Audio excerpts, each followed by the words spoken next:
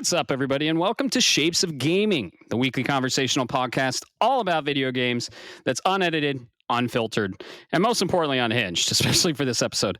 I'm one of your hosts, Matt Stenson, Neocharge on PSN, and joining me, as always, for episode number 16 is the retro gaming encyclopedia himself, Bob Harriman, Leon Lyon Hartley on PSN. You guys are both laughing. It's great. Both laughing, meaning we have another special guest on this show.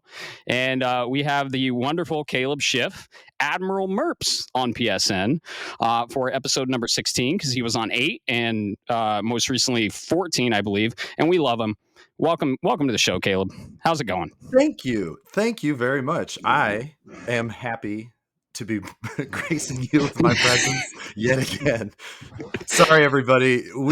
This is like the most jank ass shit today, and I'm here for it. I am here for it. I have a new setup, so there was some audio testing. As you can tell, maybe Matt has he's somewhere else right now. They can't tell shit. They can't see anything. Well, I meant maybe with the audio. I don't know. To me, you sound the same, but we'll find out. But yeah, I'm really glad to be here. You're in my neck of the woods right now. You're in Ohio, so you know how shitty it is here. I am. We actually just hung out yesterday, and we went to that awesome burger place, The Rail. Oh yeah. And I gotta say, I was a fan, and we had some good brews, had some good burgers, and it was great seeing you, man. And it's great seeing you digitally again. So great seeing you in person, and it's great to be back on the show. Yep. And as always, Bob, that handsome motherfucker, just chilling over there. Did you guys hear that, folks? For all our listeners, Matt just said he had really enjoyed The Rail. Yeah, he did. I've been trying to show him the local yokel for a long time. It was delicious. That's the name of the what did I have? Yeah. I think you had the Rail of Who knows? The Rail of War, yeah. Yeah. It had truffle aioli. It had caramelized onions. It was delicious. And you had the local yokel, which is basically a sunny side up egg on a burger. And it was just dripping. And I was like, shit, I should have got that. Swiss burger with the egg on top. Oh my God. Swiss cheese. And it's awesome. Hell yeah. So yeah, Bob, you're kind of the odd man out right now because you're in Colorado. I'm in Ohio. I'm actually at my brother's house doing a satellite recording, if you will. And I'm in good old EST. So the weather sucks here. It's super humid. I can't stand it. I walked a quarter mile yesterday and it felt like I was swimming instead of walking. Not a fan. I am a fan, however, of my family here. So that's why I come here. It's a very small town, about an hour southeast of Columbus, Ohio. More cows than people, and they're here. And everyone knows everyone in this town. You go out and they're like, "Oh, Matt," and I'm like, "Hi." So everyone knows everyone. I've been hanging out with family and good friends, and small towns have a nice little charm to them. But the weather sucks. It's terrible. It's just so humid. It's so humid. Ridiculously humid. Not as humid as Florida, but extremely humid. So, Bob, how are you doing, man? How's beautiful Colorado? I can't wait to get back. I'm flying out tomorrow. I'll miss my family, but I can't wait to get back to Colorado. Oh man, you missed the really good, nice last couple of days, man. While you're here, it cooled down. So we hit the 70s, and now we're right back into the 80s for the rest of the week. And I know there's probably some listener out there in Georgia going, "You ain't know nothing until you seen about this heat." Trust me, I know. I lived in Augusta, Georgia, in the middle of August. I was there. Okay, come up here, and it's a different level of heat. You feel like a baked potato standing out in the sun for more than 30 seconds. But other than that, doing good, man. Just getting used to this new schedule that I've got going on. Just keeping me real busy. So it doesn't leave a lot of time for games. But, still hanging out and drinking beer. Well, I know you started a new job. It's probably too soon, but are you liking it so far? Or are you still in that, I'm not so sure phase? No, I absolutely love it. I'm used to chaos, and this has a certain level of chaos, but it's one controlled chaos because of what we're doing, and number two, I'm empowered versus being hindered like a lot of other times where it's a bunch of chaos is going around. People are making decisions at the last second, and this is coming down the pipeline, and then and then you're trying to take care of the customer. But never mind, you got to make sure you do X, Y, Z too, and don't forget your timesheets. All of that kind of corporate jazz BS. Sure. Here, it's more like, all right, hey, we just need to do whatever you got to do to get the job done, and I can live by those rules. Dude, Yeah. that's awesome to hear. I'm really, really glad to hear that because a lot of people hate their jobs, and it's great when you don't, want to just drive into a river after work every day. That's a really good feeling. So congratulations to you. Thank Yep. you. I think the phrase you're looking for is Chris Farley said, "You want to jerk the goddamn wheel into a bridge embankment." Yep. Yeah, And you're that's literally exactly it. expanding the network, right? Yeah, that's kind of what it is. Do Kind you- of high. So think of it like this: it's really high level. It's literally network expansion. I am Sam Porter Bridges, uh, expanding the network and bringing people online and connecting us all together. Do you So have I a swear. necklace that you put on a little pedestal that floats and makes everything float? And is that how you expand the network? No, but I'm gonna find a way to put one on the system so that way I can just walk up and be like, "Tink." He's Uh, going to be that guy that develops the Cupid. Mhm. This is what makes Kojima a genius. He's made uh, Right. Bob the future. No, I don't want to derail too much about Death Stranding, but I was saving this to tell you guys on the cast. So I don't think I mentioned it before. I went to Pittsburgh for a weekend to see some friends.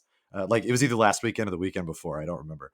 Uh, but I had taken my iPad, which is relatively new. I got a new iPad Pro, and I love it. Not to plug for Apple, but I absolutely love it. It's great. Great hashtag piece not of kit. sponsored. Yeah, yeah. Hashtag not sponsored yet. But yeah, so anyway, I went there and I was I was staying at my buddy's house, and there's a thing that popped up on my iPad when I was connected to the network that was like, do you want to share other networks? And you hit no. I'm at my friend's house. I'm not going to do that. But before I could hit no, there was a map that showed my home network and then my parents' network that I do actually have linked. And all I could think of, I looked at my wife and I said, "Holy shit, I can expand the chiral network to Dan." And Lisa, my wife, just says, "I don't know what the fuck you're talking about." And I was like, "Okay, that's fair." But That's all I awesome. thought of was expanding the chiral network, and I thought you guys would get a kick out of it because that's how you know you've been playing a game too damn much and also not enough, is that it follows you wherever you go. Preach to that. We'll talk about it later, but that is exactly what I was gonna get at my sentiments so far. I Sweet. know I'm missing it, and I haven't got to play because I've been traveling and I've been in Ohio. I've been playing some Switch stuff, which I'll talk about. And yeah, dude, I do miss Death Stranding. I'm kind of itching for it now, and I can't wait to get Awesome. back and play more. Yeah, I'm on chapter 8, so I'm still gonna take my time with it. I might play Sword of the Sea first. I don't know though. But yeah, before we get into it, what are we drinking? How about Bob? You go first. All right. Well, I went out of state on this one, and I didn't realize it until afterwards. But in my defense, there, Matt, you can hear this description and tell me it is not my kind of beer. A coffee stout with cacao nibs. Oh damn. Oh Sounds good. wow, This is from like a mocha. yeah, kind of like a mocha. This is from Epic Brewing, which I looked up is actually Oh, out of Salt Lake. huh. Yeah. Awesome. But it's their Son of a Baptist. Yep.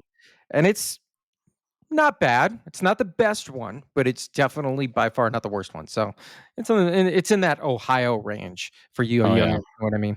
What's the Yep. ABV on that thing? Do you know? The Do you have coffee Uh, stout, I think it's like 8 or I was 7 gonna say something. probably be up there, right? Yeah. it's an 8%. Look Out at I know. you. Good I'm good actually a work. big fan of the Son of the Baptist. I love my coffee stouts. Very good choice. Very good choice. How about you, Caleb? Well, I'm actually trying to find what the ABV is on the one I'm drinking, and here it is. Only 5.5. Because last time I think I had an 11 or a 10 or something. So now I'm evening it out. This is a Great Lakes Brewing strawberry, pineapple, wheat.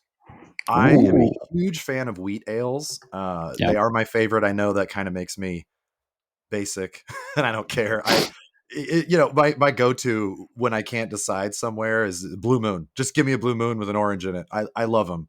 But this is really good. It's a little on the sweeter side for people that don't like that. I mean, it's not a soda or anything, but you can taste the strawberry, you can taste the pineapple, you can taste the wheat. So it's executing as it's stated.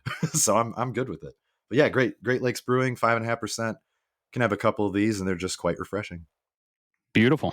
Yeah, I've had some Ohio local brews while I've been here, and man, so I gotta say, in I don't know if it's at sea level or what, but the beer just tastes a tad bit flat here, and I think it might be because when you're higher altitude, it's more carbonated, and it just gives it a bit more crispiness.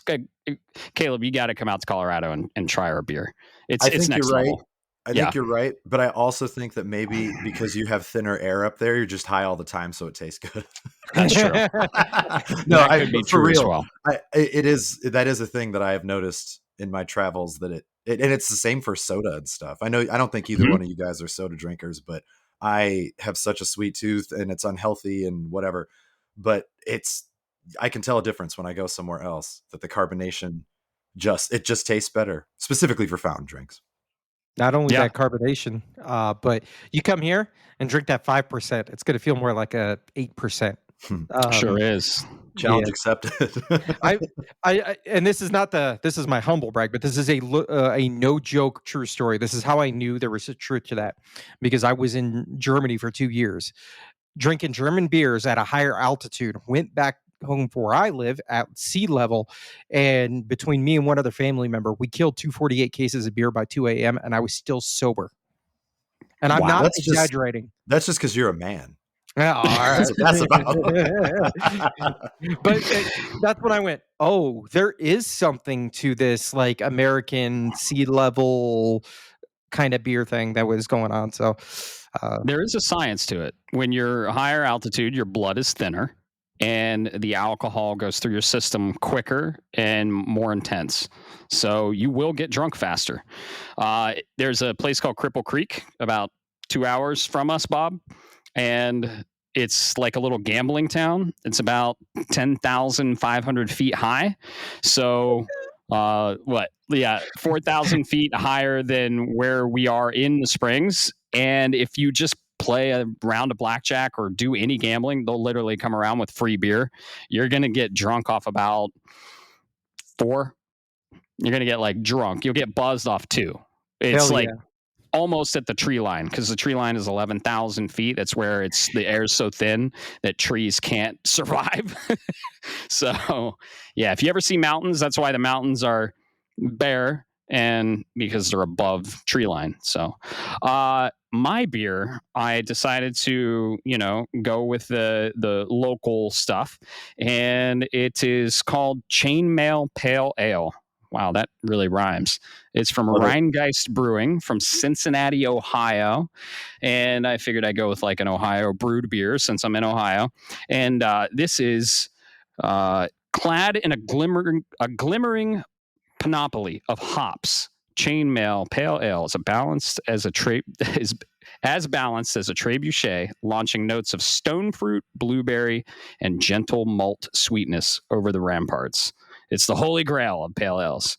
So really cool description. I'm not usually a big fan of pale ales, but this one's all right. It's growing on me, and it's what he had in his fridge that's brewed in Ohio. Let's be honest.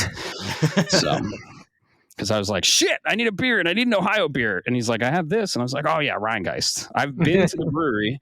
I went to Cincinnati for some training for work in 2017. And it's a really cool brewery. It's right on the river of Cincinnati. And they make some good stuff. Not in my realm. A lot of IPAs, a lot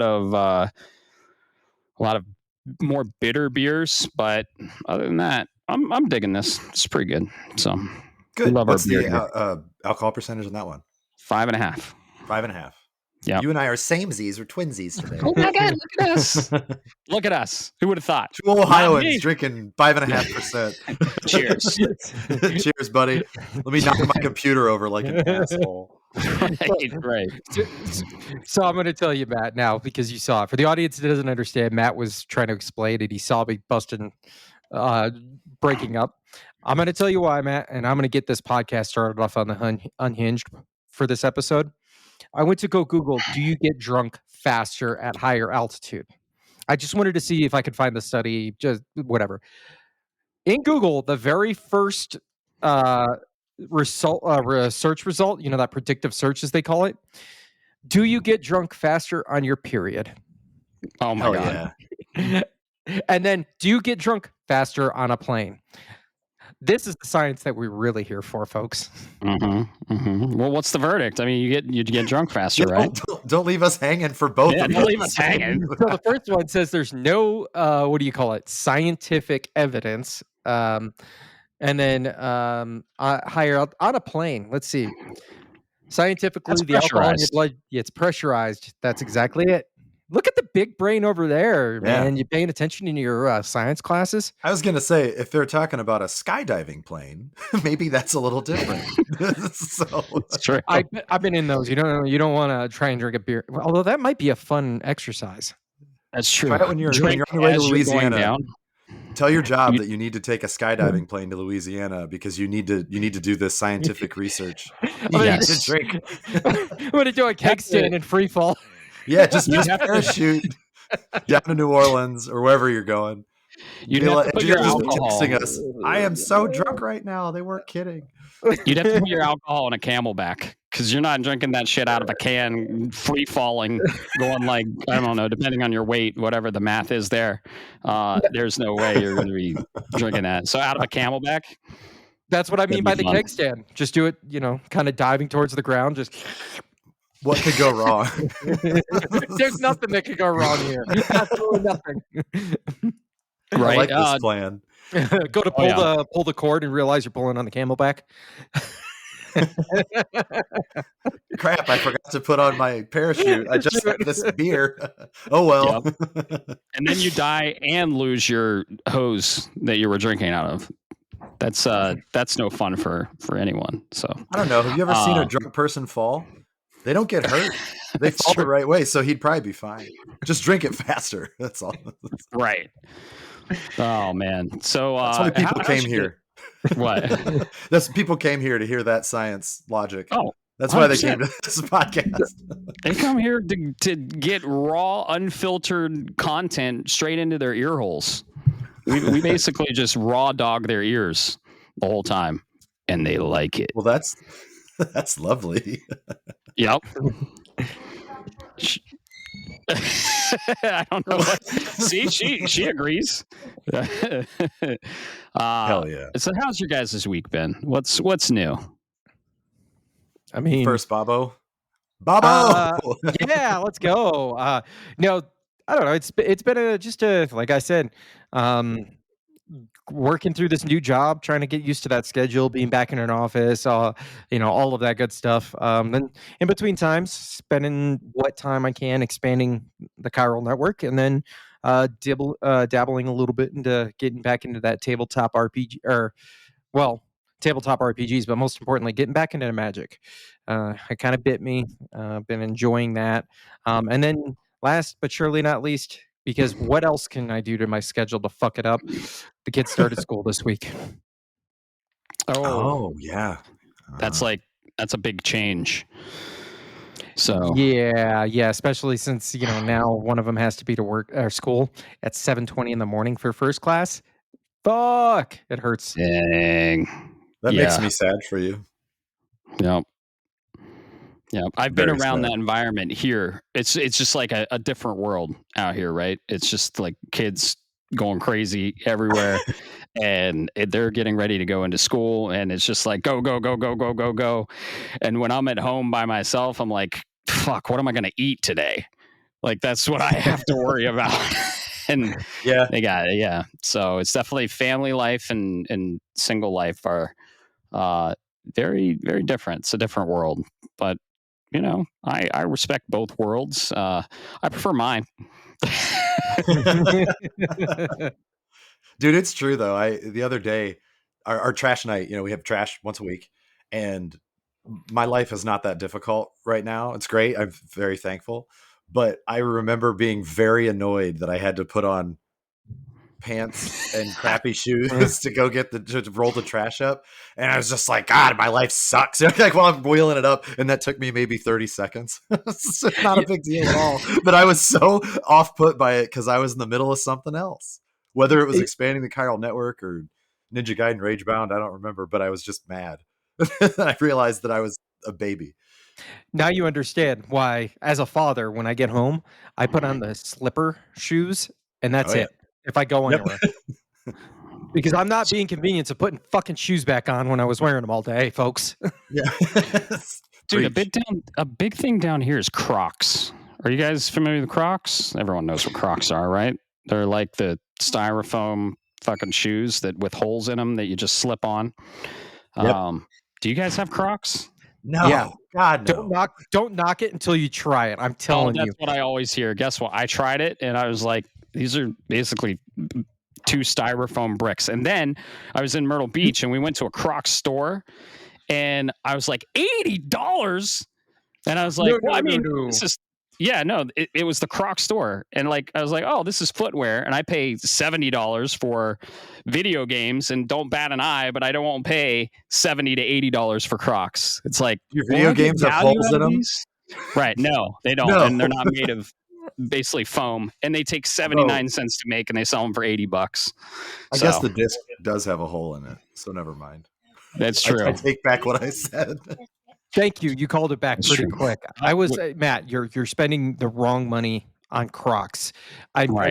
I do not. I have Crocs, but I don't have the name brand. Okay, Crocs are the Ray-Ban. They're the Ray-Bans of these like shoes because Ray-Bans were originally cheap sunglasses until they became popular.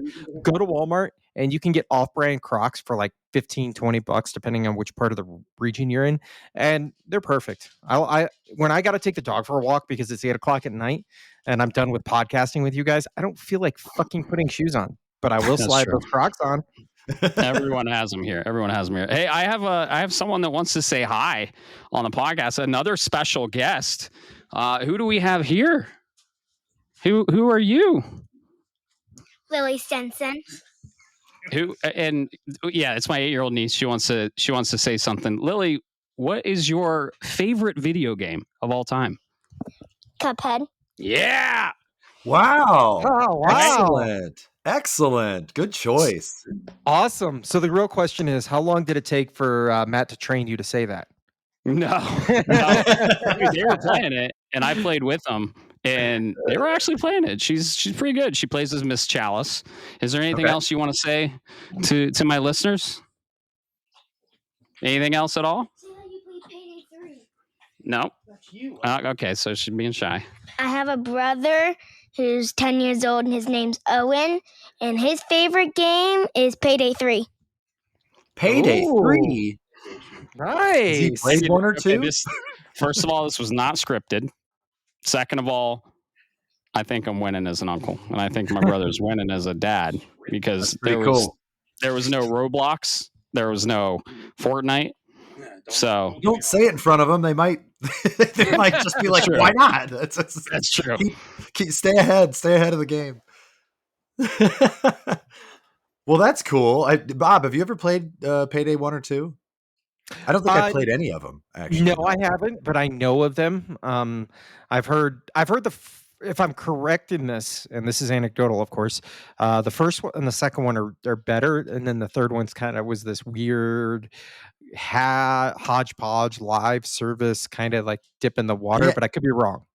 That's what I thought too. I have a friend who I haven't talked to him in a long time actually, but really liked the Payday series, and he always tried to get me into him, but I was never that interested. And now that this 10-year-old is interested, maybe I will like it. I don't know. I'll have to check it out. Yeah, with absolutely. Matt's permission, of course. Oh yeah, it's always been one of those. I've been interested. Definitely. When it comes to, I don't know that there's a certain stylization to that game, based on the screenshots that I saw that kind of have my attention, but I've never known anybody that's directly played. Sure. Any of them. Yeah, I was trying to remember if I ever played them, and I don't think I have. I thought maybe one, but I couldn't tell you anything about it, so I probably haven't actually played it. I've played, I haven't beat. So, what was the 3 one or that 1? I've played? It was 1. It was the Okay. first one. Yeah. What was the one that Army of 2? You wanted me to play that? Yes, Is that sir. similar in the same vein? No, more like a heist game and like. No, Yeah, so I haven't I played don't. Army of 2, so I don't know how Army of 2 plays. Okay, so Army of Two is think of it closer to Gears of War, but the difference is instead of being just I mean, yeah, Gears of War has co-op, but Army of Two is Gears of War specifically designed behind doing a couch co-op. Nice. Okay. So it's a military shooter, and there's all kinds of mechanics. I could talk about the game all day because I think it is a very, very underrated gem and got overshadowed by Gears of War personally. Might be something we have to stream because we're gonna try and start streaming at some point. We'll figure that out. So, let's see. Let's just get into the news. Unless you guys, any other life stuff, Caleb? Life stuff? No, I figured if we were going to talk about what games we were playing, I mean, my life stuff. I saw some family this weekend and went to Cedar Point. We were there a day after a cable snapped on the power tower, which I guess nobody got hurt. Nothing was that crazy except the sound. I had 2 friends that were there when that happened, and they said I think they told me they were riding something else, and they just heard the sound that you would think a hollow steel cable snapping and clanking everywhere. And then the ride was shut down for the rest of the day. So isn't that because the whiplash of the cable breaks the sound barrier? I would assume that's when you what break happened. The sound barrier, it's just there's sound waves that can like shatter windows and everything. Yeah. They just said it was a wild sound, and for what it's worth, not that Cedar Point cares, but nobody was hurt, and the ride's safety precautions did exactly what they were supposed to do. The ride just, like, people were on it when it happened, and it just slowly lowered them all the way to the ground. They got them off, and no workers were harmed either. They just shut it down, and they were like, "Hey, we should probably figure out what happened." Wait, this ride gets you off? I want to ride this ride. Shit. I mean, that's why they call it the power tower. Yeah. I actually rode it in October, believe it or not. I was here visiting again. I went to Cedar Point. Cedar Point's so cool. You were just there. Bob, you ever been to Cedar Point? No. I don't do. I know this is coming from a weird guy who used to rappel out of helicopters. I do not do carnival rides, boardwalk rides, none of that shit. When I was a kid, yeah, but as an adult now, no. I've seen way too many videos where like a cable snaps and the safety precautions aren't there because they're too cheap, or it fails, and then you see 300 people died in a whirl of in a ride that was called the Whirl of Death. Yeah, there's a reason why they call it the Whirl of Death. Okay, keep me the fuck away, folks. Here's the thing, though. Cedar Point is no carnival, sir. No. Cedar Point is kind of top in this country. I actually do believe objectively that they have the best coasters, just all right, like for one park. They're better. You could say there's a better coaster somewhere else, or you could say there's a better some kind of experience somewhere else. But Cedar Point kind of sets the standard and then tries to break it often for the good stuff. That's because it's America's roller coaster. They say that every time you load on a coaster. No, dude, Cedar Point's legit. It's like a Six Flags or a Busch Gardens. It's really good, and they have some of the best coasters. So it's definitely not carnival, but that's the thrill of the ride, man. I mean, especially if you think you're gonna die, it makes it more fun. But now, see, I know what Bob's talking about, because we've got a state fair here where they had something, and I mean, we're in Columbus, we're in a capital, where a ride was just not kept up well, and it just broke one day, and all these people. So I don't know. I actually don't remember the specifics because we didn't go that day, but we usually try to go to the state fair at least once every year because they also show bunny rabbits and they have animals and I mean, it's Ohio, so of course it's farmers and all that stuff. But they have this big butter cow. They sculpt a cow out of butter. It's like 2,000 pounds of butter or some nonsense. So we try to go, but one of the rides broke, and it just people were just not safe. So I understand where Bob's coming from for what it's worth. So hear me out on this, okay? I'm going to give you the logic because I'm a logical being. People are going to say, I can hear the listeners now. All right, Matt, Caleb, last time you went to Cedar Point, think about this. Close your eyes and visualize. You're getting ready to go on to that carnival or that roller coaster, that whatever it is, right? You're excited. You've had a bunch of whatever you've eaten and drinking. You're in the line. It sucks sometimes to be in the line. And then I want you to think about who was the attendant. Yeah. Running the ride. Right. How old were they?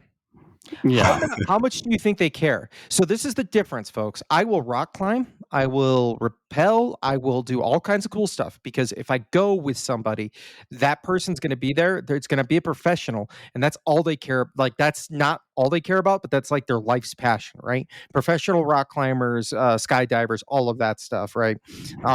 You go to a carnival, and you're dealing with a 19-year-old kid who's got a summer job and is making $4.50 an hour plus tips, maybe, and has to get a second job so they can pay the gas into their car to get to work. How much do you think they really care whether the maintenance guy showed up that night or not? I'm just throwing it out there. Bro, Cedar Point has its own zip code. Yeah, Cedar Point does have its own zip code. It's a town. It's that makes it worse. There are adults running these rides, and you know what? Whatever, bring it on. The higher the risk, the more the thrill. Look up the Siren's Curse, Bob. Oh Just yeah, look up the please. Siren's Curse. That's the newest ride. And yes, I rode that the other day. Was it just yesterday? No, 2 days ago. Jeez, I couldn't remember because I'm still recovering.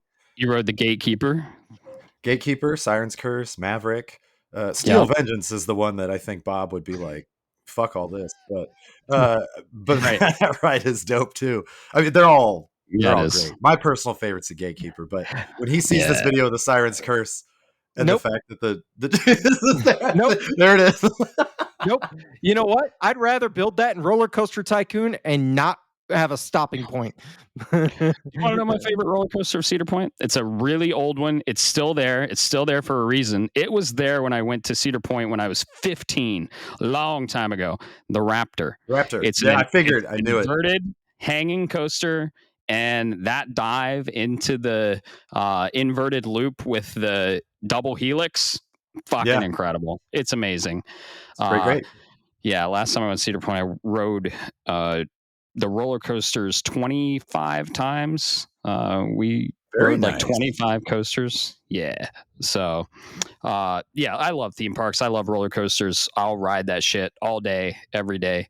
I would love for the Siren's Curse to break down and for them to evacuate us. That's an incredible story. That would be fun. I mean, it has a couple times. I know, many times. It's new. It's brand new. Like, right. But it ran, I think it was 5,000 times the first time without any issues at all. And I don't know exactly what their rigorous, what they do to test these things, but the engineering is sound. I mean, they're not going to just throw people up there and say, if everybody dies, it's fine. It's okay. Boeing makes airplanes that work really well the first 5,000 times. Right. So for our listeners, just so you understand the concept of what we're talking about before we get into the news, Siren's Curse, they take you out and you go up the hill and you go to basically a fall on, like there's a piece of track that they stop you on, and then they take that track from 180 degrees and invert it 90 degrees when you're on it, and then they drop you down, kind of like a dive coaster, but it's got a new mechanic where the whole track just angles 90 degrees straight down. Oh, give me it. Part of the track is just disconnected. Yes. One way or another. And when you're looking straight down, I believe it lasts 8 seconds before they let you go. Did you ride in the front? They told us where we had to go. You're row 3, you're row 4, you're row 5, just to make it a little bit faster. And that doesn't bother me, especially with a new ride. We were in the front half of the car. Okay. So I think we might have been row 2 or 3. I really don't remember. I just remember we weren't in the very front, and when we looked down, we saw some of our friends that just happened to be there looking right up at us, and they recognized us. They started screaming. It was actually pretty cool. That's awesome. Amazing. Anyway, I rode yeah. the front So of Valraven. Valraven's another Oh, dive yeah. coaster. That's higher than the Siren's Curse. It's pretty high. It's it's a dive coaster that takes you, and basically when you're going to the drop, they stop you. And I rode the front, and I basically just let go, and I was hanging off, and I was just like, "Take me right now." It's very cool. I feel And then like Bob is just like, I don't want to talk about this anymore. I'm just looking at his face. I enjoy. I really appreciate that you guys love it. I get my I'm gonna do thrills, I would rather do them somewhere else. Like it's just the That's way fair. it's the way I'm Yeah. built. Because a mechanical mind, you say you break the track, like that's Yeah. additional pieces that could ultimately have failure because everything breaks down. But you know, I have no problem doing. I would have no problem doing skydiving, or I have no problem with rock climbing or whatever, right? Like something physical that I'm in control because I'm a control freak. But when you Sure. put me in a seat and say, "Good luck, hope everything goes well," I'm like, nope, I have zero control, so I'm a complete breakdown. I know I sound like Tony Shalhoub in Monk right now. No, Caleb and I love roller coasters, and Bob, I'll go skydiving with you. But yeah, let's get into the news. Let's get into the fucking news. What we got? What we got this week? Well, do you want to start it off, my friend? I'll start it off. Yeah. So let's just kick it off with the new games coming to PlayStation Plus Essentials. We usually don't cover this, but there are some pretty notable games on here. We're getting Mortal Kombat 1. We're getting Spider-Man Remastered. It's the original Spider-Man Insomniac games on PS5. And we're also getting Sword of the Sea. So Sword of the Sea is a brand new game from Giant Squid with the composer of what's his name? We just talked about him on episode 15. He is the same composer of Journey. He's going to be doing this game. And Austin Wintry. Austin Wintry. Thank you, brain fart. We're getting Unicorn Overlord. That's a pretty awesome game. Yeah. I've played that. I'm so excited for all of those. I actually have not heard this news, so I'm very thrilled to hear it. But I didn't know that Unicorn Overlord is getting on there too. That's great. Yeah. But these aren't the gems. The gems have yet to be announced. The gems are two of probably the best PlayStation 1 games that came out. We're getting some PS1 catalog in here. Ones we've been waiting for and asking for a while. We're getting Resident Evil 2 and Resident Evil 3 Nemesis. Yeah. Awesome. So previously you couldn't even play those at all, but now you can. I believe you can get them part of the subscription, or you can buy them straight up.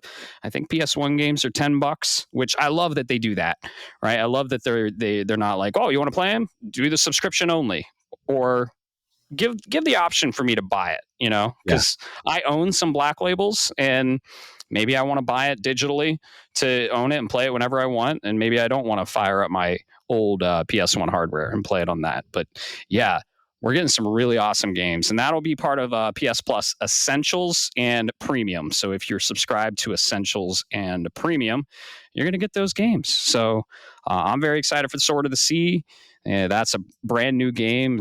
I think it's going to be awesome. I have it drafted. I'm super excited for it. I was a big fan of Journey, The Pathless, Abzu. I think it's going to be great. They don't miss. So yeah, that was a really good pickup for you, for sure. Yes. Did you play The Pathless, Caleb? The Pathless is actually one of the only ones I haven't.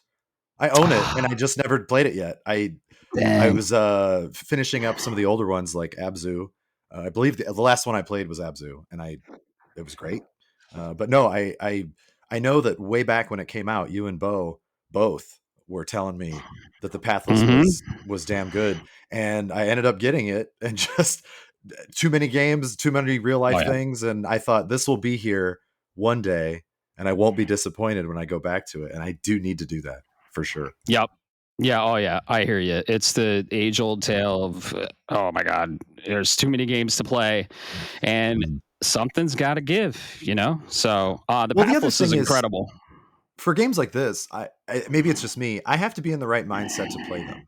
It's not Right. that they're boring. Sure. I don't want to say that they're boring. It's not that. No. It's just more of a zen-like, calming thing. And if I want an action game, I'm not going to pick up.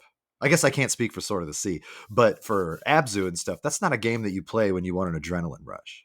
That's not. Right. That's just not what I would do. So if I wanted to play Wolfenstein, I'm I'm not going to go play Journey. That they're different. So with the Pathless, what if you were to describe it as any other kind of game? Because they're very unique. All of the things that they do is very unique. But what does anything come to mind? Is it more like an eco, or is it Journey meets Solar Ash? Okay, with a dash of Immortals Phoenix. Oh, really? It's okay. Yeah, so you have some stacked levels. You have the traversal of Solar Ash. You have puzzle solving like Journey had.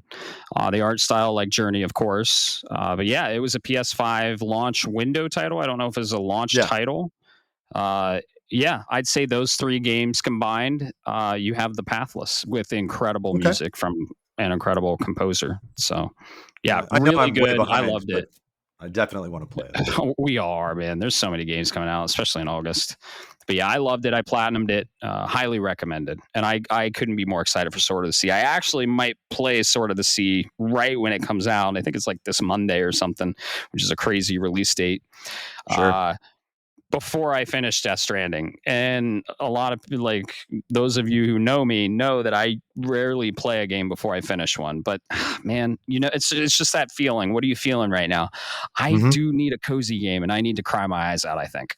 Because I mean, Giant Squid's gonna make your I was gonna say you're crying. Come to us. We got you. It's taken a while to get there, though. I just kind of need like a different pace. I'm like piece of candy. So in Death Stranding, I'm not mainlining it. I'm not doing the golden path. I'm always like, shit. Well, this road needs built. Oh, this road needs built. Oh, well, I might as well deliver these packages. Oh, this person has 3 other orders. Oh, this takes me here. It's just a spider web of greatness. I love it. I may just need a break from it, just this tiny one, because Sword of the Sea isn't going to be a long game. They never are. The Pathless was a little meaty, but I mean, probably max 10, 15 hours, which I can totally do. I'm super excited for it. Sure. And I'm excited to get back to Death Stranding for sure. Cool. Yeah. Bob, you're not going to play Sword of the Sea, right? You got to play Journey, man. It's 3 hours. You just got to play it. Yeah, I'd rather go to Journey first. It's good to see that Sword of the Sea is on here. I'll eventually get to it because I know they're shorter, more artistic games is a better way to put it. But I do want to call out on this news. For anybody that's interested, I know we're talking about a lot of heavy hitters, but a sleeper game in a series that I kind of enjoy if you just want to turn your brain off is Earth Defense Force 6. If you haven't, have either of you guys played the Earth Defense Force series? That's with the bugs, right? Like the big bugs. So this is like Helldivers, but more arcadey. It's offline. There is couch co-op availability, but it's sci-fi shooter, so it's not just bugs, but you can fight aliens and things like that. And you're literally defending Earth. And it's, in some of those games, it has a lot of the charm that you get with Helldivers 2, where it's over the top. Like in one of them, they start singing a cadence about like swatting the bugs and defending Earth. It's much more over the top and arcadey, but it's a lot of fun if you just want to turn your brain off for a couple hours. Cool. Okay. Speaking of Helldivers, we got some Helldivers news, don't we, Bob? Yeah, we did. So I believe you said you saw this too, Caleb. Yeah, this was the only piece of news that I did see. Okay, so this is the only piece. Get on us, yeah. Yeah, so we finally got a trailer for Helldivers 2 to Xbox. Did you guys actually watch this trailer? Yes, I did. Yeah, yes. Yeah. I really love the music. I love the cutting, the production in this. Just to get Saliva in there, like, why didn't we get this out the gate? Because I saw it and I was like, "Fuck, I want to play Helldivers now." Right? um, but this is across multiple media. I got this from Video Games Chronicle itself specifically, but at the very end, right afterwards, and they give you the Xbox logo. There's a small 10 maybe 15-second snippet of a single hell pod dropping, and I didn't catch it at this at first, but there's a little bit of a saxophone snippet there, and the internet sleuths, being the internet sleuths they are, realized that this is directly sampled from Halo ODST's official soundtrack. So now people are wondering, are we finally getting the one thing that everybody really wants, which is a Halo and Helldivers crossover? I mean, Dude, that could would there be be a more perfect nuts. crossover? Could there be a more perfect crossover? Like, Helldivers is basically ODST. If you think about it, you're not a super soldier, so you're a regular ODST. Remember, not the super soldiers that are the Spartans. You're defending Earth against an alien race invasion, and you get to use a lot of guns. Oh, by the way, there's friendly fire. Sounds like Helldivers to me. Yep. Yeah, that's exciting. I didn't actually recognize that right away, which is rare for me. I typically can pick up on a score or a soundtrack tease or whatever. Uh, to be honest, though, I wasn't watching it as close. I kind of had it on while I was doing something else, and I don't do that. But as soon as that information crossed my ears, I went back and I listened, and I was like, "Oh shit, it is!" So I was very excited. So that's a super cool little piece of news. Yeah, absolutely. My only issue is it releases in a tight window. Yeah, man, tell me about it. Tight as a tiger. So tight. Toy like a Crazy. tiger. We have so much coming up. Like, there's so many games coming out in August. Like, we got Sword of the Sea, we got Metal Gear Solid Delta, we got Gears of War. There's one I'm missing, right? Shinobi at the end of August, right after Metal Gear Solid Snake Eater. So, whew, yeah. But that's an exciting crossover. I mean, it's not announced officially, but like, because they teased it, and I love the ongoing support they're giving this game. I've played 100 hours of Helldivers. I'm down to play more for sure. I need to get back into Monster Hunter first, though. Monster Hunter you do. Wilds. Yeah. There was another update. I actually, when we get to what we're playing, there's another update. They have 9-star difficulty monsters now. So, oh my god! And you get. I almost sent you a picture. Sorry, minor spoilers for Monster Hunter Wilds. I got. They have like the randomized talismans now. So I beat a 9-star Arcvelt, tempered Arcvelt, and got, I think, 3 talismans that have 2 of them have 4 skills on it. 4 points of skills, I should say, not 4 skills, but 4 points of skills. And one of them has like 3 skills with 2-1-1, and one of them's pretty dope. But I had to stop to do this podcast, so I didn't actually get to theory craft or anything. But that was kind of exciting, super cool. Yeah, we gotta get back into that and play it. Monster Hunter Wilds is a good time. So, Bob, we gotta get you past high rank. We gotta get you. But when, right? Right. You're right, because I'm pretty sure, gentlemen, I am booked between August 28th and pretty much all the way through the end of the year. Like at this point in Junction, I'm pretty confident of that, because I'm going into Metal Gear Solid Delta, into Borderlands 4, into Final Fantasy Tactics Remastered. And by the time I get through those, it's going to be so close to December that I might as well just go ahead and wait for Octopath Traveler 0. Yep. Right. And don't forget, in October, you got Ghosts of Yote. You got Mina the Hollower. I don't know if you're interested in it, but the demo's out. We're going to talk about that. And Chronos the New Dawn. Don't forget about that. So I actually have to ask you guys. I have to ask you guys, because I know we've talked about it a little bit, but on your earlier episodes, because I actually just finally caught up this morning. I finished episode 15, and I heard you guys talking about it. You were talking about the trailer that you saw. I don't know if I'm just out of my gourd. I'm not that excited for it. I want you guys to sell it to me. Yeah, it looks fine, but I want it to look great. I feel I'm getting a little bit of the same vibes that I got from what was it, Callisto Protocol that came out with that last year or 2 years ago. I actually think Chronos does look better than Callisto Protocol. Don't get me wrong, but watching the trailer, I was just like, eh. So Which I trailer kind did of you want you watch? guys. What was the most recent one? Was it Nintendo's? Yeah. The Nintendo Direct? Was it? Yeah. Well, PlayStation released one too. And yeah, did you watch the PlayStation trailer or the Nintendo Switch 2 trailer? Pretty sure I saw the Nintendo Switch 2 trailer. I think. Got to watch the PlayStation trailer. It runs and looks a lot better. Yes. Okay. Not only that, they clarify some of the extra stuff that you saw in the Nintendo trailer, where you're like, okay, that's an interesting mechanic, but how's that actually going to play into this game from an overall arching concept? PlayStation comes out and says, okay, this is how we're gonna. I mean, honestly, I could put it for you. It's in the material, but like that. Sure. Hey, you're getting the weapon upgrades, but it requires potential changes in timeline. All of that is explained in the PlayStation because they go more in depth onto how those mechanics will play out. And I'm absolutely excited for it. I walked away feeling a lot better from it.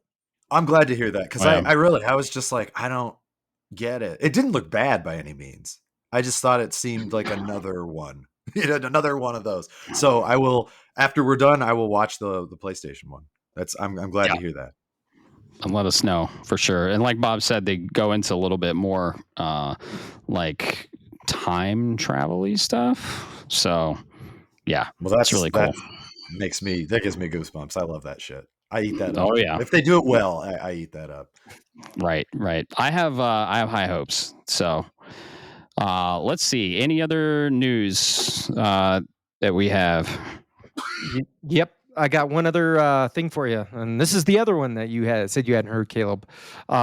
So for the Nintendo fans out there, me being included, if you're a Nintendo Switch Online user and you paid for the expansion pass for the GameCube, on August 21st, Nintendo will be releasing its beloved cult classic, Chibi Robo. Really? Yes, sir. Okay. All right. I wondered why you wouldn't tell me because I wanted to know, but yeah. All right. That's cool. That's a good get. Yeah, that's a good get. For anybody that's not aware or know what we're talking about, Chibi Robo came out on the GameCube. This would have been I think this was a late era one. Don't quote me on that. I want to say, I'd have to go look. I want to say 06, near the end of the life cycle. That's one of the classics on GameCube for sure. Yep. It says June 23rd, 2005, but I can't confirm if that's Japanese or US. That was okay. All right. But I knew thereabouts. Yeah. Yeah, I knew it was near the end. And this is you are a little robot running around doing chores, and I mean little, like a miniature sitting on your desk doing chores for this family. Tiny. The difference is you have to keep an eye on your battery, and he has this plug that like 3-prong plug sitting in sticking out his ass, and you got to plug into an outlet to make sure you don't run out of battery life. It's kind of one of those. It's a very, and I don't mean this in a derogatory term. Correct me if I'm wrong, gentlemen. In the description, it's very Japanese.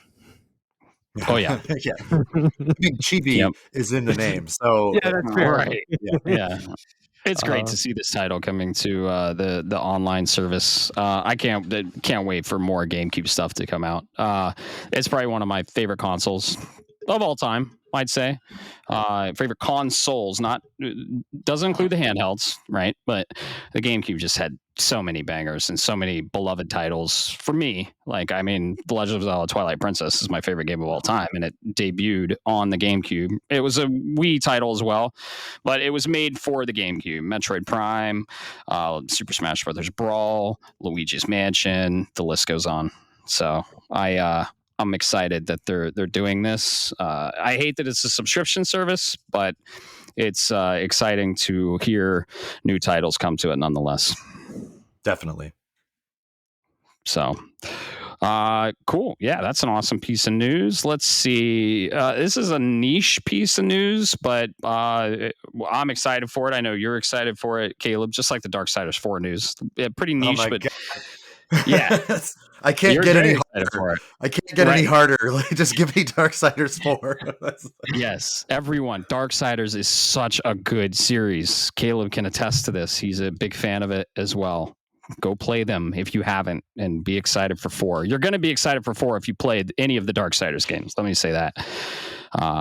So yeah, Bloodstained, the Scarlet Engagement, finally got a PlayStation Store page, and there's some description. And I'm not going to read the whole thing; it's pretty long, but it kind of says that it's going to be a prequel, that it's going to be co-op, that we're going to have Leo and Alex, young fighters with the Church's Black Wolves clan, and Knight of the Kingdom's White Stags, lone survivors of an initial unsuccessful expedition. Join Leo and Alex as they rise together to defeat Demon Lord Elias's reign of terror. So this sounds amazing. I am all on board with whatever Iga creates. He unfortunately doesn't do the Castlevania stuff. I hope Konami does something with the Castlevania IP. Castlevania might or might not be on this list we're about to talk about. Who knows? I'm a big fan of Castlevania, and this is a Castlevania spiritual successor, the 4th game of the Bloodstained series' second mainline, and it seems to be a prequel to Bloodstained Ritual of the Night. So I couldn't be more excited for this. In Iga, I trust. That's all I have to say about it. I'm super excited for it. Looks great. Heck yeah. Same here. I've only played Ritual of the Night, I think, but I'm with you on that. I like how you say in Iga we trust, Caleb, because remember, that is a double-edged sword. Yeah. So for those that don't know, you know where I'm going with that, right? So the joke here, folks, is so Iga is the father of Castlevania, goes on, creates his own thing from Capcom, and ends up creating a wildly successful spinoff, right? Bloodstained. Meanwhile, Inafune is like, bye, and goes to create his own Mega Man inspiration, and it's terrible. And he hits the branch. The branch hits him in the face. So that's a double-edged sword. But yes, I agree. Yeah. Mighty who was the number third shit. One? Who was the third one Konami let go? And he went on to create an amazing new IP, Death Stranding. Oh, Never heard of it. No idea what that is. Kojima was under Konami making greats like Metal Gear Solid.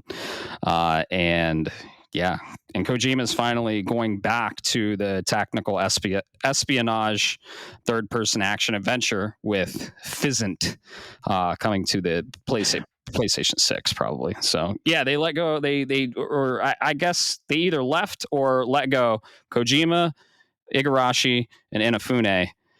And like one of them made Mega Man, one of them made Castlevania, and one of them made Metal Gear Solid. Like, what are they doing? Do something with the IP, please, or let it go, sell it to someone.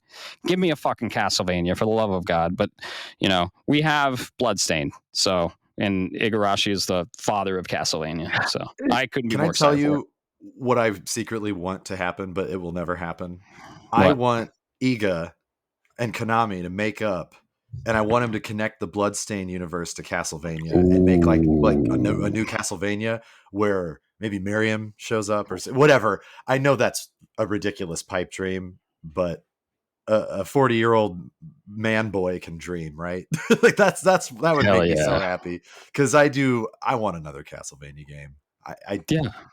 Lords of Shadow, first one was awesome. I think people were too hard on it. The second one, we don't talk about the second one, but Castlevania deserves some more love for sure. Yeah, I love Lords of Shadow. It's one of my. It's not one of my favorite Castlevanias. It's a really good third-person action adventure game that I actually liked way more than other people did, and I think it's a great Castlevania game, and it's very integral to the story. I'm not going to spoil anything because they're probably going to remaster it at some point. But love me some Castlevania, as you're gonna see in this list, of course. But yeah, it says experience the Epiphany combat system. Like it has synergy moves where if you do the same combo or move at the same time. It does like a super combo or a super move to the screen. Looks awesome. Same art style. There's crafting, cooking, customization, personalization. Yeah, should be great, and it's co-op too. So so you I'm said very excited for that. it's on PSN now. Do they have a release window or a date? No. Okay. Release date to be determined.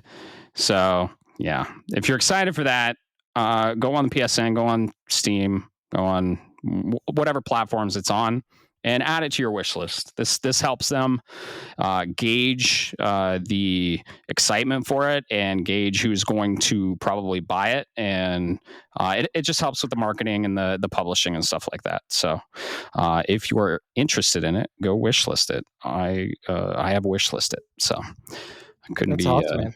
yeah. So any other news?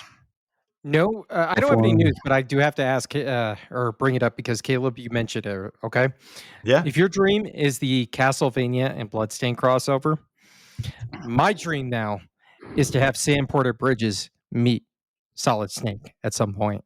Dude. So like slightest, it's not a spoil. I'm not ruining anything, but it could be. If anybody doesn't want to hear anything about Death Stranding 2, then just Skip. stop listening for 30 seconds. Seriously. But when you see the bandana, the headband, I was like, are they going to do it? And then it's not related to that at all, but it was a cool little homage, I think. But that's just me. No, you're right. And I'm going to tell people we're in the spoiler because I'm going to give you 30 seconds. Matt, no, you're good. All right. Did you see Gray Fox when the ninja first showed up? I mean, I thought I did. Yeah, right? Yeah. I was like, holy shit. To be clear, not literally Gray Fox. Yeah, just in my brain, I was like, I see you, Kojima. Thank you. Yeah. I have to ask you, Bob, are you, because I know on the earlier cast you talked about working on the platinum, because you finished Death Stranding 2, which is great. And you did say it was now your game of the year. It overtook Clair Obscur, which I think we talked about it on the other episode, the last episode that I did with you guys, where I was worried that it was going to overtake Claire for me. And if it wins the end of the year instead of Claire, I'm not going to be upset about it. I'll be upset for Claire, but I won't. It's a shame because I feel like they both deserve all the candy and all of the joy and all the beer in the world. But did you end up platinuming it? Did you finish? Well, I mean, let's just, if you want, Matt, let's just jump into what we're playing. Okay, there you Let's go. do Sorry, it. Sure. No, this is a great segue. Yeah, it's a great segue. No, I'm still playing Death Stranding 2. I keep getting distracted by full disclosure. For the audience, so Riot, the company that makes League of Legends, finally released my favorite game mode. It's the only one I will actively go and play, called Earth Ultra Rapid Fire. Basically, everything's on cooldown and it's just chaos on the field, and you all have a bunch of fun, right? That kind of got me distracted. Awesome. Yes. But so. For the uninitiated or people who don't understand video game concepts, I don't know why you're listening still. Maybe it's because I'm unhinged. But for you video game folks, your champion has no mana resources or resource restrictions in place, so you have unlimited mana. All of the cooldowns on your abilities are start at 80%. You can increase that even further, and then a bunch of other stuff that comes into play. So it's just chaos, spell slinging, having fun. But all of that to be said, I have not platinum Death Stranding 2. I am working on it. I got a couple of the smaller stuff knocked out. Seen some of the Easter eggs that are hidden throughout the game, which made me love it even more. If I'm being honest. And I think really right now I'm at that point where I just need a 5-star shit, and it is so tough. Yeah, there's one specific that I will tell you when Matt is not here, so it doesn't ruin anything since you're already through all the things, just to save you some time, because I didn't know this until I was finished, because it was one of those games where I was like, I'm not even going to look anything up. I'm just not. I'm going to do I'm going to do everything that I can, and I will only look something up if I just can't figure it out. And there was one piece of shit that I couldn't 5-star, and I actually thought it was bugged. So that's the only thing I looked up, and then I learned something that I was like, well, fuck you. That's the only part of the game where I was actively annoyed, and I just thought that's not great. But that's a very minor thing. So I'm 95% sure. Correct. Correction. I'm 99% sure I know who you're talking about. yeah. Yeah, I can't say anything with Yeah, Matt exactly. here, Like, I don't want to say anything else, Yep. but yeah. So yeah, but 5 stars have been rough. I'll collect as many orders as I can, get a bunch of lost packages, have them delivered. I legit for some of these on 5 stars where it's at the start of the 5-star rank, I'll hit 2,500 likes. And then I watch the bar go, and it's like at the halfway point of the 5th star. right? It's like 5%. Yeah, it's so depressing that it makes me want to cry. But here's the difference, guys. And this is the big key, and this is why Death Stranding 2 is my game of the year. Okay. In Clair Obscur, a nearly perfect game. Same with Death Stranding. To get some of the achievements in Clair Obscur kind of felt like a grind and a challenge. Getting max level, for example, or whatever, right? In Death Stranding 2, you're challenged to get spoilers. You got to get 5 stars in everybody. If you didn't know that, you go play Death Stranding 1. But I get challenge. I see that and I go, oh, that sucks. And then I go, wait a minute. I can go do this and then go around and I can do all of this. And then I'll come back to this guy in a little while and there'll be a bunch of more stuff and then I'll drop it off. I don't feel disheartened when I go, man, that's a huge challenge. I feel like I'm excited to do this. I don't get, I guess, like I said, I'm not disheartened for the grind. And I think that's the difference. There's such a charm to Death Stranding 2 that you don't care the fact that I literally spent 3 hours last night running around in my truck delivering packages. And I had zero care in the world. The only thing I was worried about was the next morning because I didn't get enough sleep. It's funny that you say that specifically about not feeling disheartened by the grind, because I agree. I understand exactly what you mean, except for the one thing that I'm not going to say in front of Matt. That was the only time. I told another friend of mine who was asking, he's like, I live vicariously through you. I don't have time to play it. Tell me all the spoilers.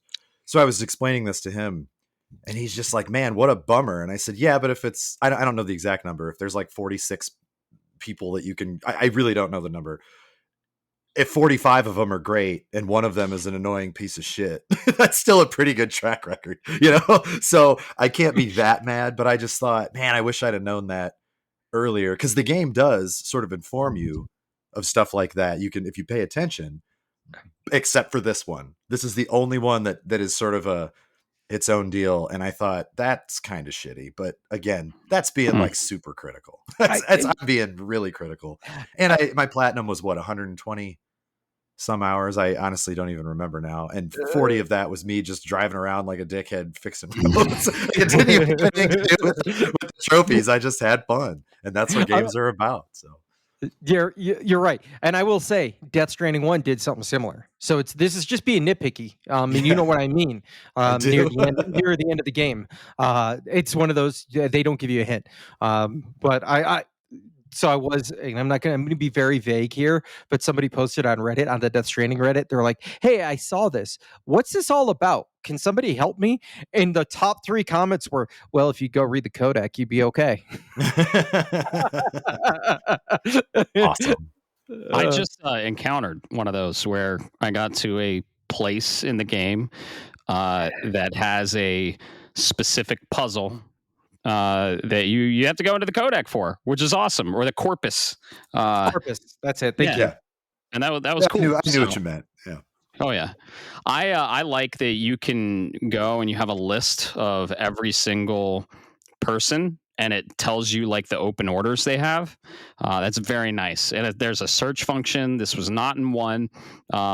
In one, it was a different beast altogether. But I like that quality of life enhancement that you can like search open orders across the entire region you're in. So Yeah. You want to know when I figured out that search function existed? Oh no!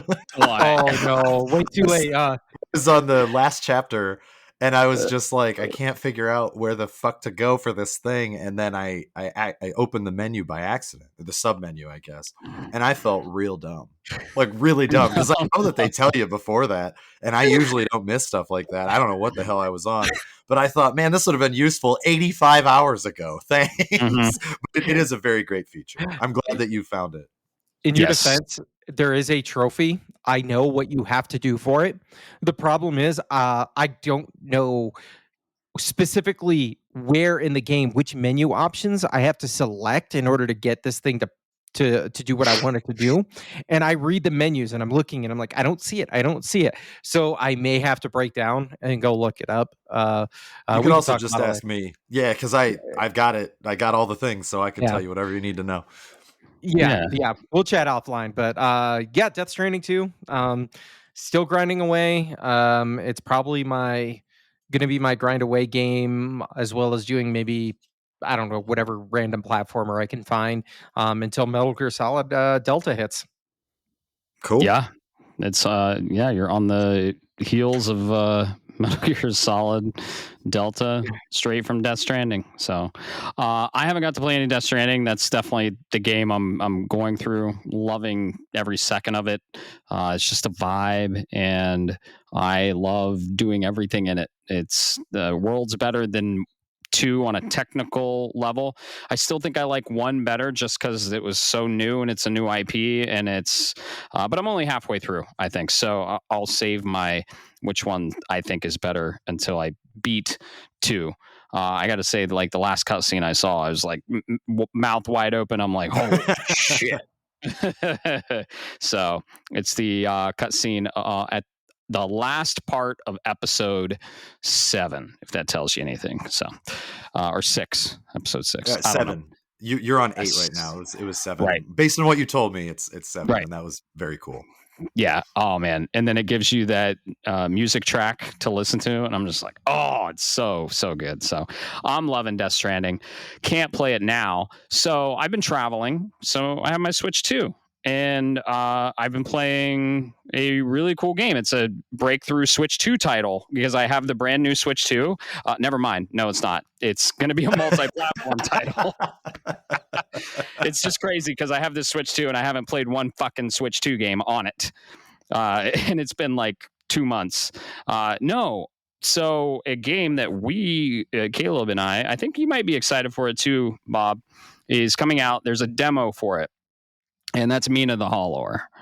And awesome. I heard about this demo and I was literally on the plane. And of course the plane got delayed because they had to fucking change the tire on the plane. Of course. Why wouldn't that happen? No, we were on the tarmac just sitting at the gate for hour and a half. And I found out there's a Mina the Hollower demo out on Switch 2 right now. And I was like, well, fuck. And I downloaded it.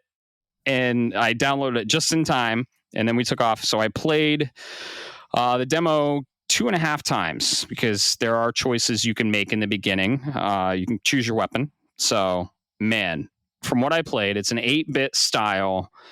You're a little mouse, and you can go underground to go faster. It's top down like your old 8-bit Zeldas, like, Oracle of Ages, the original Zelda.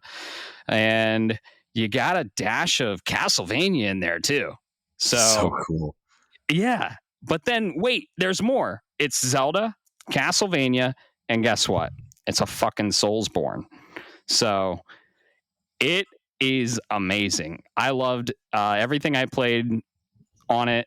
I chose the middle weapon first. I don't know. Did you choose the first weapon first, Caleb? Yeah, I only played it the one time. Okay. Because actually, after I got about 15 minutes in, or probably like 10 minutes in, I almost stopped because I thought I don't want to see anymore, and then wait until October. Right. Like, fuck that.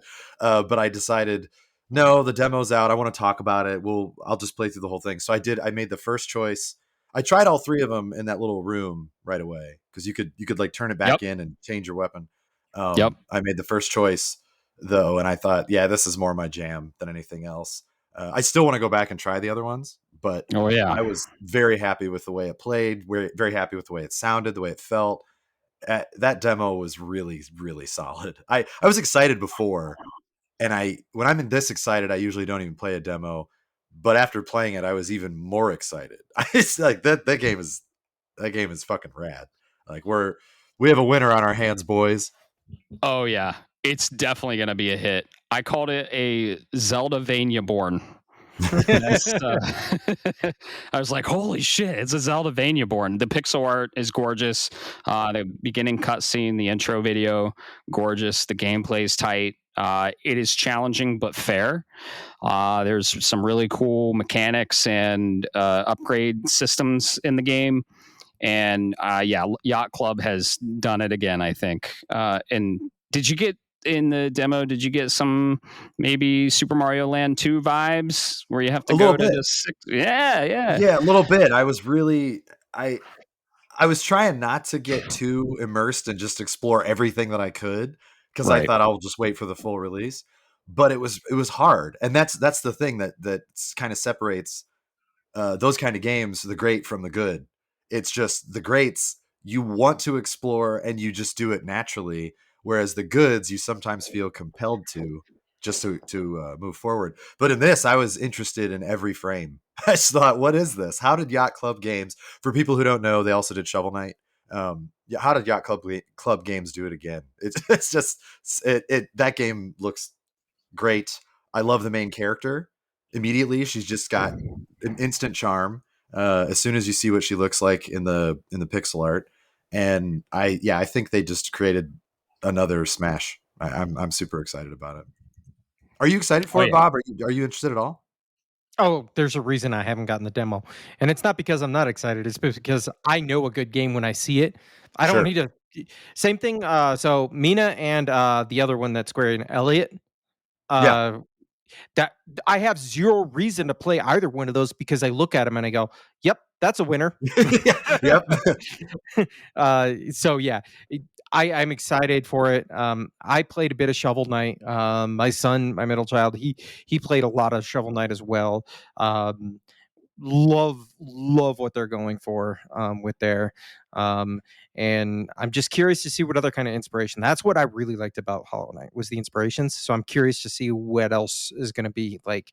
And I mean by like gameplay mechanics, callbacks to, well, quite frankly, the 8 and 16-bit era, and see what else they're going to bring to the table. You're gonna love it, man. You really are. It's great. The demo's great. I was a little hesitant to start the demo as well, but I took the dive, and this was a Kickstarter game, and I think Caleb, did you back it, Bob? No. Yeah, they got enough money. They're okay. It was announced a while back, and this was on the heels of Cyber Shadow, which is another Yacht Club game, which is in the vein of Ninja Gaiden, which we're probably about to talk about as well. We are. And man, they haven't missed. They've been working on this for a while. It got delayed a couple times, but I feel like they delayed it for the right reason. I can see the polish, the care, and the passion that's in this game. So I couldn't be more excited. I was pretty excited. I'm really excited now just to get a taste of it. And the demo, it gives you a good amount, but from what I've seen and what I'm thinking the game's going to be, I don't think it's like the intro, basically, I'd say.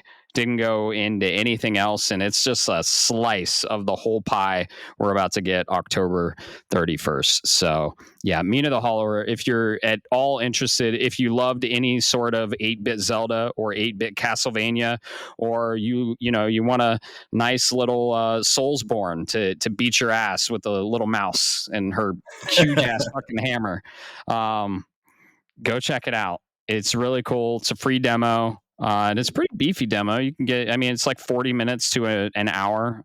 My first run was like an hour. I was just exploring everything. I was just going in every little nook and cranny. The secrets in this game are pretty robust. Like there are a lot of secrets. Cool. Very cool. Yeah. I think my one and only run was 38 minutes, I think. Mm-hmm. And I know I died twice, both of those were me being an absolute idiot. Like, I'm going to try to jump in this hole. I think I could go down there. You cannot. And I didn't realize that I had very low health. So it's like, that's a shitty death. But yeah, I took my time, but I also actively tried not to explore a bunch other than just if it naturally happened.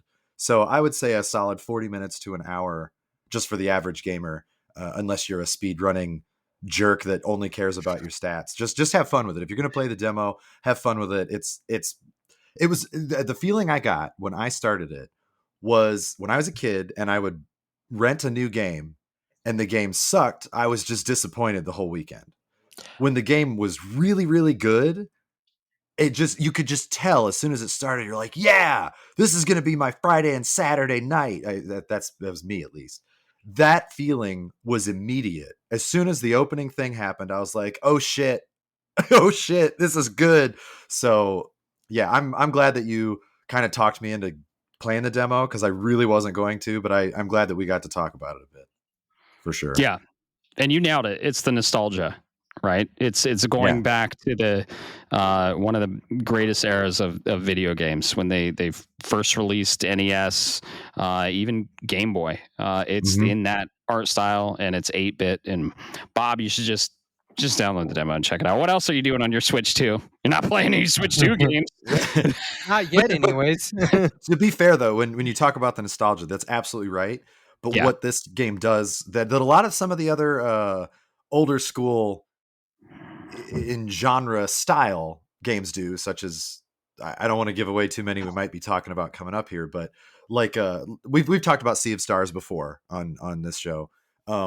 Sea of Stars obviously pulls all the past to present day and they evolve it. They make it stand up to now, right? Mina the Hollower does the same thing. It's just like, damn, this game couldn't have existed 30 years ago because of how they were able to make the gameplay mechanics work for them, but feels really good in that vein and also keeps it fresh and new. And that's really hard to do. So I applaud them for finding a way to, like, Shovel Knight was more like a Mega Man, and this is more like the 3 or 4 game styles that you mentioned. So that's just like, hell yeah. Yep. So incredible demo. If you're on the fence about it or you're just excited to play it, go check it out. It's awesome. Let's see. Speaking of another 16-bit game, you guys have been playing. I think both of you. Have you been playing it, Bob? I know you've been playing it, Caleb.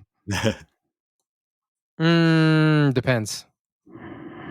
I'm having a brain fart right now, man. Are you Gaiden raging? Are you raging right now? Are you bound to rage? That's probably going to be this weekend. I'm going to sit down with no, because we got something else going on this weekend. We do. See, this is my problem. I got something going on. It is on my list. I promise, folks. This has my attention. It had my attention since the fucking first 3 seconds of the trailer. I saw it was a Ninja Gaiden game. So please take it away. Give me all of the glory that is Ragebound. Yes, please, Caleb. Because I haven't played it yet. Sure.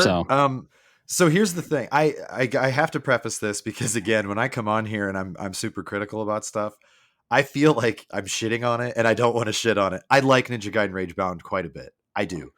Before I talk about Ragebound, because that's sort of my main game right now, I'm going to just rapid fire the other things because the last 2 days have been a demo playing and just cleaning up new things. Monster Hunter Wilds got the new patch like last night or today, whenever the hell I did it. The first time I played was today, but I was doing the Flame Fet Festival, which was the last couple weeks. So a lot of new stuff in Monster Hunter Wilds. A lot of weapon changes, a lot of weapon upgrades, no real downgrades or side grades from what I can tell. Not that I'm any expert. I'm a insect glaive through and through, but yeah, I think you'll be happy. Couple more monsters, couple more difficulties, new skills, or not new skills, excuse me, new talismans, new stuff. So that's awesome.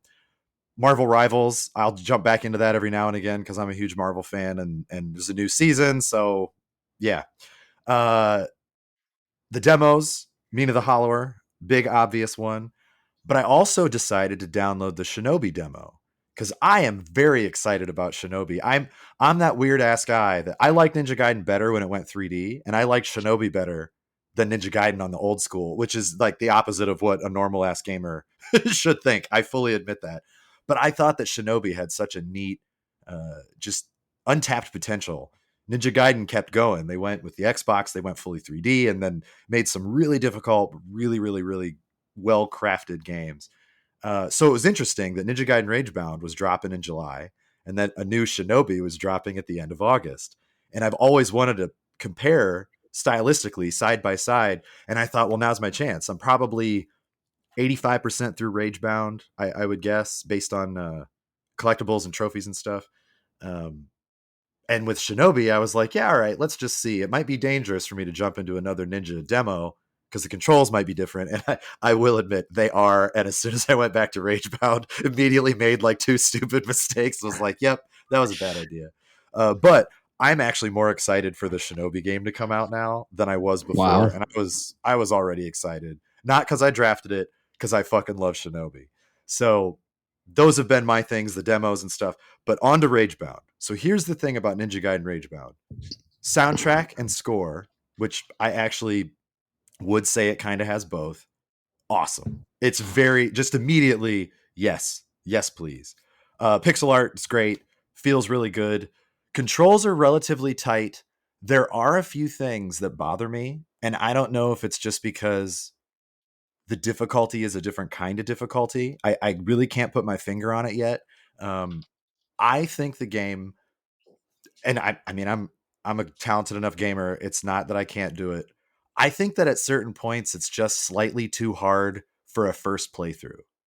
I think I don't know what it is. I can't figure out, because I've been able to do it. It's no problem there. It's just like, man, I'm a little more pissed off than I wanted to be, even though I just beat the boss or the stage or whatever.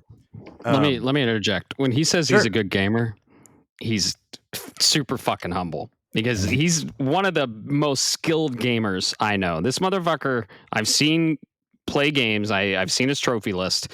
You have incredible skill with video games, sir. So if you say that Ninja Gaiden Ragebound is hard, it's fucking hard. So Yeah.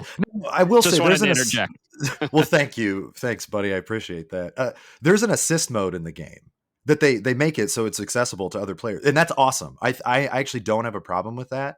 My problem is I didn't even look at it. I saw that it was a thing and I turned it off immediately. I mean, it was off already, but I just kept it off. Had no idea what it was. I got a little pissed off yesterday when I was playing a stage, mostly because there was a challenge that I actually didn't understand what they meant. So it wasn't necessarily the game's fault. I was just like, I don't understand what the fuck I'm supposed to do here. It's not that I can't. It's just that I'm dumb. Well, I decided just to mess around. I was like, I'm going to turn on the assist mode and just see what it is so that when we're on the podcast, I can talk about it and just educate people. So I turned it on for a level that I had already played, and I went back, and I'm not going to lie, I kind of had more fun with the assist mode on than when it was off. And that's super weird for me to say. Like, I mean, I turned it on where you basically almost can't die. You can take no damage. Now, if you fall down a pit, you're still dead. But like if you get hit, you'll get knocked back, but it doesn't take your health down. And normally I'd kind of scoff at that for a first time playthrough. I would just think, why isn't the normal difficulty more accessible to everybody? And I'm really glad that they threw it in there, just so that if you want to just have fun and be a ninja and not worry about that shit, you can. That's cool.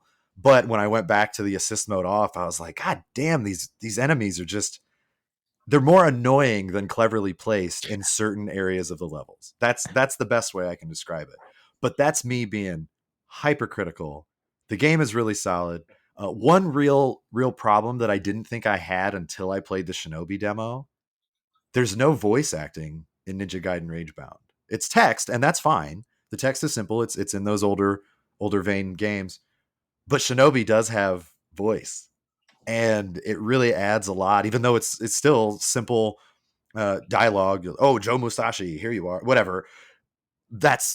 I just feel like Shinobi, they're very different games. Shinobi is more, it looks beautiful graphics. It's not intended to be pixel art. right? And Ninja Gaiden is intended to be pixel art in the style. So that's the closest thing I can say to compare it apples to apples. I know they're very different games. I know they're made for very different people. I tend to like them both. But if you're on the fence about Ragebound as a listener and you do not like difficult games, my advice is seriously give it a shot on the normal difficulty. Just go through, and if you get pissed off, don't be embarrassed to turn on that assist mode. Because I really did have fun in the old stage. I was like, this is cool. I can't wait to beat the game. And then go back on assist mode for the whole thing just to fuck around in their game, because Dotemu knows what to do. They know how to make a good game. It's kind of a bummer that I felt a little off put at first, because that's not what I wanted with Ninja Gaiden Ragebound. If I was giving it a score, I'd probably give it a solid 85, which is still That's awesome. Good. And I think, what did it get? Like an 88, 87, 88, yeah. something like that. 89, I think. Yeah, like I'm really close. It's just those really, really minor things. And I'm not done with it yet. But I was telling Matt when we had lunch, I thought I was halfway through and I'd only played it for 3 hours. So if game length is a problem for people, I mean, these games are made to be played over and over again. So don't take that as a negative. But I was a little surprised that I was that far. And then when I came home and I played it some more. 86. It's landed at an 86. Yep. Oh, well, so it's getting closer to what I would rate it anyway. That's cool. But the demo I played for Shinobi, I was like, fuck, this is like a 92 for me right now. Now that's just a demo. But yeah, Ragebound is very good. I wish it were slightly easier for a first time playthrough, just so you could have fun with the game. Just as an average gamer, it's nice to have fun with the game. Now, there's somebody out there listening right now that's like, hey, you asshole, all the Ninja Gaiden games were real fucking hard back in the day. And they're not wrong. You, sir or lady, are not wrong. I don't know. Maybe it's because I'm 40 now and I'm like, I don't want to be mad. It is called Ragebound in its defense. That's part of it. But it's really solid. I can't nitpick too much. I do think it's good. Yeah. So that's what I've been playing mostly. That's awesome. I have one question though. Sure. Is there knockback? And you know what I mean. Yeah. All right. That's all I need. Yeah. But sometimes there's knockback to you. That's what I'm talking about. That was the difference for the original Ninja Gaiden. Was the little fucking bat hit me and I got knocked back and went into the pit. Yeah. I love that shit. I love that. It feels jank, but there's some nostalgic, I think, about that. Yeah. There's a few mechanics that I feel like they say, hey, you're going to do this, and then it's going to pay off this way. And you run into this set of mobs and you can't do the thing that they want you to do, even though you know you need to do the thing. And so you have to sort of wait for a second, and then that opportunity presents itself. And for me, and I'm trying to be really vague on purpose since you haven't really gotten into it yet, but it's like they want you to move fast because they time the levels. It's like not necessarily made for speedrunners, but you can't move fast the first time. And I mean, I have pretty good reflexes. I know part of it is a little bit of pride, and I don't want to be prideful, but it's like, man, I'm better than that. Why did I fucking die? And it's like, oh, because I didn't know that this thing could have possibly been done this way until I died over and over and over again. And that is somewhat the style. But as an older guy now, I mean, as an older gamer, your average gamer, I'm just like, if I could do it the first time through because I'm skilled enough, I feel like I've earned that right.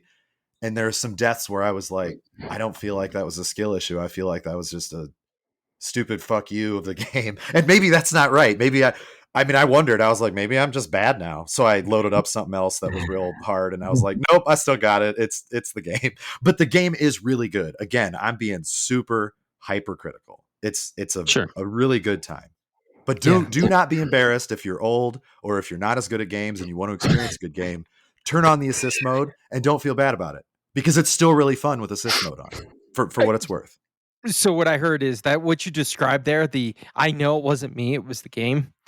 I imagine this in my head, and that's Matt when he's trying to play a Soulsborne game. Like Sekiro. Just Sekiro. Yeah. Stupid fucking game. Yeah. God, there's plenty wrong in the game, for sure. There's just these instances every so often where I'm like, man, that was dumb. And then you go back and you're like, it's still dumb. Like I can't, I don't like the way that worked, you know? So I'm going to keep that circle around, and I'll continue to make fun of myself now, because that's me when it came to Black Myth Wukong. Fuck that game. Yep. You you'll tried have fighting that. the You'll rat have boss that. over at my place. Oh, Couldn't really? get him. All right. Yep. So, no, did you get the rat boss at my place? I thought you did. Yeah, I think I did. Yeah, but then you never played anymore. Yeah, there was something else that just pissed me off. I mean, I platinum Black Myth, I platinum Liza P, I platinum Demon Souls. So, I mean, it's just that one fucking Soulsborne, man, Sekiro. Caleb had a good idea. He said you should play Sekiro and stream it. And just Oh shit! But here's the thing, because it's not about being embarrassed. It's first of all, it's kind of your white whale, right? It's a little bit of a white whale for the Souls series. The game, I actually think Sekiro is the hardest of all the Souls games. I do. Good to know. I fucking loved it. I don't think there's a Souls game I haven't platinumed that I have played. I'm not sure. But crazy. Sekiro was one that was like, I don't know. I just felt it. And then when I got my ass destroyed later, I was like, this game is hard as fuck. Like because at first it was really easy for me. The parrying system, it just made sense. It clicked. I don't know why, because I was garbage at parrying in the other Souls games. But I think because Sekiro is faster paced and more samurai oriented, and with actual sword deflection and fast movement instead of this weird. Well, I call it Souls jank. I don't know what else to call it, but the Souls jank, like when you have a sword and shield, a small shield, and you try to parry in a Souls game in the older ones, it's almost like the timing. Once you learn the timing, you're fine, but it doesn't always match the visuals. And in Sekiro, it matched almost perfectly. It was great, especially since it was on last gen consoles. But Sekiro was very, very hard. So when Matt was very upset at Sekiro, I was like, dude, I feel you. We've all been there, but like, game is fucking hard. Don't be too hard on yourself. That game is hard. So I think if he streamed it for people and people could see, I want him to go full rage monster. It just like flip the table, like fuck this game, I hate it, and then come back 20 minutes later, because I think that'd be a really fun time. And you could show people that game is difficult. It'd be entertaining for sure. Yeah. You're right. Not to derail us too much, Caleb, but you got me going. That exactly what you're describing is why I prefer Bloodborne over all of them, because Sekiro it's difficult. Yeah. But you got to get the timing. In Bloodborne, it's like, who cares? Parry this, you fucking casual, as you hit him with a blunderbuss. Yeah. No, Bloodborne is really, really, really good too. I do think Sekiro is my favorite because also the Japanese. I mean, come on. I need that in my life. So, oh yeah, Bloodborne was awesome. I almost platinumed that, but I just couldn't do the multiple endings. I want to get back to it soon. So yeah, Sekiro, man, you can't power level, and it's just such precise timing. And then they incorporated that new mechanic with the circle where you step on the spear or whatever, and I just couldn't get that. I couldn't get it. Sorry. I tried for like an hour, and I raged out, and I don't own the game anymore because I got so mad that I ejected the disc and I fucking broke it. For you listeners at home, he sent me a photo because I was asking, I'm like, hey, how are you doing in Sekiro? I knew he was having a rough time with one of the things. I'm not making fun of you, I promise, but it was earlier than I expected. There's one part where I expected him to have troubles because it's kind of a bitch for everybody who plays. I think it was bullshit. So I assumed that's what he was talking about. And then he sent me a photo of where he was in the game, and I actually felt bad because I was like, I don't know what to say. I didn't know how to help for that. But then, a couple days later, I texted him like, "Hey, how's it going, buddy?" And he just texted me back a picture of this broken disc, and he's like, "Fuck this game." And I was like, all right, maybe you come back to it later. But it's hard, man. I'm there with you. I got ragey when I was trying to platinum Devil May Cry 5. I felt like I was 12 years old again, and I wish I had a cable to rip out of my controller, but they're wireless now, so I couldn't. And I was trying not to throw things because that was also very hard. But So don't feel embarrassed. Play Sekiro for people. That'll be fun. I would love to watch that. That'd be great. I think so too. We'll definitely get around to it. So everybody loves a good rage out moment, man. Yeah. Oh yeah, it's definitely entertaining. But speaking of being 12 years old, the let's get into it. 16-bit era is why we're here for the main topic. It's episode 16. We're going to go through our top 5 16-bit games of all time. 16-bit being the SNES, the Sega Genesis, the Game Boy Advanced, all basically the golden era of video games. Honestly, there are so many, and to narrow it down to 5 is pretty tough.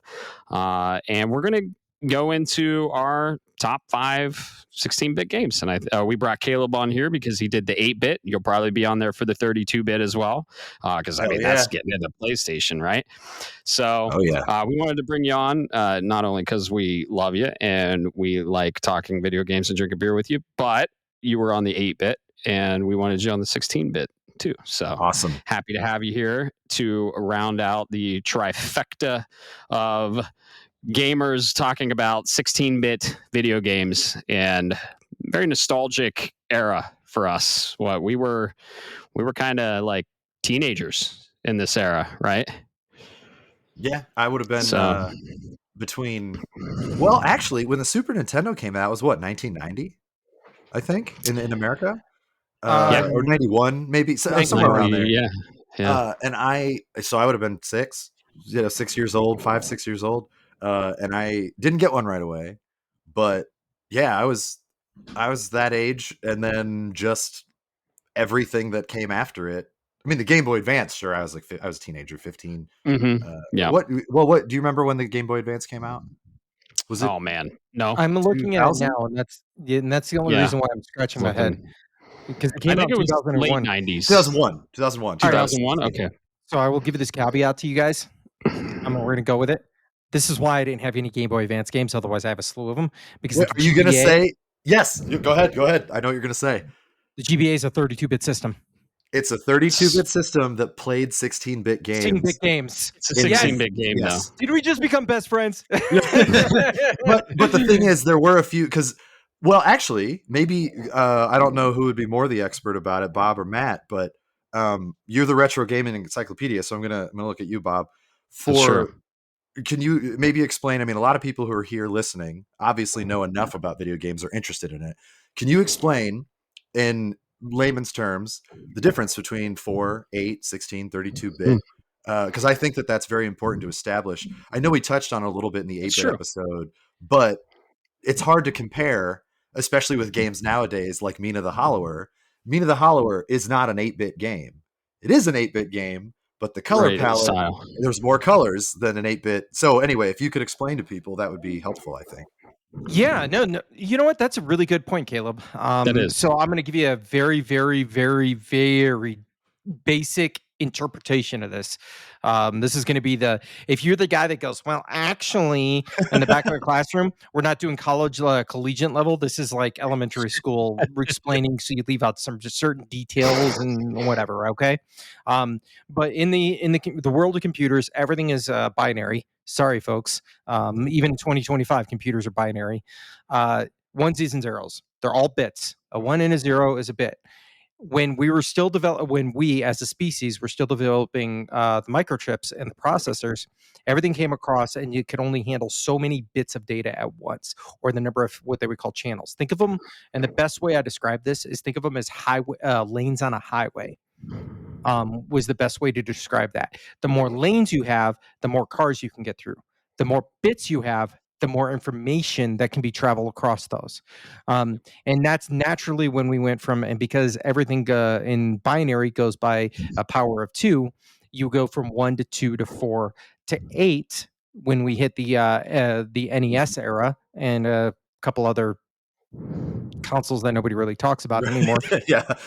And that's why we went from 8 to 16 instead of 8 to like 10 or 12 or something like that, because you're multiplying by 2. So so we went from 8 plus 8 or 8 times 2 to 16, and that's where we're at the 16-bit era.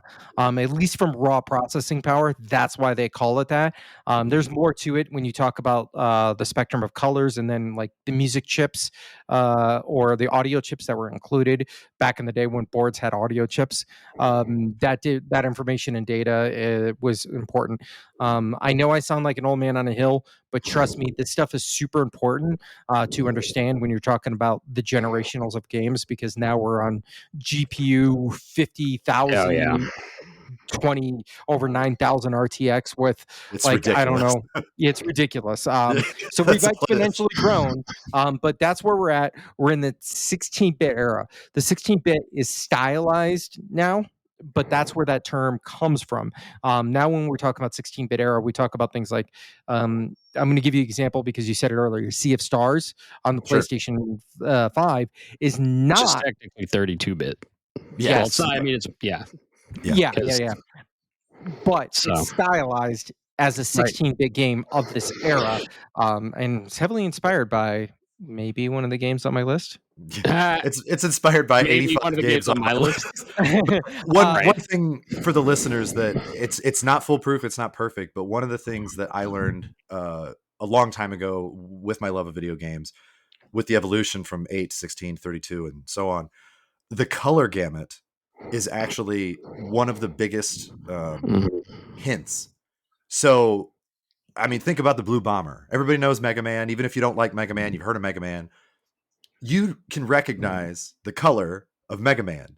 You can recognize that the entire blue body of him is not the same blue. There's a little bit darker in his helmet, a little bit lighter around his shoulders and arms, because he didn't have the Mega Man X suit that most people would know maybe nowadays. But when he evolved into, I believe Mega Man 7, I think, was the first one that was 16-bit. I think that was on the Super Nintendo. Well, I know it was on the Super Nintendo, but I think that was the first one that was 16-bit. And the color palette just, I mean, it basically doubled. You could get much more of a range than you could on the NES. And that's not just for Mega Man, that's for other games. So what they're talking about with Sea of Stars being 32-bit, the color palette that they have with Sea of Stars is more than an OG 16-bit game could have handled. Now, there's more to it than that, as Bob said. There's way more to it than that. But for me, that's kind of my visual hint when I'm trying to figure out what a game is.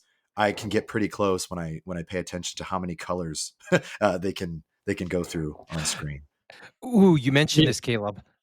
And you know what's a really good game for the listeners that may have not played it, that can tell you the difference, because it switches dynamically between 8.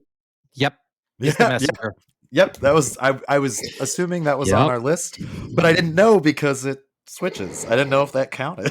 so you know, maybe we should have redefined these or defined these rules a little bit better, because I may have a top 10 and not a top 5. Yeah. 30.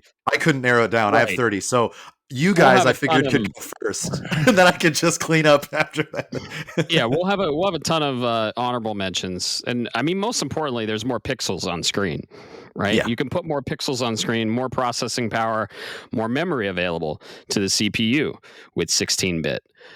So yeah, the more pixels on screen, the more defined the image can get. And this was the last generation of pixel art. After 16-bit, we went to 32-bit, which kind of went to polygons and 3D models. So I love pixel art. I think pixel art is incredible. I love the art style of it. And this was kind of the golden era of pixel art. So these are all of them are pixel art games. And yeah, the 16-bit basically doubled what 8-bit could do. You had better sound, you had more pixels on screen, you had more computing power, you had more memory, and you basically just had like better, more technically advanced games. So just more complex operations that your bit rate can do. So yeah, what do you say we get into it? Because I mean, who wants to go first? I'm gonna let Bob go first, because I've got 30. Seriously, and I don't want to steal one of his, since I've got 30. I have an actual list of 30 that I was like, these are all worth mentioning. they're not necessarily my favorite, but so I We think Bob we should can go go first. quickly through them all if you want. We can just I talk mean, about them Yeah. and say why we love it. Yeah. in your defense, Caleb, I could probably do 30 if I really sat down and Oh, me too. thought about it. But this was I know 10 that I'll absolutely make the list and then kind of just ordered them from there, right? I narrowed it down from 50. So yeah. Yeah. It was. So for my list, this is I want to give a little bit of background before I give the first one. Okay, the 8-bit era I was really into. Had an NES. I had an SNES, but the 16-bit era is kind of a choppy point in my life. There was a couple of I don't want to say gaps, but really gaps where I wasn't playing games the way I am today, or even before that. Okay, but because of that, and this is going to give you a little bit of spoilers, 16-bit is where I really, really cut my teeth on the RPG or turn-based strategy games and things of that nature. So just keep that in mind. I had a Sega before anybody says, well, what about XYZ? I had a Sega. I'm not a Sega guy. I don't have the type of autism for Sonic. It's not. I'm not trying to talk bad. Okay, that's a joke, obviously, but it just never spoke to me. So if you see that and you see that there's not a TurboGrafx 16 or a Sega Genesis or something of that nature, keep that in mind. If there's a modern game that I'm missing here, it's probably because it was inspired by something. Quite frankly, that is on the list. Okay, but without further ado, number 10 is a 16-bit game that introduced polygons to us all. Caleb probably already knows what I'm talking about. Can I take a guess? Go ahead. Star Fox? Yes, sir. Yes, good guess. Using the Super FX chip. This was by Nintendo EAD, previously known as R&D4, I believe. Don't quote me on that, but I think so. And used the Super FX chip, which was a special GPU on the board of the SNES cartridge to allow for 3D polygons in the 16-bit era. The reason it's so low on my list, though, is it did really well and it looked amazing, but it didn't perform very well. And quite frankly, its predecessor, or it's the one that comes later, blew it out of the water. But I remember playing this game and just being blown away by going, wait, this is possible? Like, this is what the future could potentially hold, and that's ultimately what the future did end up becoming. So Star Fox for the win, even if it was a Poor nice. Peppy. Oh yeah, do a barrel roll. Yeah, but that came in 64 because they could do the voice clips, which is why it was 32-bit, so you had more sound depth. Pretty smooth flying, Fox. Yeah. I love Star Fox 64. I know this is a 16-bit cast, but 64 was just so fun. Yeah, it was. Yes. Somebody else who gets it. We need a Star Fox on Switch 2 with the mouse controls. Let's go.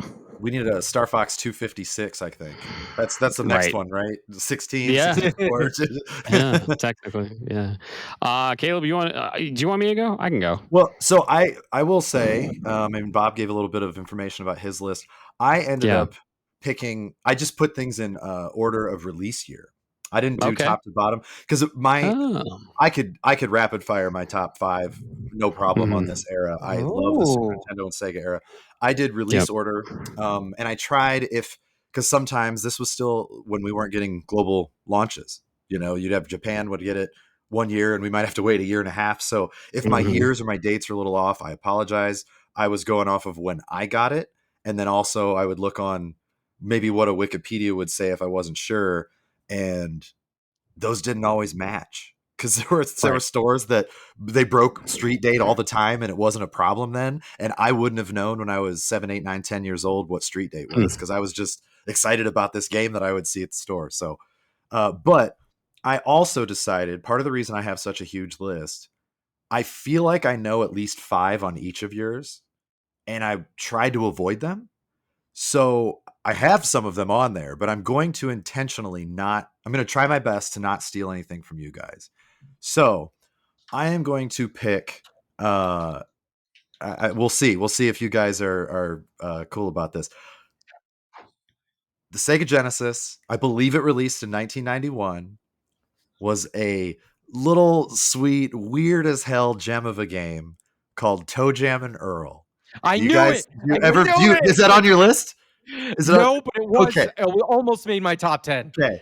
So Toe Jam and Earl, for people that don't know, you're two aliens that are like hip hop funky. I think they're supposed to be teenagers, and they crash on Earth, and they have to rebuild their spaceship to try to go home.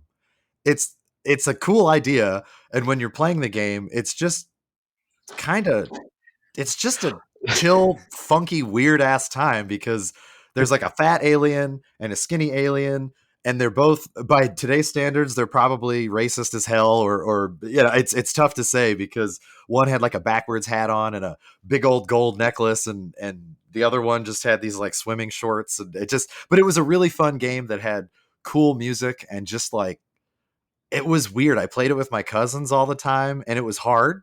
I don't think we ever beat it when we played co-op. I know I beat it by myself later when I was like, I need to know what this game is like. And you would get presents that would have random shit in it for you to use, and it was randomized every time you played the game. So you could get these like rocket booster skates, or I think they were rocket skates that would make you go really fast. But the first time you open that present, you didn't know that's what it was, so you would just take off the side of the stage and fall to a lower level, and it was just weird. But honorable mention, I love Toe Jam and Earl. It's definitely not in my top 10, but it's a game that I didn't think either one of you guys would talk about, and the music was cool. It had a cool color palette. It was very late 80s, early 90s, and it showed. So that's one that I thought needed to be talked about. I'm so glad you mentioned it because it didn't make the cut.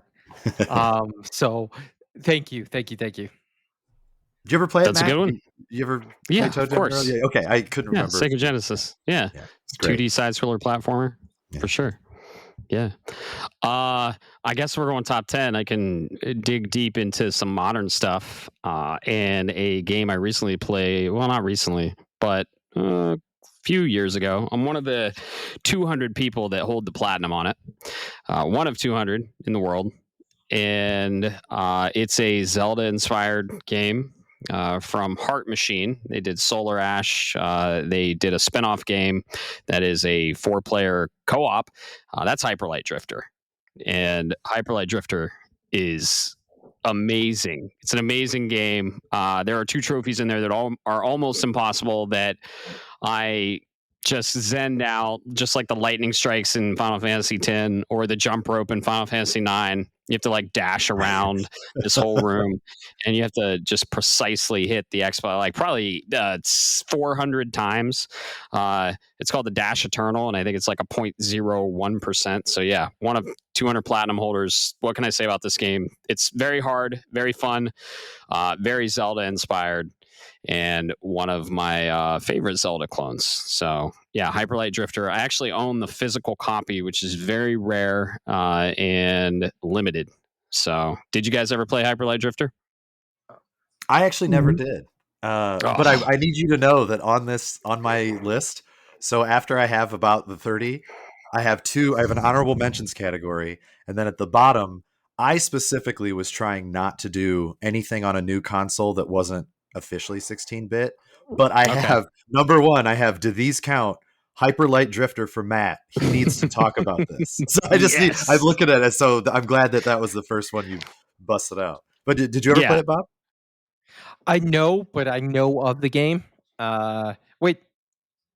No, this isn't the one that came with the PS4, is it? No, it was a PS4 game. Yes. Resogun is what you're probably thinking. That's Resogun. Okay, all right. Yeah, I've heard of it, but I haven't played it. I've heard it's incredibly difficult. It is. It's incredibly difficult. Awesome story. Amazing pixel art. Just super fun Zelda clone that's cyberpunk, and you got this little, instead of a fairy in Zelda, you have like a little cyborg. I don't know, it's like a little square because it's a pixel. honestly. And there's some cool lore behind that. And you're in a fallen world.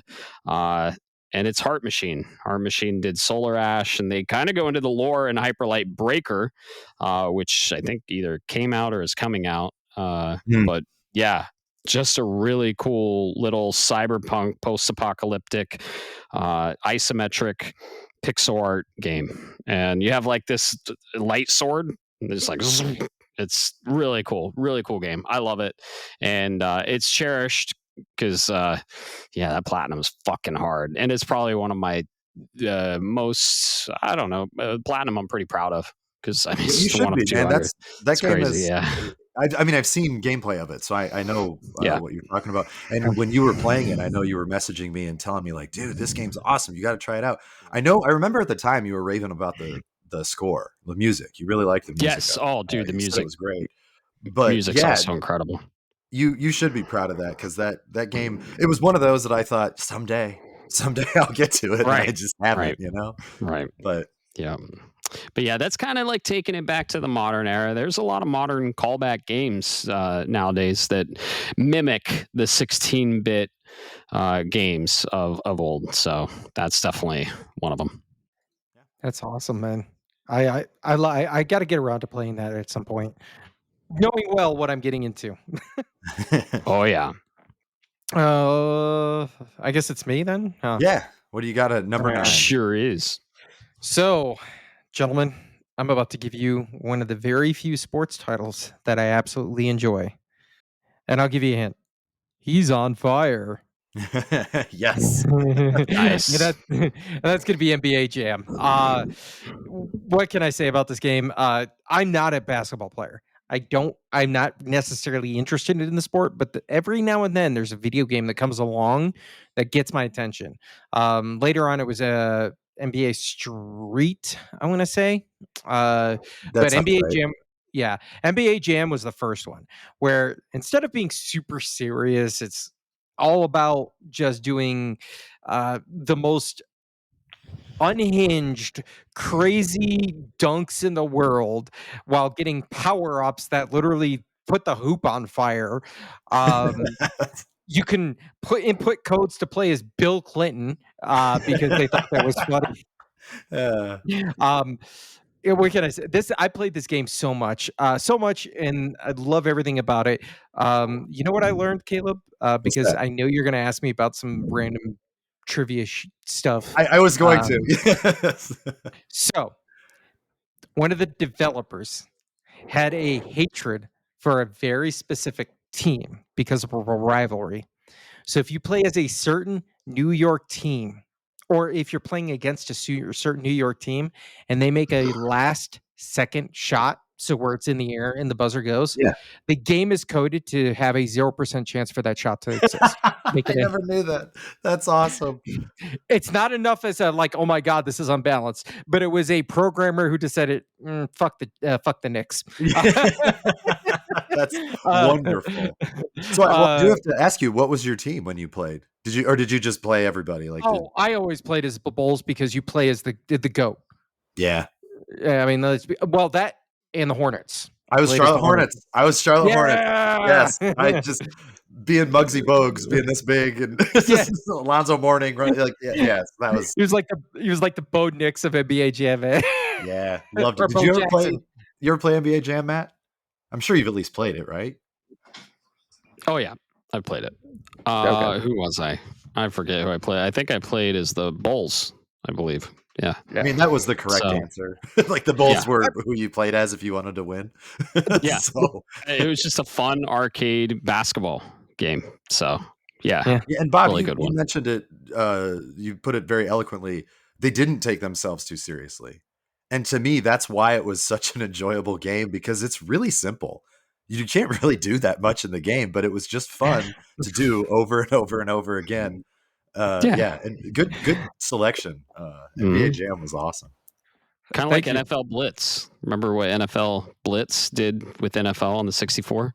Just didn't take the sport seriously and just was like, yeah, we're just going to bulldoze people and just have the crazy I don't know, like crazy looking players. And yeah, When you have a linebacker that like picks up somebody, runs them back 5 yards to 10 yards, and then suplexes them, it's just like, yes, that's the football game I want to play. Proportions is the word I was looking for. So I gotta say this. These are just because we're on the subject of sports games, and I know the odds of some of us else having a sports game is slim to none. A couple of different games that, if you're curious, I'm telling you, if you want a sports game out of the 16-bit area that doesn't take itself too seriously, Mutant League Football. Oh, Mutant League Football was awesome. That was awesome. Also, this is another stupid one that I played way too much. Deion Sanders Primetime Football. You know, I never played that. Never. That's the one where you can play. It's great. So that one is so stupid, but it's fun because you could be out defense against your buddy, but you can run around with the one defender that can move, and you could talk shit while they're waiting to do their huddle. So he'll just be like, your player just stands up in the 16-bit voice and goes, "This is my house." and just, it makes no sense because awesome. Why not? Well, quick honorable mention on the sports thing, Tecmo Super Bowl. That was actually what I got to play with my friends a lot, and I'd make myself a character because I think that was the first one that you could make a character, and they had stats, and as they played in the seasons, you could make them even better. And I remember, just because I was a kid, I named mine Brad Owner. Oner, so that he would just show up as Boner, and he'd be running around on screen as Boner.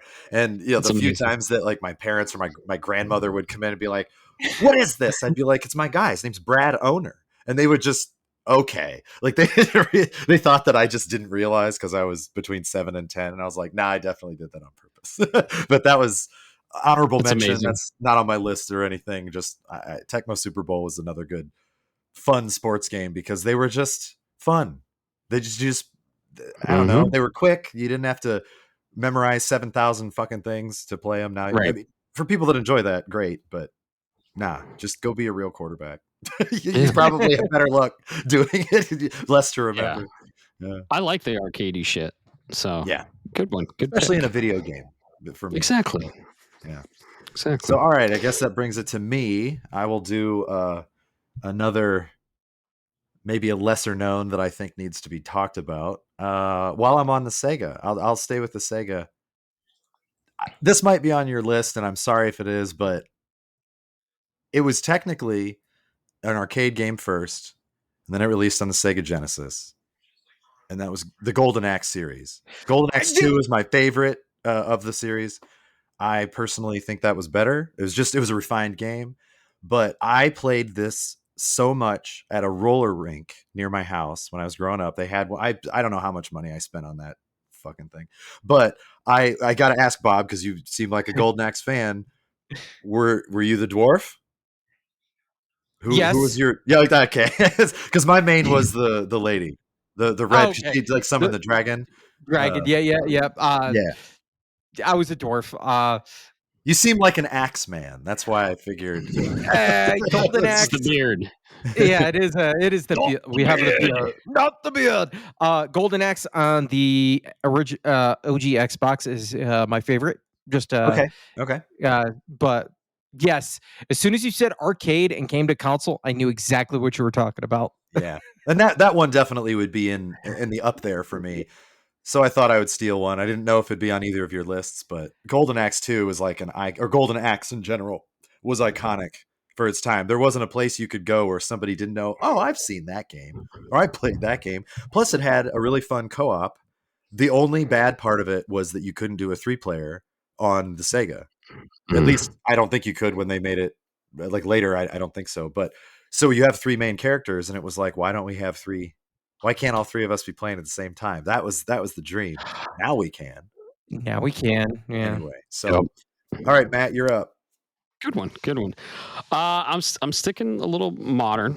I'm sticking with the modern stuff. Maybe like start with modern and then go to old school. But this game was truly 16-bit because it was made by one guy. Okay. And it is inspired heavily by one of my favorite IPs of all time, which is Metroid. And this game I'm talking about, it's called Axiom Verge. Yes. Did you I'm play so it? glad. So it's yes, but it's funny. The Hyperlight Drifter that I said, like I wrote myself a note for you to. I wrote Axiom Verge right under that. And was like, we got to talk about this. So Yep. it's awesome. I'm so glad. That's incredible. You know me so well. Axiom Verge, what can I say? It's a Metroid-inspired Metroidvania that one guy made, and he nailed it. Thomas Happ from Thomas Happ Games made it. It came out in 2015, and That sounds right. it's it's an awesome Metroidvania. And you play as a guy this time, a scientist, and it's very inspired by Super Metroid and all the Metroidvanias of old. So it's a very challenging game, and you can choose your difficulties. It's an interconnected map. You get some really crazy weapons, but the hook in this game is you can glitch out certain aspects of the levels. So you get a glitch gun at one point, and you can glitch out the levels to where you like break the game and you go outside the game and then go back in the game at a certain point in the map. So incredible pixel art, really cool music, and made by one guy, which is super impressive. I didn't know that. Thank you for telling me that. I didn't know it was made by just one dude. That's pretty cool. Yeah, it's very cool. Thomas Happ. So it's an awesome game. And yeah, the lead character is called Trace, and he's the main protagonist, and he's a scientist that gets basically he's trying to understand the environment he's in, and he's a scientist from Earth, and I don't want to go into it a lot, but you get a lot of really cool weapons. There's a lot of varied enemy types, and it's gorgeous pixel art. So highly recommended. You get it on PS4.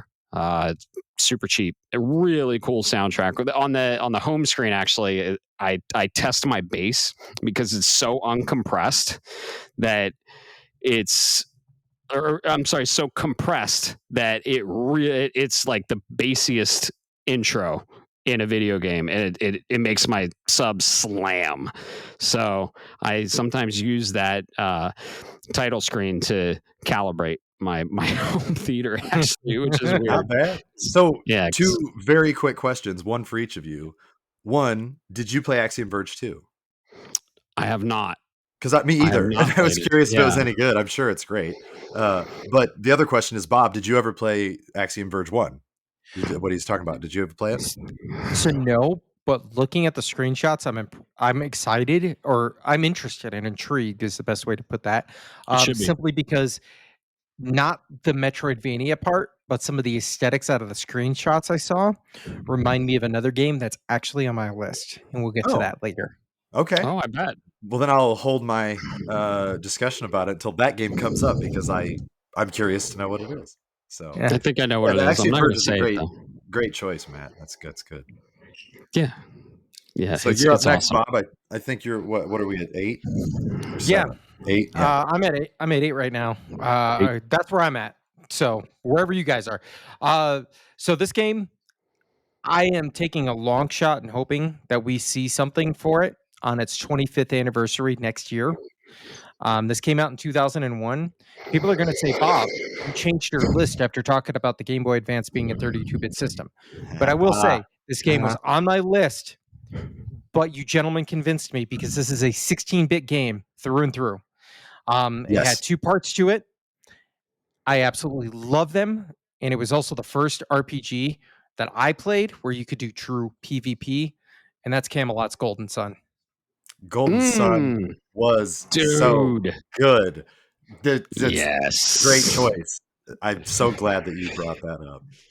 Incredible. I put it lower for that reason, because I was like, if it's not you, it's going to be Matt. Like one of you guys. And if you guys don't talk about it, I'm going to rave about it at the end of the It was definitely on my list. Yep. 16-bit game on a 32-bit system. Oh, man. Yeah, take it away, Bob. Golden Sun I fucking loved it. Oh, I'm so glad you loved it. There's so much about these games that I could tell you. But You are so the high level is it's an RPG where you're a party of 4. You can name your characters. The difference is kind of like there's a little bit of splash of wild arms where each character can do certain actions in the overworld. Um, and then those actions can influence the environment around you, right?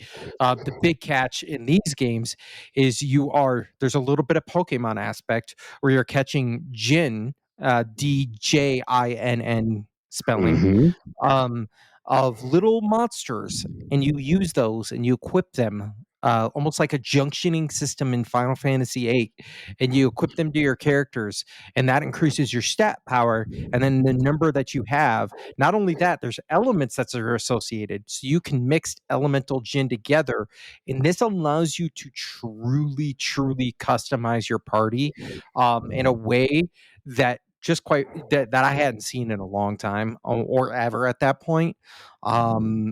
This game, I played it with PvP with the link cable. Did you guys do that? I tried it like twice, and I didn't really have any other friends at the time that cared about games like that, so they would just placate me. I mean, I had one kid that went to school with me, and he was not good at it. And it wasn't. I'm not making fun of him. I don't think he liked it that much. So I didn't get into it like you did, but I always wanted to. I That game was dope. That's all I can say about it. It's just so good. Yeah. Oh yeah. Yeah, it's good. So you played it too, then, Matt. Did you play PvP? Oh yeah. Not really. Just like Caleb, I didn't have a lot of people that were playing those types of games. It was so niche at the time, I'd say. It was, Camelot Games published by, wasn't it Nintendo? Like Nintendo Yes, had, sir.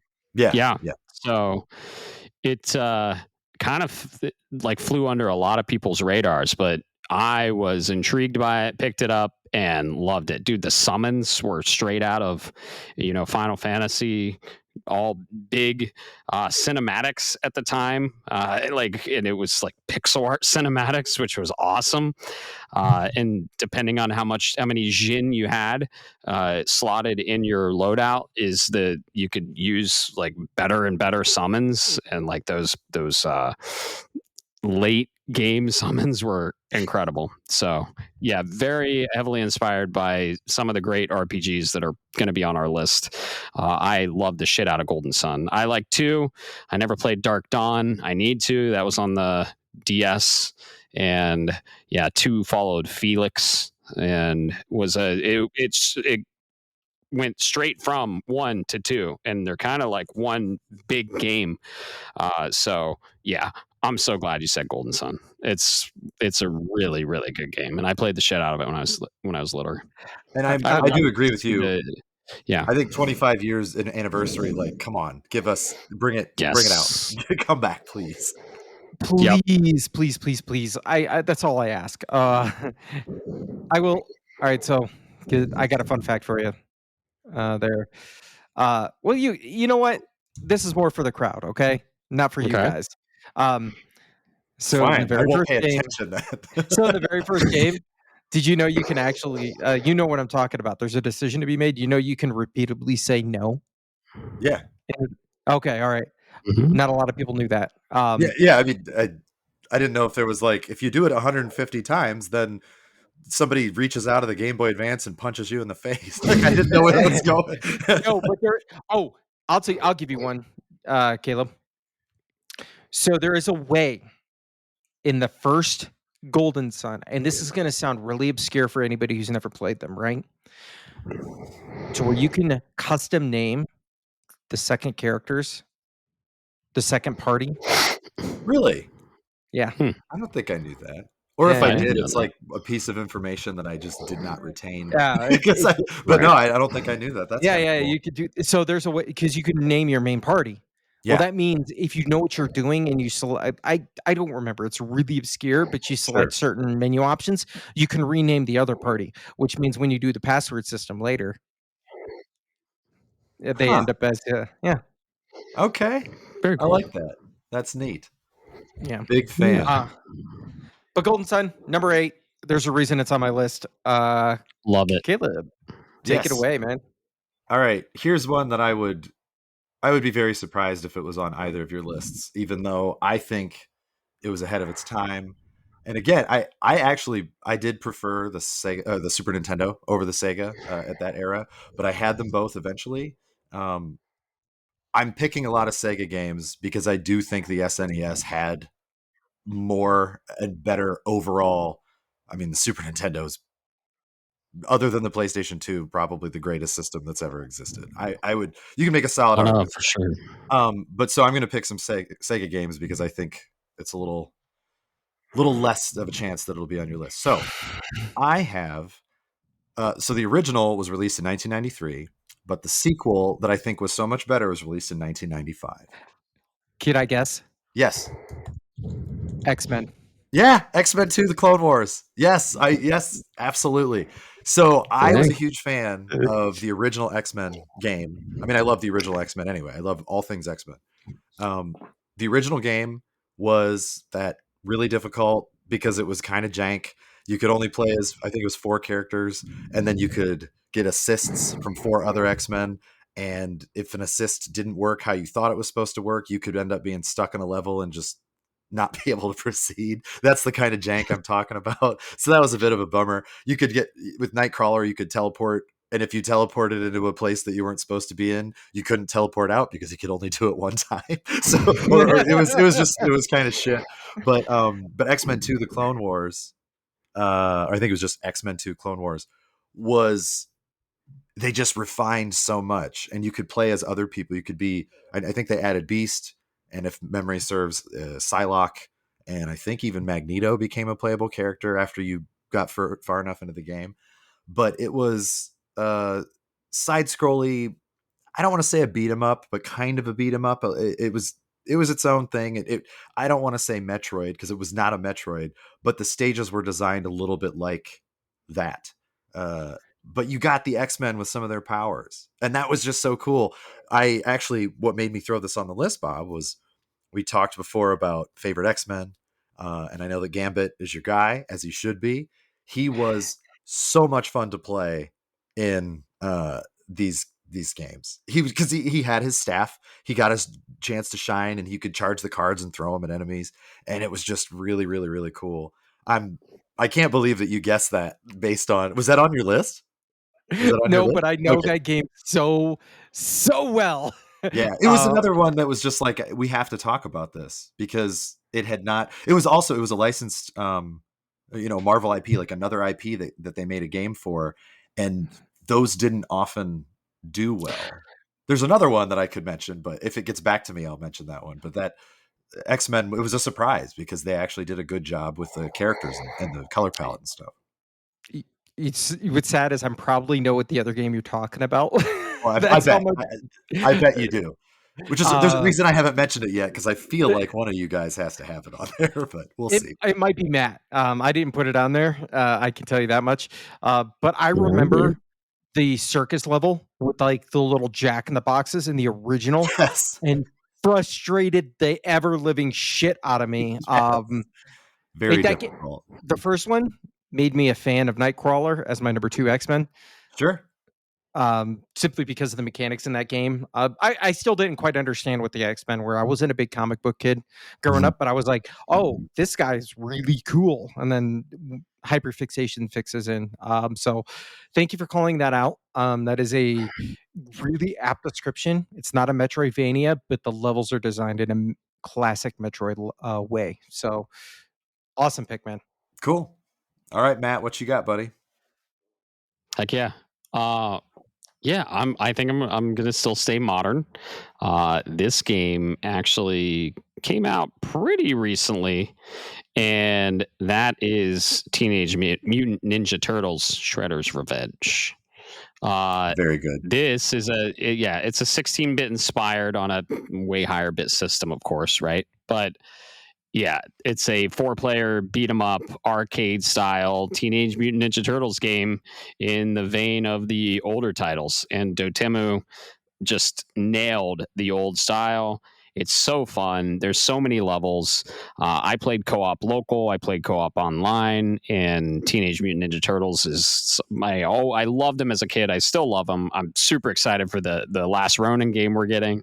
I'm just a big fan of the IP, and I love that style of game. Gorgeous pixel art, and just a fun side scroller beat 'em up. And we're getting another game soon in the vein of that style of game from Marvel called Cosmic Invasion. So, give yeah, that to Marvel. me. I drafted it. I'm gonna buy it. I don't care if it gets a 5. I'm there. So excited about that. But I can actually take this moment to interject now that you said Teenage Mutant Ninja Turtles: Shredder's Revenge. The other game I was going to honorable mention was Turtles in Time. TMNT Turtles in Time on the Super Nintendo. So and it's a brought up spiritual Shredder's Revenge. successor to that. Yep. Did I steal it from you, Bob? It may have been on my list. I'm sorry. He said Shredder's Revenge. He said a TMNT, so I was like, I'll just say it now. That's all right. I got plenty others in my back pocket. You're good. Oh yeah.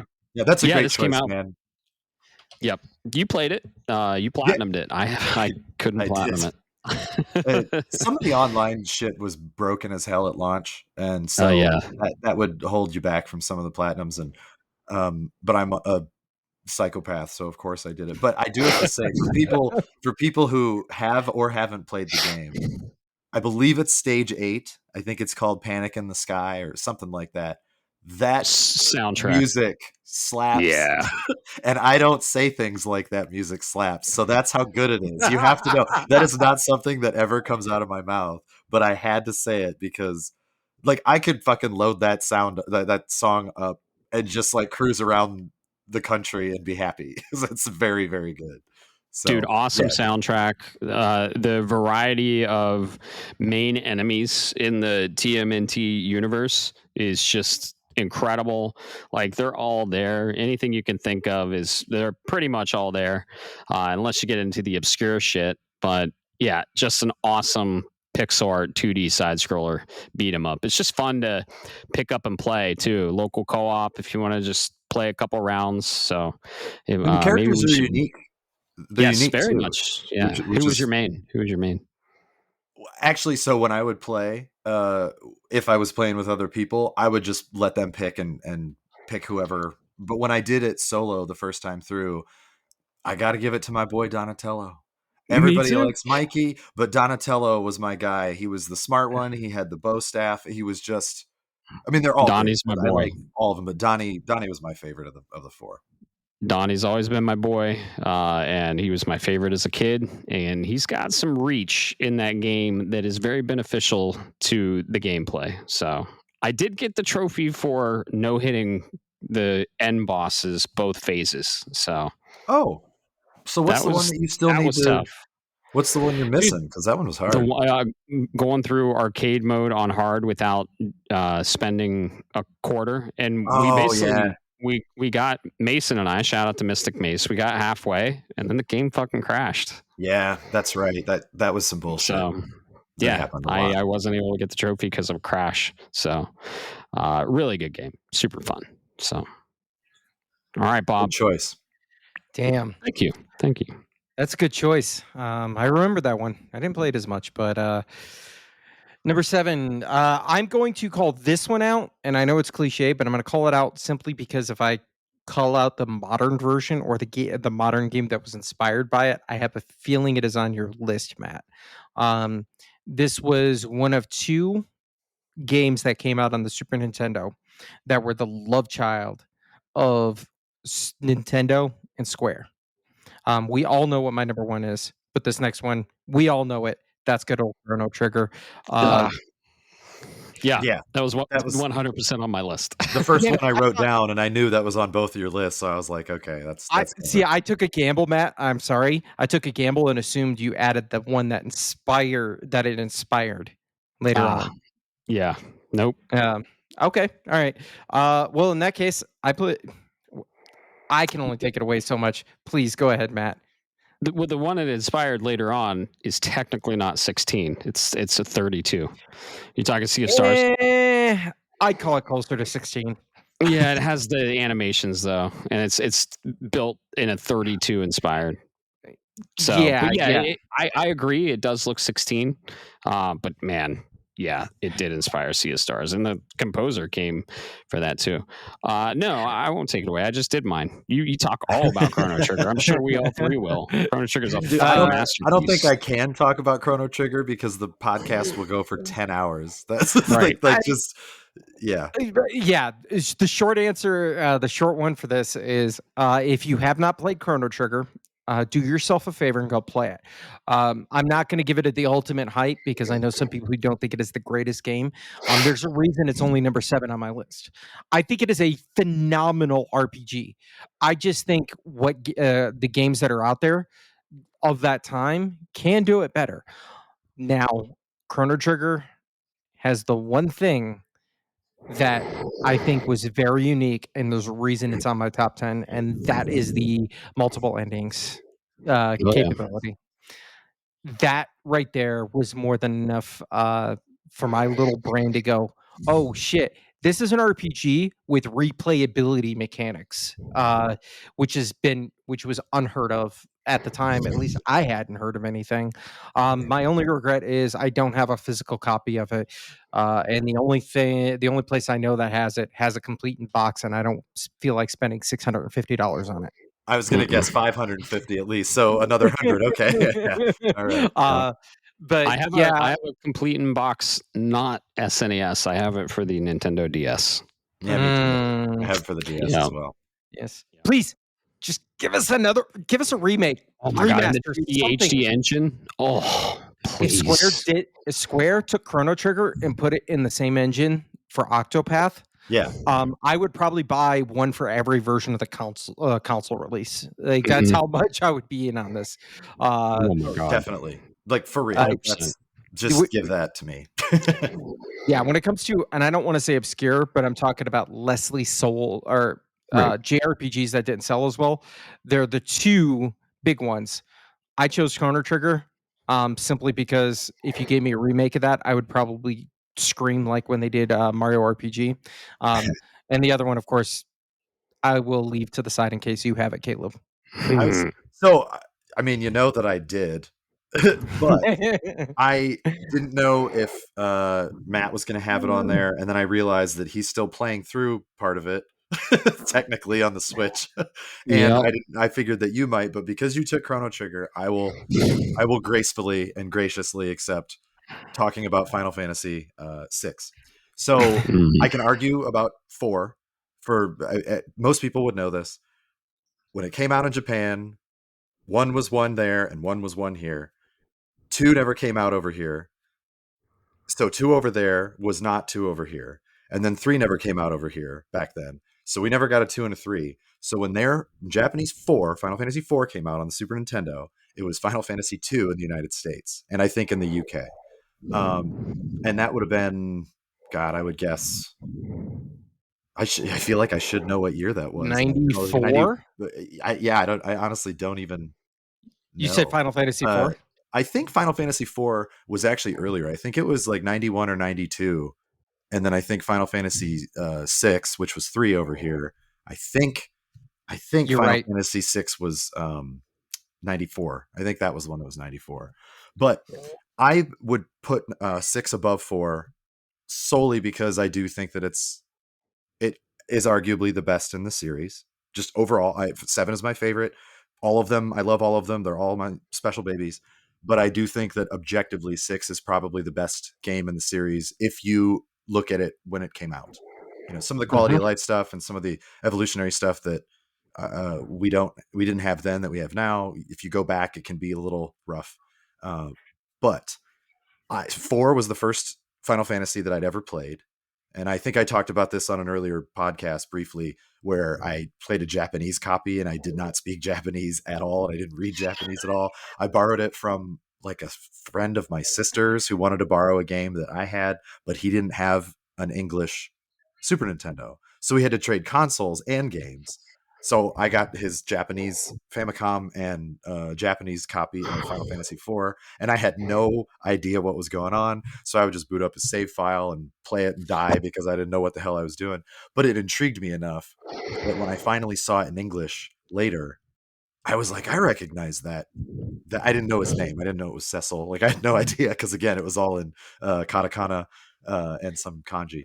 But I loved 4. The thing is, 6 refined so much in the 16-bit era. We're talking about the best of the best 16-bit games, and all the games that I've listed so far, I would not even put on my best list. I just wanted them to be talked about. This is on my best 16-bit game list easily. Chrono Trigger's Oh up yeah. there too. Final Fantasy 4 and 6. The thing is, I love it RPGs. I loved them so much.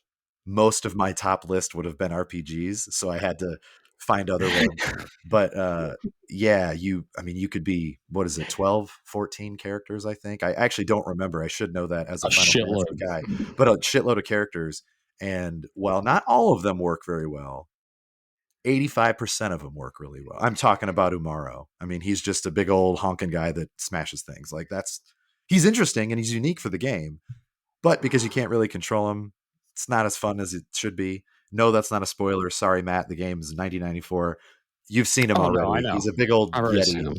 him. Um, But then you have but Cyan, and you have Setzer. yeah, Like, very unique characters. They all have their own personalities. They all have their own play mechanics, and they're all executed very well. But the music, also one of the most iconic, because as you talked about in your last cast with Uematsu, um, I mean, it's tough to beat the greatest of all time. I would argue he's the greatest video game composer of all time, and up there with not just Kondo. because, not just because he make my favorite games. I just think that the man made music more noticeable when he finally was able to shine. And it's not taking away the earlier stuff. Mega Man has great scores that very iconic, very recognizable.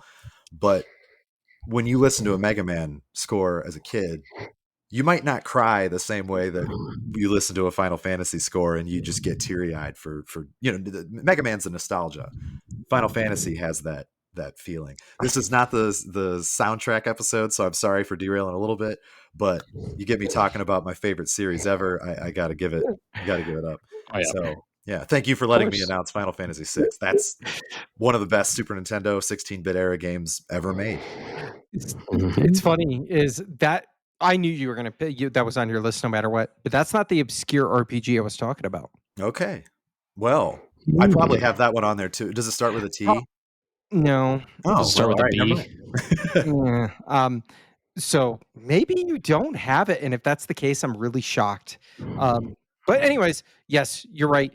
I'll give you your little fact, Caleb, just because I remember this. Sure. Final Fantasy 4 and 5, they both came out on the SNES in Japan, right? Yeah. Final Fantasy 4 was originally supposed to be developed at the same time as Final Fantasy 5. The difference is it was supposed to be on the on the NES. I think I did know that, but not until very recently. I think Okay. Because I just replayed the Final Fantasy IV Pixel remaster, and I finished it the other day. Yeah, I guess when we were talking about games we played, I got through it so fast that I forgot I just played it.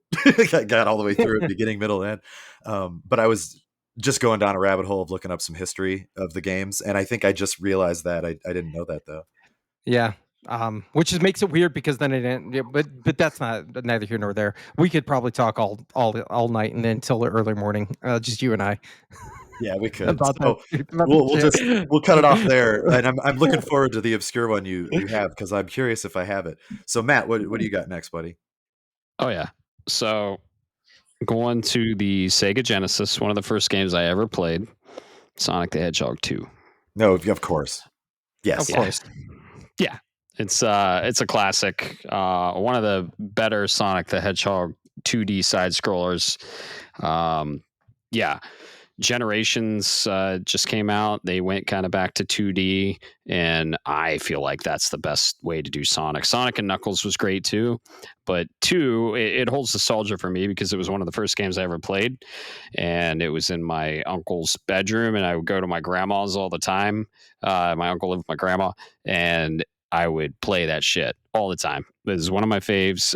Could never beat it at that age, but recently beat it in one of the Sonic collections. So Sonic the Hedgehog 2, just an awesome, beautiful pixel art game on the Sega Genesis. It's a system seller for the Sega Genesis. Yep. Sonic was rivaling Mario at the time. And just really cool level design. You go really fast, and the stuff they did mechanically was very impressive. So I know Alex will like that too. He's a big Sonic fan. It's really funny you mentioned that it was a system seller, because it really was. I had convinced one of my younger relatives that the game was actually called Not for Resale, because that was plastered on top of the cartridge. And I just remember, I think maybe one of his brothers broke it or took it to give to a friend. I don't remember, but I remember him asking his mom for Christmas. He needed another Not for Resale, another copy of Not for, and she had no idea what it meant. And I felt bad, because I was just like, it's this game, and I'm a jerk. I'm a jerk. Asshole, man. But I mean, I was like 7, 8 years old, something like that. And I thought that was funny to tell my 6-year-old. Anyway, so it's funny. Jerk. Shit. Oh, you guys obviously played Sonic the Hedgehog 2, right? Oh yeah. So was that on your list, Bob? No. Were any Sonics on your list? No, like I said, I don't have that tism, but I know them and I played them. The one I really like came out on the Sega. So if I had to pick one, Sonic Pinball. Okay. Well, the reason I ask if it was on your list, because there's one that in my list of, since he brought up Sonic, I'm just gonna say it. Wondering if it counted because it came out on a newer system. Mania. I think it was in 16-bit. Sonic Mania. Yeah. I think Sonic Mania is one of the best Sonic games. I am very biased because I'm an RPG lover, but I wondered if that one was on yours, Bob, since you also love RPGs. No, but I know what you're talking about. I played a little bit of it. It's a really good game. I enjoyed it for what it was. It surprised me. I thought it was going to be absolute trash, because I'm like, you guys haven't been able to. It was awesome. It was very, very well done. Yeah. So yeah, good choice with Sonic the Hedgehog 2. I do think that's probably the staple in the series that would be the most worth mentioning, even though everybody kind of knows what it is. Even if they don't like Sonic, you're like, yeah, Sonic 2, of course. Sonic the Hedgehog 2 is great. Right. Yep. And it holds nostalgia for me, so. Definitely. Music is awesome in all of the Sonics, but Sonic 2 is iconic. And the last MagFest was Sonic themed, so that was really cool. Well, and you guys have both seen the movies, right? The newer movies. I like them. When they have the score playing and that you get that hint of like Green Hill Zone or whatever, you can't help but just get a big ass grin on your face, because you're like, this is good. And they did a good job in the movie for video game fans, I think. Yeah. No, I love them. Yeah. It's a good choice, Matt. Sonic games are legendary for the reason he made Nintendo sweat, and I will always respect that. Yep. Sure did. So what you got next, Bob? All right.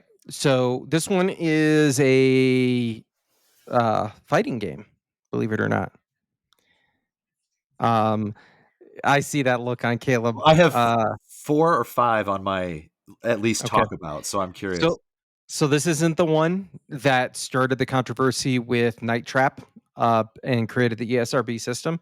This one came later on in the series. This is the one where I really understood what combos meant. And I loved, not only did they have one finisher at the end, but they had multiples of them depending on what you were looking for. And that's Mortal Kombat 3. Okay. So Mortal Kombat 2 was the one that I was going to at least mention, but obviously 3 is very special as well. Yeah, that's the one of the very first times I can remember actually actively studying and practicing a combo, because Sub-Zero had the 19 hit combo that was just wham wham wham wham wham wham. The brutalities, right? That was when the brutalities were introduced. That's when you had brutalities. That's when you had fatalities, naturally. That's when you had animalities. That's when you had babalities. That's when you had friendship. Like, I remember Johnny Cage just giving an autograph to a person, and then they're like, friendship. But it ran beautifully on the SNES. compared to I don't remember the Sega version, but I remember playing the SNES version, and it played beautifully. Yeah. That's when you got to play as Smoke. That's when you got to hear about Noob Sabat. This was peak when Bob's attention was hanging out on Mortal Kombat series as a whole. I've played others, and like Mortal Kombat 1 kind of has my interest. But Mortal Kombat 3 was my shining star in the sky. That was the slugger. Like that, everybody that even was remotely interested in Mortal Kombat, everybody played 3 because they figured out the roster. It was such a big roster, and they figured out mechanically, and like you said, it ran like a dream. And I know in most of the cartridges, the games ran pretty well because they were cartridges. But I do know, I remember Mortal Kombat 1 was better on Sega than on SNES, and then Mortal Kombat's 2 and 3 were just wildly better, in my experience, on the Super Nintendo. So hell, I don't even remember. I know I played Mortal Kombat 3 on the Sega, but I didn't own it. I owned it for the Super Nintendo on that. And man, that's a really, really good choice for fighting games, especially in the 16-bit era. So we have the other big boy, which we can talk about in a minute. but Yeah. yeah, Mortal Kombat was great. And 3 is really solid. That's a good one. Yeah. I know, Matt, you didn't really care about those that much, did you? Mortal Kombat? Well, I know you aren't a big fighting game fan, but Well, but I used to be. I played a lot of Mortal Kombat. I didn't play the 16-bit ones. I played a lot of Deadly Alliance. I played a lot of, I think it was Apocalypse. And the collection is cool. I probably won't get Okay. it, but yeah, I mean they're staples of Sure. the genre for sure. So, and I'm excited for the movie coming out. I'm more into the lore and IP of it. I love Sure. Deadly Alliance, like with the realms and everything. But yeah, I never played I played the old ones. I never really got into them though. So Yeah. No, that's totally fair, because there were a lot of times there were people that did one or the other, and I'll just go ahead and take it for the next one. I'm just gonna say Street Fighter. Like everybody knows it's Street Fighter. There it is. I would specifically say Super Street Fighter 2 was probably the best of that era. Street Fighter 2, the OG, I think might have been the highest selling or most selling game on the Super Nintendo. I might be wrong about that. I know it's up there, because it was just incredibly popular in the arcades, and then when people could bring it home, they were like, "Holy shit, this works really well." But they did a lot of iterations on the Super Nintendo, specifically. I know they came out on Sega as well, but I knew them from the Super Nintendo, where there was Street Fighter 2, and then Street Fighter 2 Turbo, Street Fighter 2 Hyper, Super Street Fighter 2. I don't know all of the ins and outs of every iteration, but I do know that some of them you could play as the same character with different skin, different costume colors. And I think in the first one you couldn't. And by first one I mean Street Fighter 2, not Street Fighter 1. We don't talk about Street Fighter 1. But in Super Street Fighter 2, you got a bunch of new characters like Fei Long, Sagat, Balrog, Vega, like all the characters that were bosses, and then some new boys and girls that were very, very cool and unique. But it was always the camp of, do you play Street Fighter or do you play Mortal Kombat? And I was the kid that played both. I did tend to favor the earlier Mortal Kombats, and then like Mortal Kombat kind of fell off for me, and I kept my love for Street Fighter. I did come back Mortal Kombat, not the last one that came out, not one, the reboot, if you will. The one right before that was awesome, very good, but so is Street Fighter 6. Street Fighter 6 is fucking rad. Yeah, I have a platinum in that, and I have a platinum in the Mortal Kombat. I'm more impressed with my platinum from Street Fighter 6 because I didn't think I still had it in me to play fighting games. I am not nearly as good as my cousin. My cousin will beat the shit out of me at it all the time, but he loved those. He was a big fan of Street Fighter. And while I would say that Street Fighter 3 Alpha, I actually don't know if that was 16-bit, was probably a better game, I don't think many people played it. It was more of a cult following. So yeah, you're talking about Mortal Kombat 3. I'm gonna have to plant my flag in Super Street Fighter 2 for the Super Nintendo, because that game got so many hours and probably a lot of broken controllers, if I'm being honest. I wait, fun fact. On the original Street Fighter 2 that I had for my Super Nintendo, because I did buy the original and then I bought Super Street Fighter 2. I learned how to fix controllers because of that game. I was playing a friend who beat. I mean, I was generally better at games, but sometimes there's those people that are always there's always going to be somebody better than you at something. And he would wipe the floor with me in Street Fighter. He was amazing. And I remember I got so mad that I wasn't even thinking. I just grabbed the controller and I grabbed the cable, and I knew enough not to yank it from the system because I didn't want the system to fall on the floor and break. Like I was able to stop myself. So instead, I ripped it out of the controller end instead of the console end, and I just saw all the wires come out, and of course my heart sank because I was a kid and I realized that my rage was childish and stupid, and then I broke my controller. So I totally lied about it to whoever, like if my mom yelled at me or if my dad, whatever.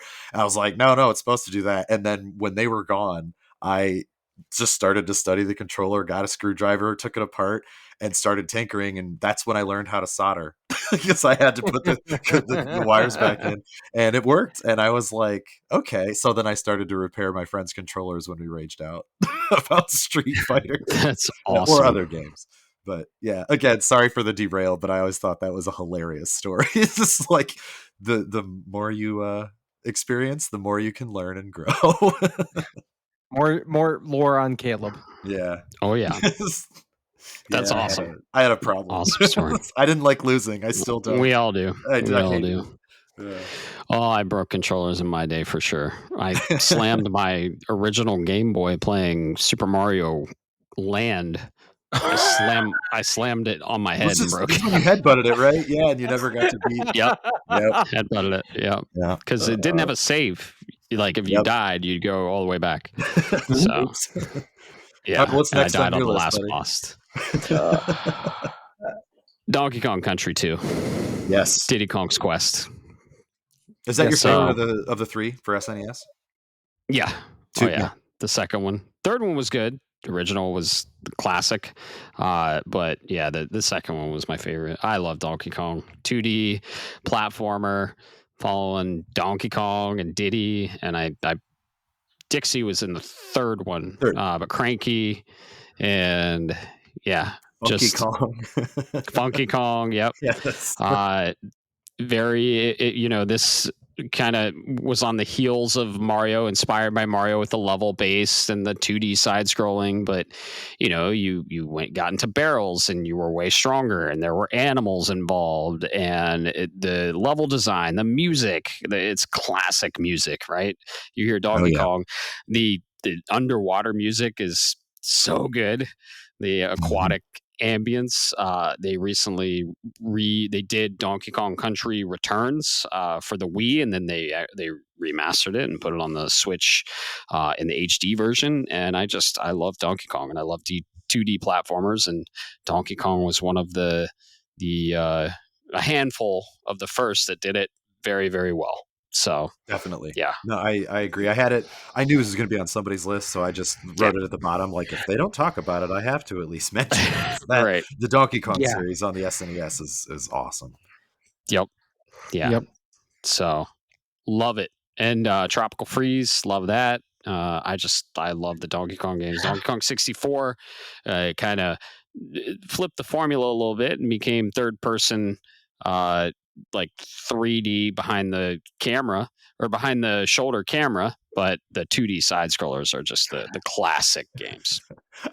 I'm so sorry if this is a little inappropriate, but you remember in Donkey Kong 64 when you'd get the banana, you remember what the game, like what the music was and how the level ended? Do you remember what they said? It's like, they said, "Ooh, banana." Yeah, and then right after that there was this little, I call it like a ditty, not Diddy Kong, but just like a ditty, because it was like Kong, Donkey Kong, or whatever. Yeah. Yep. So my friends and I got in trouble for saying that in school because I love Donkey Kong 64, and a teacher was like, if you kids say that one more time. So we started to say Kong, Viet Cong, because we were in social studies class.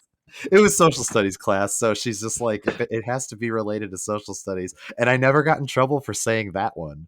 And the older I got, the more I realized, I was like, that was wildly inappropriate. But just I had to share that too, because it's ridiculous. Yeah. We funny.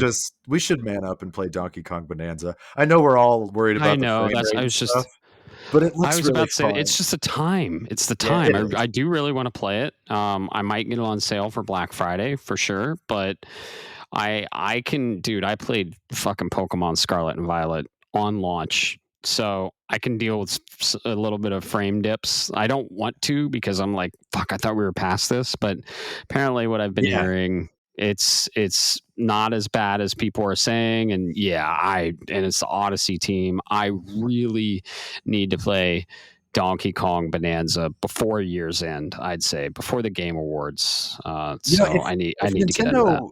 If Nintendo still had their voucher program for the Switch 2 games, I would have already done it by now. And I know that's weird because it's only like a $10 or $15 discount. And even if they raise the prices a little bit for the games, but it's a bummer that they just got rid of that program for non-Switch 1 games. I know, really, it's out of really nowhere. wish. Yeah, and I could justify, I know I'm going to buy another Switch 2 game. So you're going to win, you're going to get more money if you let me just get 2 and save a little bit of dough. So, right. But anyway, we wouldn't be there without the OG Donkey Kong Country games on the Super Nintendo. So excellent choice, my friend. Yes. How about you, choice, Bob? DKC, the original, is my favorite. I love that game. I loved all three of them. I do remember DKC, DKC2, and then DKC3 ended up topping them all. But you remember the Nintendo, Matt, you remember the Nintendo Power, they used to have the top best-selling SNES games or Nintendo games at the time. And Donkey Kong Country 3 and another game were on the top of that list for the most records. We're talking like 64 months in a row or something. They were on those lists. Good Lord. What was the other one? It's on my list, so I'm not going to say it. Okay. Short aside, Caleb, I know you got your Game Informer physical issues. Bob, have you gotten yours? I didn't check the mail today, but not yet. Yeah, I just got mine, Bob, on Monday. Yep. Finally. Oh, okay. So, yeah, I'm glad that they at least finally sent them. Mad respect for the team. I know that they can't fix the postal service, but it's been a bummer to not be able to read these issues. So yeah, hold faith, buddy. Both of mine came on Monday. When I was hell yeah. Point, actually. Awesome. I'm gonna probably go check right after we're done recording here. So thank you. Do it. So what's next on your list? All right, so the next one on my list, I'm trying to jump around. So the top 3, gentlemen, will be the same. They've always been the same, so I apologize. Sure. But number 5, I wanted to go with something obscure. This is what started my love of the simulation and 4X game genre. It is a little bit of a wacky game that allows you to play as difficult as you want or as easy as you want, while still allowing for creativity and roaming. I'm pretty sure this is probably the Minecraft of my generation, and that's SimCity 2000. Okay. What can I say about this game other than you are doing a city builder, building by blocks? You've got a factor for power. You've got a factor for roads with traffic. You're building skyscrapers and people are doing their little simulation thing. And then just like a kid at the beach when he's built a sandcastle, when you're finally done with it all, you summon Bowser to destroy the city.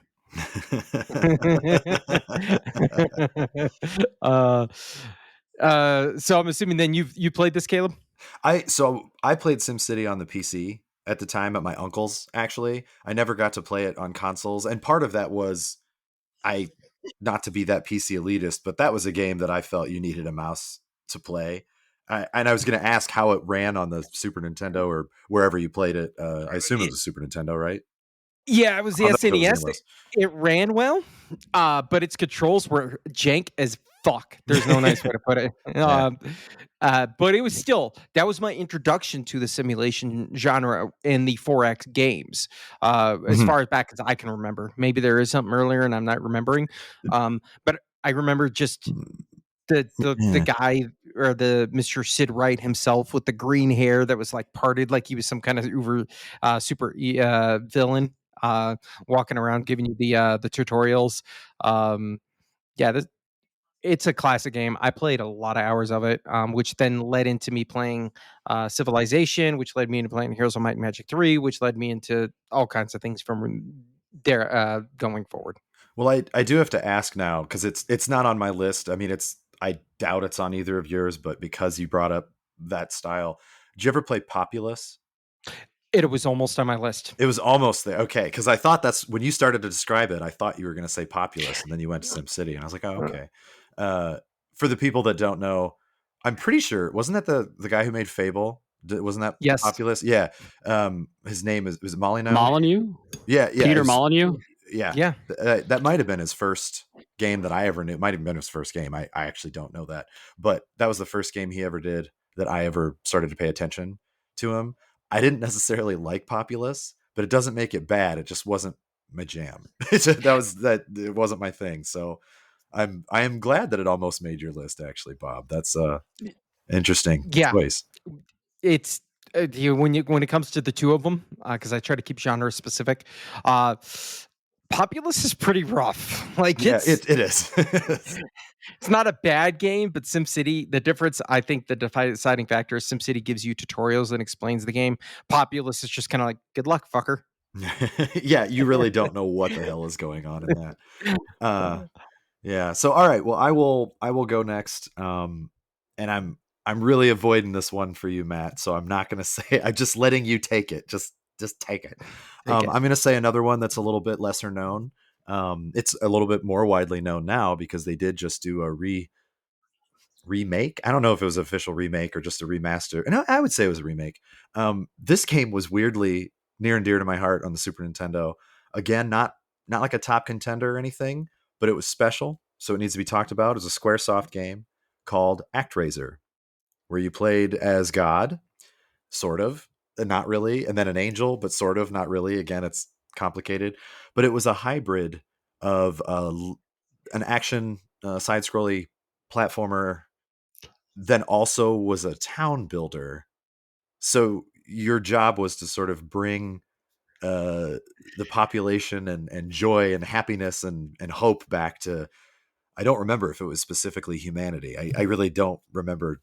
I think it was, but you inhabited a statue, like the angel came down and inhabited a statue to fight these monsters. It was another one of those games that was just weird.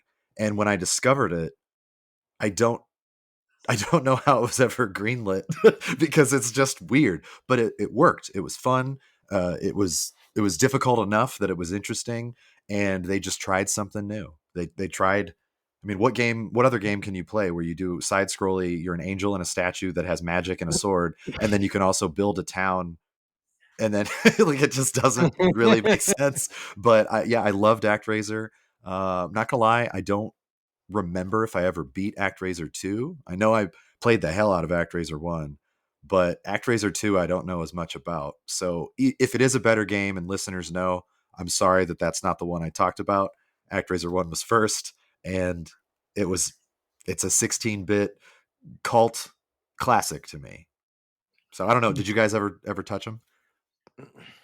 I remember touching it, but I can't tell you this. Like I remember touching it, but I don't remember like outside of that. But what I do remember, that's what she said. Yeah, right. Yes, thank you. What I do remember is the ridiculousness that he holds that broadsword. Yeah, it's just it's kind of bonkers. Like it just doesn't. Kind of bonkers. There's no way to describe it other than he's just like off to the side in this awkward position, so you can see it. But if you're looking at it in real life, it makes zero sense to hold it that way. It's like he swings it down at like a 90-degree angle with his wrist or something. And I might be misremembering, but I swear he made this ridiculous sound whenever you go to attack and the sword would swing down. I'm pretty sure it was like ha ha ha ha ha. Like it did. Maybe that's not even the same game, and I'm starting to become a real old man. But that's what I remember. I do need to play the remastered, remade one because I think it's like $20, $25, and that was a special one. And it's a surprise that I didn't play it when it came out. Came out at a bad time. I own it. I just haven't even booted it up yet. Yeah. So, yeah. So you took my number 5. I did? No. The number 5 Chrono It was Trigger. Chrono Trigger. Oh, okay. Yeah. Yeah, I'm sorry. so I guess no, it's all good. So maybe just skip me, or I have another one I can talk about just after Give it Caleb. some. Okay. Yeah. I never played ActRaiser, by the way. Okay. But I would love to check it out. But when, right? Right. Yeah. So yeah, it's a weird game. So I can understand if you look at a trailer and you're like, I don't care about this, but it is more fun than it looks. Yeah. So number 5 was Chrono Trigger for sure, man. Just an incredible game. But I'll give it to The Messenger. And Ooh. Yep. So The Messenger is very heavily Ninja Gaiden inspired. They even say like, your name's. You ever heard of this guy named John Gaiden? It's great. Those cheeky. Yeah. Sabotage Studio. They made Sea of Stars, and just a super cool pixel art game that has a big twist. I think we already said it, but it's half a 16-bit game. And half an 8-bit game, because you actually can switch back and forth between 16-bit and 8-bit. So it could be on both the 8-bit list and the 16-bit list. That's why we weren't sure where we should put it. Right, exactly. This game doesn't take itself too seriously. Very creative, fun writing, incredible gameplay, awesome bosses, really cool story. Just and then there's a little Sea of Stars tease in there too. If you go on one of the levels, you can do this pretty intense platforming challenge and find some an Easter egg for the next game, which was Sea of Stars. So, yeah, I had to give it to The Messenger. It's coming back into the modern age. The Messenger was like 2018, I believe. Yeah, I think so. Yeah, and you recently played it, Bob. You loved it. You played it, Caleb. Yeah, you loved it. And it kind of paved the way for Sea of Stars. So yeah, Sabotage Studio, they definitely haven't missed. Maybe it's the first and only 12-bit game, because it's 8 and 16. So we should have talked about it on episode 12.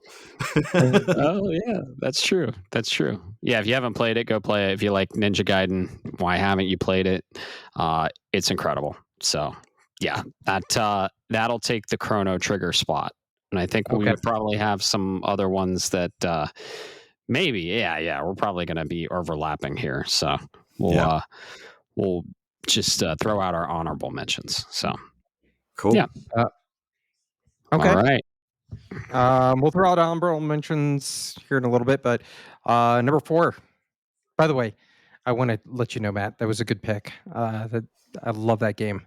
Platinum did because of you. Yeah, it's great, right? It was very, very good. So good. Yeah, and Bob, what I meant was not our honorable mentions. Now we still have 4 other topics to get to, and we're in the exciting part. But if we overlap, we'll pull from our honorable mention. Gotcha. That's what I meant. Yeah, we're not going to throw. I guarantee I got you, boys, for the ones that we might not talk about, and I won't even belabor them. If we get to that point, I'll just rapid fire, be like, boom, boom, boom, boom, boom. These are all great. Shut up. Can I give you like a hand signal that says yes, I played it, no, I didn't, kind of situation? We'll figure it out when we get there. Sure. Number 4. Sorry, number 4. Hey, guess what, kids? It's a 1990 side-scrolling shooter. But here's a hint: it's not Mega Man. This was Contra. Yes, sir. Contra 3 Wars. Yes. This game was my first Souls-like game. This thing kicked my ass for the longest time. If you haven't played it, like I said, side-scroller shoot 'em up game where you go from, and this is where you were talking about, was it Axiom Verge earlier there, Matt? Yep. Yeah. Mm-hmm. Some of those levels remind me of the aesthetics of the late levels of Contra the Alien Wars. I saw the screenshots and immediately went, oh, I recognize that style, if you will. That game was amazing. I loved what made this one so much special is it was not only just a side scrolling, but then they got you the top down shoot 'em. Did you guys ever up the levels, right? Where one level would be left to right or top to bottom, and then the next level you'd be top down, and it was very, very cleverly done. That's actually Very clever. My favorite Contra was Contra 3: The Alien Wars. So Yes, I'm glad you talked about it. Great, thank you. And earlier, if you remember when we were talking about Axiom Verge and you said it reminded you, immediately I was like, I hope it's Contra 3. But I didn't say it because I was hoping that it was on somebody's list. So hell yeah, Bob. Get out of my head. All right, I'll get in your head. Did you, when you were doing the top-down levels and you finished, did you press and hold the L and R buttons at the same time? Spin around and shoot. Yes! All the time. I always wanted to get like 2 lasers or I called it the flamethrower boner because it was just a boner of fire. And Yes. you just spin around. Yes, did that all the time. It was loads of fun. But yeah, what can I say? This was peak Contra for me. It's my favorite Contra game of all time. Awesome. I know the later stuff kind of sucks. So would you please, Konami, get your head out of your ass, and once you're done doing a Castlevania, go back and do a good Contra game, and then I'll be happy. I would love if they could just figure out a way to do that. Like that just please. Because I miss those games. They were brutal. When you said it was the first Souls like you ever played, you weren't kidding. I remember renting Contra 3: The Alien Wars because I was excited. I didn't even know it existed. I knew about the first two and like Super Contra or Super C, but I was walking around. I think I was in an IGA buying milk for my mom or something like that. And I look over on the shelf and they had 5 games to rent. And one of them was Contra 3: The Alien Wars. And I saw the box art and I was like, I need that in my life. Rented it, took it home, hated myself because it was really hard. Took it back, couldn't rent it anymore because other people rented it and kids wouldn't return it. It was the Wild West in those days. But I eventually just caved and bought it. I was like, this game, I need to spend more time on it. And it was so difficult. It took me a long time to beat that game. It was very, very hard, but very fun. It did. All right. So quick jump 30 seconds, people, if you don't like connected spoilers. All right. Caleb, you played Split Fiction, right? I actually didn't play it yet. I need to. I haven't played it yet, but I know. I didn't. There's a level in there. Really? There is? Really? Okay. Shit. Yes. You need to go play it because I played it and people, Matt was like, oh, this is Tron. And I immediately went, no, this is Alien Wars. Oh my God. Yes. So, all right. I'm about to fantastic game. Download it right now. Split Fiction. Oh yeah, you get it, dude. That's one of the many callbacks to games, or yes. Like greats. So glad to hear it. And I know, I mean, the game, I drafted it for a reason. I'm going to play it someday. I just at the time I couldn't, and I needed somebody else to play with, and I was like, so I just didn't. But yeah, I, now that you tell me that, I'm about to just 2-hand it myself. Just give me 2 and see if I can. You 2-hand it yourself a lot. Yeah. I grew up 2-handing myself. Yeah. Where do you think I got those Sekiro reaction skills? 2-handed myself, son. Shit. Yeah, we've reached that podcast, guys. We've reached that point. So sorry. Delirium. But yes, Contra 3: The Alien Wars. Number 4, take it away, Caleb. All right, let's see. What's one? Yeah, Matt still hasn't said that. He hasn't said that one either. I'm not going to let this go for a while. I know what your number 1 is, Bob, so I'm leaving that for you. Thank you. Here, I will just go down to a non-RPG. Nope, I lied. I'm going to an RPG. This is another honorable mention that I wonder if either of you have. I'm sure you've heard of it. This is I'm breaking my one rule. This is the one game on this list that I've not actually played, and it's because it didn't get a release in this country. You had to play it on emulator. Is it on your list, Bob? Because if it is, I won't say it. No. Keep going. Okay. Because there's no way in hell Matt had it on his list. Okay. So this, I believe it released for the Super Nintendo in 1995, and it is called Terranigma. Have you ever heard of it, Matt? No? Okay, he's shaking his head. No, he's not heard of it. Okay, so this is not a game that is easily explained in a short amount of time, and I know that the cast has gone on a while, so I won't. I'm just going to leave.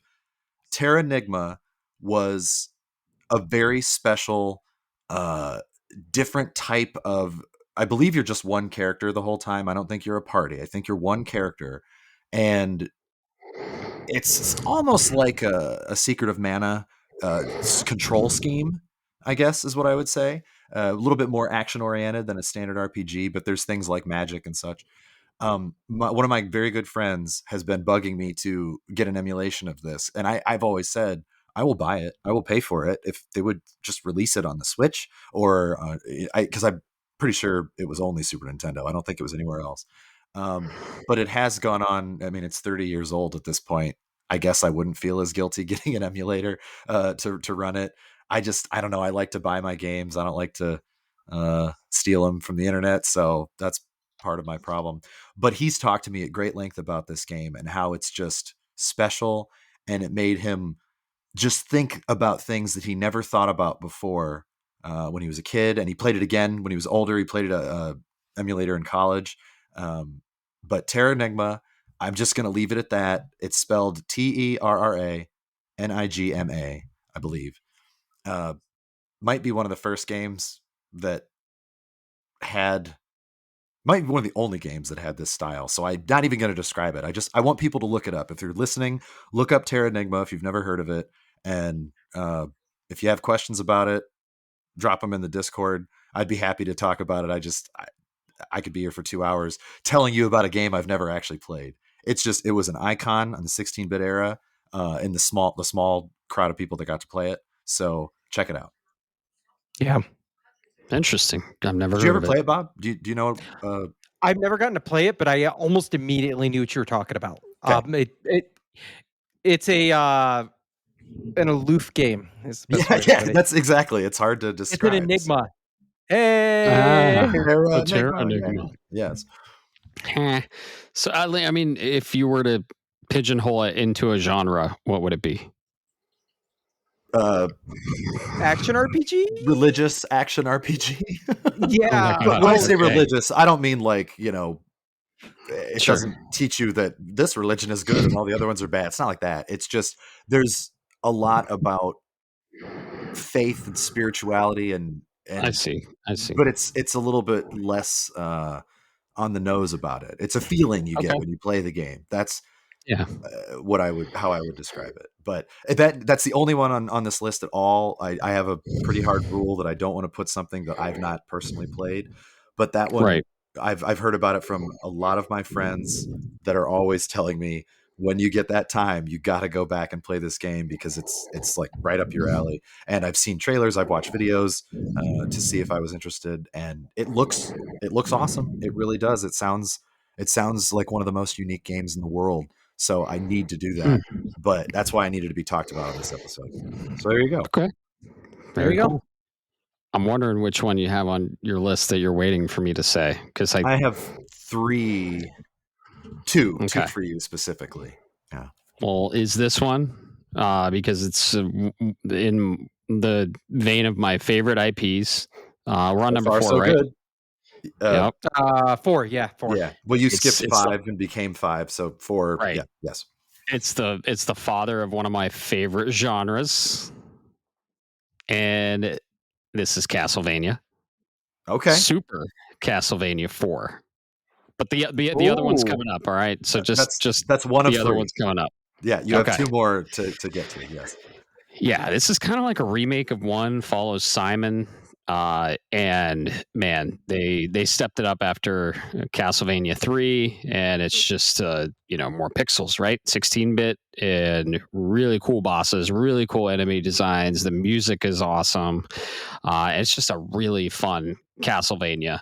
Not as good as some of the handheld ones. I gotta say, the handheld ones are some of my favorites. Not as good as Symphony of the Night, but it's definitely up there when it comes to 16-bit, and I can't not have a Castlevania game. I loved it. And yeah, it follows Simon. He's one of the most famous Belmonts, other than like Richter and just all kinds. Trevor, of course. Mm-hmm. But yeah, I love this game. And it's a really good Castlevania game. So I think I played it in one of the collections that came out. I didn't play it on original hardware. And a shout out to Bloodlines as well. Really fucking hard game.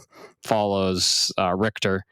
But I kind of liked 4 over Bloodlines. Bloodlines was too hard, dude. Was Bloodlines was Bloodlines on so hard. the GBA? Where was that? I don't remember. I played it, and I don't remember what system it was on. Bloodlines, I think, was on PSP as a pixel art 16-bit. Yeah, That's got to be where I played it.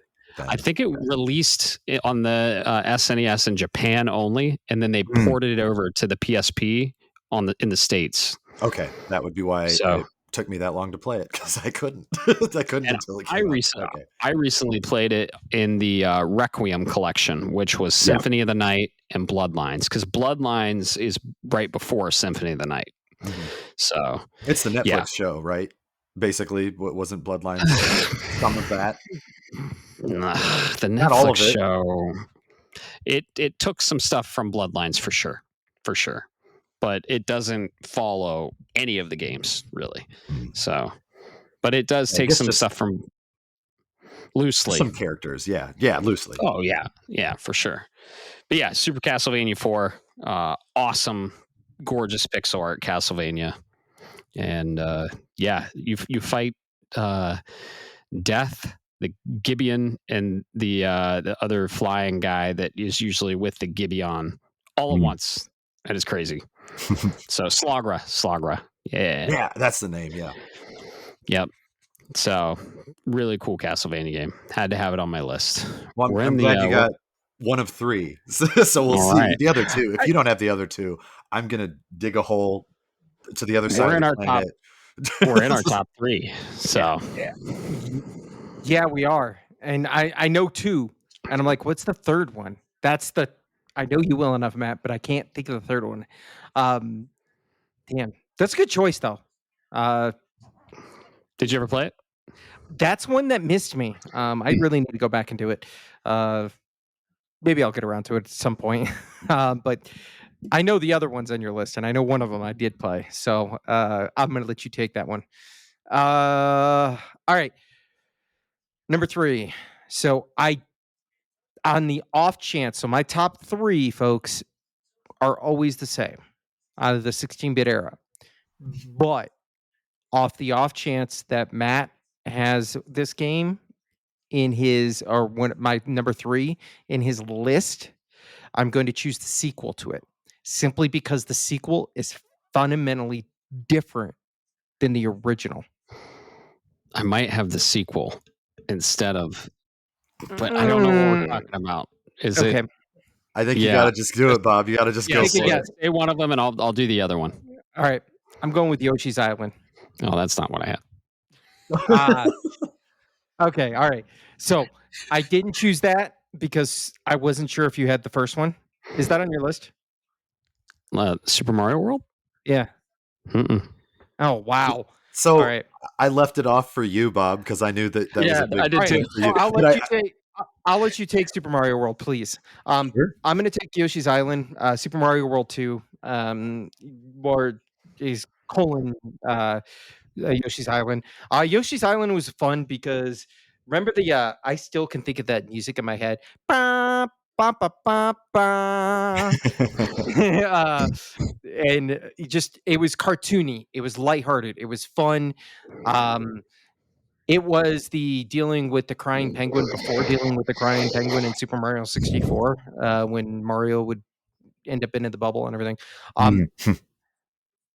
I will give you, I'm going to do a pit stop real quick, and I'm sorry, guys, because I learned about this a few years ago, and it made me laugh so fucking hard.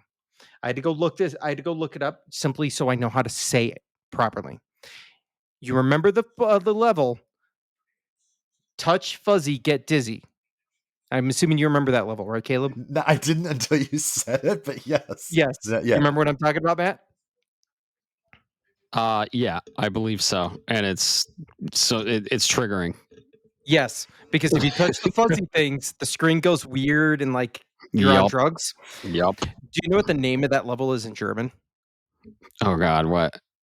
Lustig Sporen Drama, which shortens to LSD. That's awesome. That is a very, very fun fact. I just would have never known that. That's cool. Because localization is cool, kids. But yes, I chose that because, quite frankly, I assumed, Matt, had the original on his list. So if not, now that I know that, there you go. My number 3, 100% all day, every day. Take it away, Caleb. Super Mario World is one of the best Mario games ever. I mean, it's tough because a lot of Mario games are very good. So you make a strong argument. We talked about this before on the 8-bit, I believe.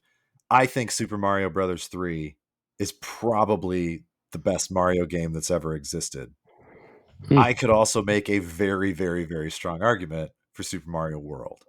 And it's not that one is better than the other. They're both incredible in their own right. I'm actually glad that one was 8-bit and the other one's 16-bit because now we can talk about them both. But what Super Mario World did for for Nintendo in general, just the company, Super Mario World being a pack-in on the first Super Nintendo systems was the coolest thing. It sucks that we don't get that anymore, really. Even like, let's talk about Nintendo Switch with the stupid $10 thing that should have been included with the Switch too. But how the times have changed. We had a full-fledged, amazing, incredible Mario game in Super Mario World, and I just remember. We could talk about this forever. I remember how unique all the levels were.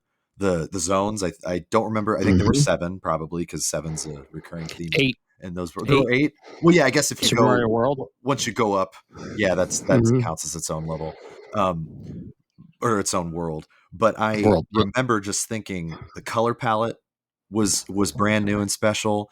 The colored blocks that you could get to unlock secret areas and zones, and you could just explore. The game was kind of endless in the fun that you could have, and it was also accessible. I mean, some of the levels were really, really difficult, but you just got good. You figured out how to fly with Yoshi, or spoilers for a game that's very old. You can fly with Yoshi. Sorry, guys. And once you unlock when you unlock those secret P levels, and then you wanted to go back to the older levels, be like, wait, where were the yellow blocks that I missed? And then you'd go back, and it gave you an incentive to do so, and it was just fun. And the music was great. The graphics were great. They had enough new mechanics with Mario's cape, and it just. What can we say about Super Mario World that most people don't know? It is a masterpiece. It is. Yeah. I am curious though, Bob. Do you prefer Yoshi's Island over Super Mario World? No, I 100% prefer Mario World. Okay. I actively, subconsciously and actively whistle the Super Mario first level in my music without even realizing it because it's ingrained in my memory that much. Sure. No, there was a guy I went to college with who always surprised me because his favorite was Yoshi's Island. And I'm not crapping on Yoshi's Island. It's great. But he was the odd man out. And honestly, I couldn't even tell you what his reasonings were because in my mind, I was just like, you're full of shit. Like, just comparing the two. But they're both very good. And I just thought Super Mario World was man. It's subjective, maybe. Oh, Yoshi's Island was very unique and very good. Maybe it hits him differently. Maybe it hits, maybe he has a special connection to it. And he does. I asked him all the questions that we were all thinking. Or was like, well, what was that the first one you played? Was it the first game you ever were able to finish? Was it? Yeah, I had all of those questions, and all of the answers were no. And I was like, well, then you're just wrong. This is a different time. So I'm glad we got to talk about both of them, though. Super Mario World was one of the best 16-bit games ever made.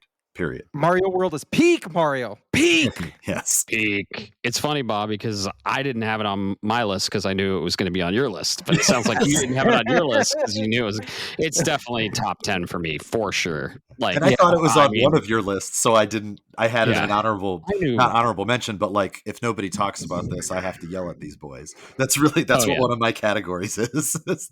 Right. I think Bob and I canceled each other out. It sounds like.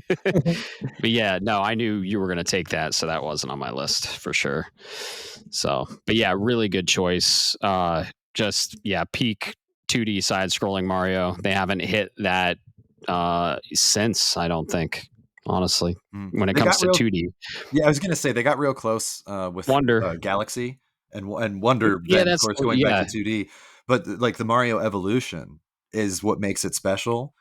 But Right. man, you can't take away that side-scrolling magic. And they Yeah, no, tried to be with clear, the yeah, 2D. 3D yeah, is my favorite. Galaxy is one of my favorites. So it's they haven't.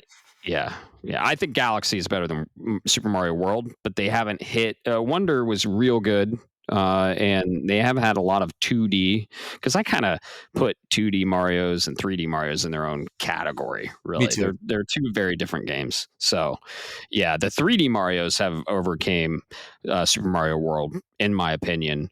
But I don't think we've seen a 2D Mario that has overcome Super Mario World. Super Mario World's peak. Yes, it is. Yep. So good. Yeah.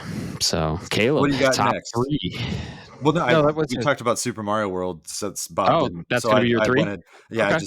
well, I'm not really going in a top. I think earlier when I Oh said yeah, that's Final right. Fantasy That's 6 right. and Yeah. Chrono Trigger would be up there. That's right. So I was just going to fill in the missing pieces because I knew I Okay. felt like I knew at least 7 of your top 10 for each of you, and so far I've been pretty close. We're going to see how these last ones fall in. So you're up, buddy. Oh yeah. So because you said the Game Boy Advance was the 32-bit system, but I'm wondering if this game was 16-bit. I mean, it's on my list, but Throw it out there. Yeah, just go yeah, for no, it. okay, it's on my list. It's okay. It is 16-bit running on a 32-bit system. That's my number 2. My number 3, however, is I gotta give it to our girl Samus. There it is. There it She's is. That's There it 2 is. of 3. Yeah, You're yeah. 2 of 3. Yeah, 3. Right. Yeah. So it's up there. It's got to be up there, dude. Super Metroid is one of my favorite Metroid games when it comes to I mean, Fusion was great, Dread was great, but Super Metroid, the jump we saw from Metroid to Super Metroid was just fucking huge, right? And dude, it's the breadth of the game. It was way more technically advanced. We got to see a lot of our cool villains that we saw in 8-bit, in beautiful, gorgeous 16-bit Ridley, Kraid, and of course that ending. I still don't want to spoil the ending No, for Super Metroid. that's it's still it's one an that iconic ending, it right? is. So the story, I think Super Metroid really put Metroid on the map. Metroid 1, not a great game. It's really fucking hard, and it's not a great game. But Super Metroid, that's when Metroid really started hitting its stride. And yeah, I had to put our girl Samus on the list, and she was very, very high up. Super Metroid is like top 3 favorite Metroids for me. It's one of the greats. And Dread recently came out that goes back to the 2D style. And Super Metroid is technically Metroid 2. And then we have Metroid 3. And then Metroid 4. Metroid 3. Well, no, that's Super Metroid. Sorry. Super Metroid is Metroid 3. There was 1 and 2 on the NES, right? And Metroid 1, NES, Metroid 2, Samus Returns, NES, Metroid 3, Super Metroid, Metroid 4, Metroid Fusion on the GBA, Metroid 5, Metroid Dread on the Switch. So, yes, sorry, Super Metroid's Metroid 3. And we just saw a huge jump from 8-bit to 16-bit. And yeah, Super Metroid is usually top 3, if not the best Metroid for a lot of Metroid fans. And I loved it. Recently watched it played. Haven't played it since I originally played it on SNES. I need to go back and play it. I kind of hope they remake it. That'd be pretty awesome. But yeah, Super Metroid. Gotta give it to our girl Samus. I want one of your listeners to tell us how many times you just said Metroid in the last 4 minutes. Yeah, because I think it was a lot. Right? I mean, I'm not making fun of you. I just was like, man, Metroid. that's a lot of Metroids. Right. Well, I listed them all off. Yeah. So, But I will say, I am curious, is because you said it's in your top favorite Metroids. Do you do the same thing with those that you do with Mario, where the side scrollers versus the 3D or FPSs? Do you separate them in your mind or not? yeah. Because it's really hard for me to choose between Metroid Prime 1 and Super Metroid as my favorite. That's such a tough call for me. I can't do it. So one, Prime is my favorite Metroid, and yeah, it's really you got to keep them separate. 2D, probably Super Metroid or Metroid Fusion. I really liked both. You still haven't played Dread though, have you? I know Dread's the one I haven't played because I've played Other M. I played all of them except Dread. I'm Dread's actually so we talked a little bit earlier about Nintendo getting rid of their voucher system.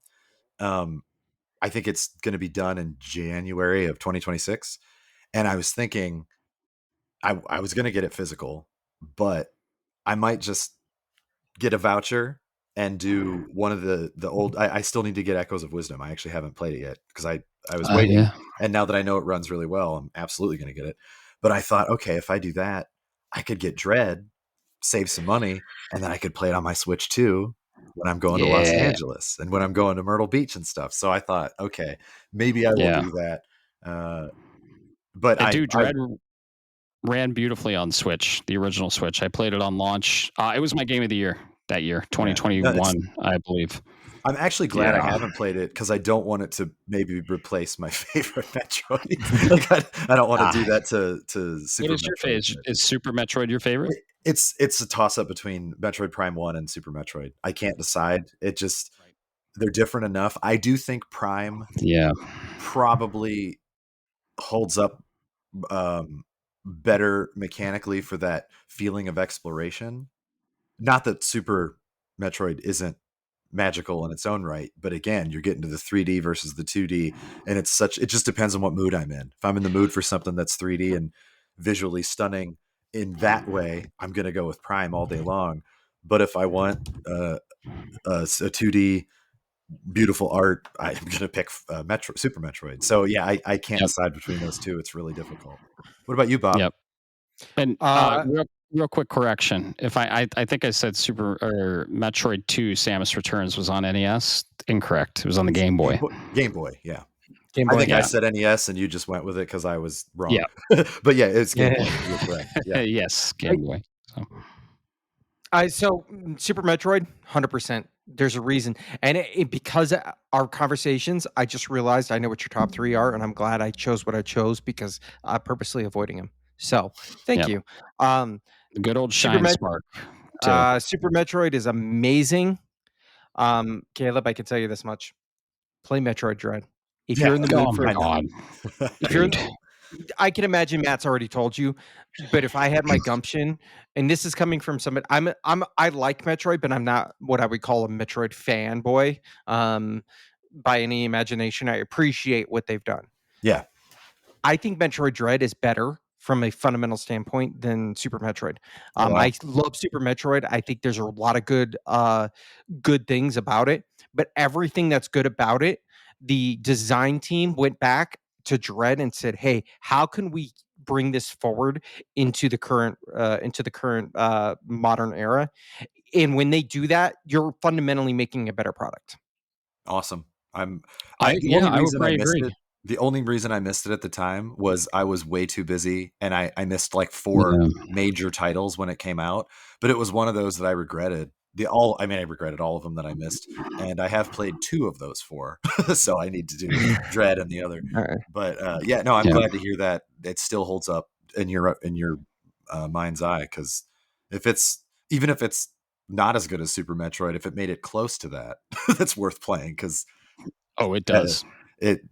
Good. Yep. Yeah. Cool. Love Super Metroid. All right. Oh yeah.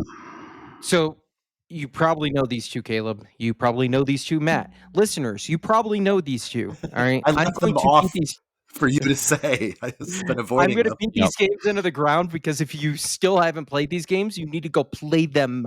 All right. I'm gonna, Alex, I'm sorry, I'm still mad at you. Stole my soundtrack for this. Number 2 is going to be Mega Man X, the superior version of Mega Man. The soundtrack, the level design. I could tell you which order I still do the bosses in, and why I do them and what I do them in. What can I say about this game that I haven't said on this podcast before? Not much. Do you start with Chill Penguin? I need to know. Yes. Yeah, Chill Penguin. That's the correct answer. All right. So then, who's number 2? the elephant. Or no, who is number 2? The ground level. Man, well, because I've played it recently and I've switched it up on purpose because I always did this. I always did the same order every single time, and I decided to. Oh, that's what I did last time. I didn't go in the right order at all because I wanted to beat everybody without special weapons. So I've done that run. Yeah, the last time I don't even remember. But it was it Flame Mammoth? Was that his name? Flame Mammoth. He's one of them. Yeah. Or am I thinking of, maybe I want Spark Mandrill. There you go. Yeah, that's the one. Yeah. Spark Mandrill because you permanently stun him. Yeah. With the ice beam. Beam. That's what it was. Yeah. Sure. All I can tell you, people, if you haven't played this game, go play it. It's just like any other Mega Man game. You fight the bosses, then you do a gauntlet run. Each boss is weak to another one, another boss. What really stood this apart from the traditional Mega Man games is because you had the L and R buttons that came with the SNES, which means you could swap your special weapons on the fly without having to do the press as menu. Go into the menu, select the weapon. It kept, and when you're talking about a 2D side-scrolling shooter, that action, keeping that action up was important, and that's what allowed you to do that. Just know if you go to play this game, it sounds really easy when you figure out all the boss secrets and like which order you should do them in or who's weak to who, and then you go and you fight Sigma. Good luck, fucker. Yeah. Unless you know the secret to beating him, and I'm not going to spoil it. So Mega Man X will always be my number 2. There's a reason I have a complete box at home. I love this fucking game with all of my heart, man. Magfest theme. So thrilled. Yes. Because I wrote it down and I was like, I know that Bob's going to talk about it. But if he for some reason doesn't, I will be very surprised. So I'm going to jot it down just to make sure that it's discussed. But Mega Man X is I'm pretty sure that's my favorite Mega Man game. It's between that and Mega Man 2. Always has been. But X such a jump. So good. Yeah. Such a jump, Very special. Just special. And you talked about it, like you said, in great detail. And on your soundtrack score episode, I was really glad that Alex talked about Mega Man 2 as well, that he compared the two. Because I tend to try to have a rule not to talk about more than one in an IP unless it's really, really, really important. But they're so different. The Super Nintendo and the regular Nintendo games, and even the PS1 era and the eventual PS2 era, which we sometimes don't talk about, but with Mega Man X games. But yeah, they're very unique, for sure. Yeah. Maybe I need to do that for you guys. Maybe we'll do that as another stream because I can do X like with my back, like just in a couple hours. So, anyways, I'll comment watch and you can just speed run it. I did have a question for you because how did you pronounce? I don't want to pronounce. Well, you'll just tell me if you pronounce it the same way. The boss, Boomer Quanger. Is that how you pronounced his name when you first saw it? No, Boomer Kawang. Boomer Kawang. Okay, because when I was a kid, I pronounced it Boomer Quanger. Like I don't know why. I could see that. I don't know why. I just always did. It sounds like a slur. It does. So this fucking Boomer Quanger over here.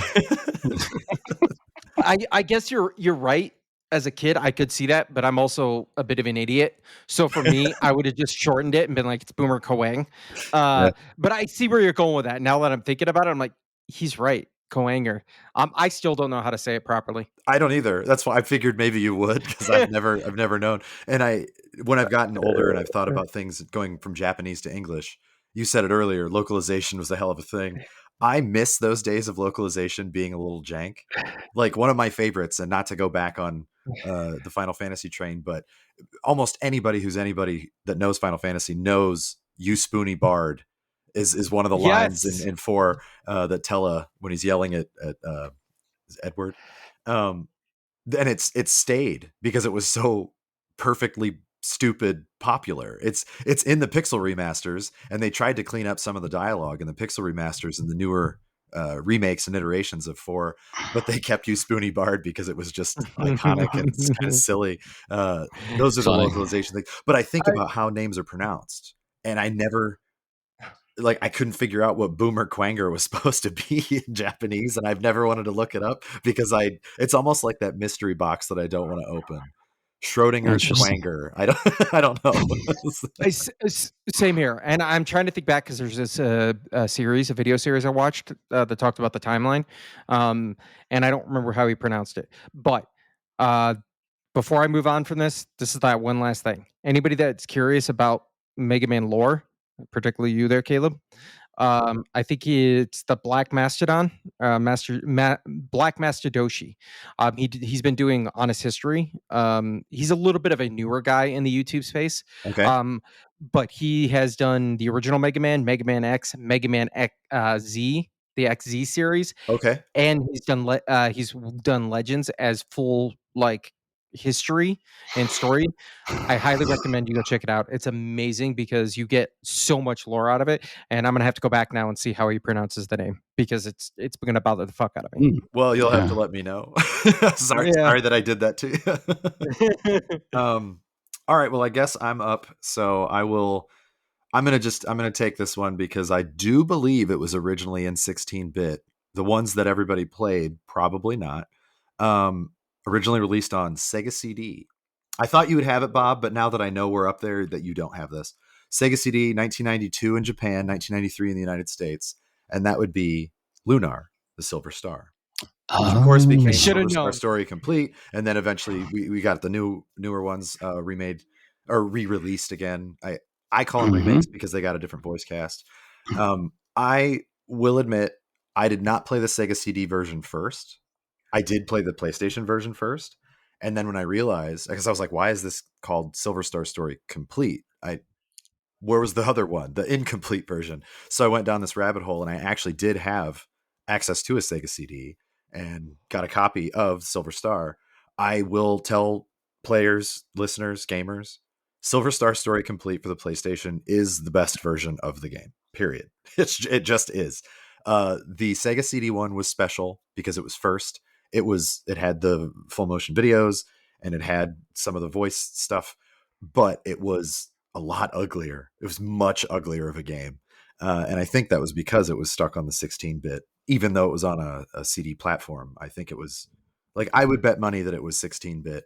I probably should have looked it up earlier, but I figured that you would know, Bob, because I thought it was going to be on your list. And same with Eternal Blue, the second one. But that is one of those special RPGs that I have to give it to the 16-bit because that was the one that came out first. If we could talk about it if we do an episode 32 and you invite me back, I will probably honorable mention because it's not the first and it's a remake, but I mean, Lunar is awesome. The music was great. It was cheesy, goofy dialogue. You could tell they had fun with it when they were making the game. And eventually when Working Designs redid it, that just peak. So it's beautiful. That's not the obscure RPG. So I'll probably hit it up when I come around to my top one because I guarantee you Matt doesn't have it.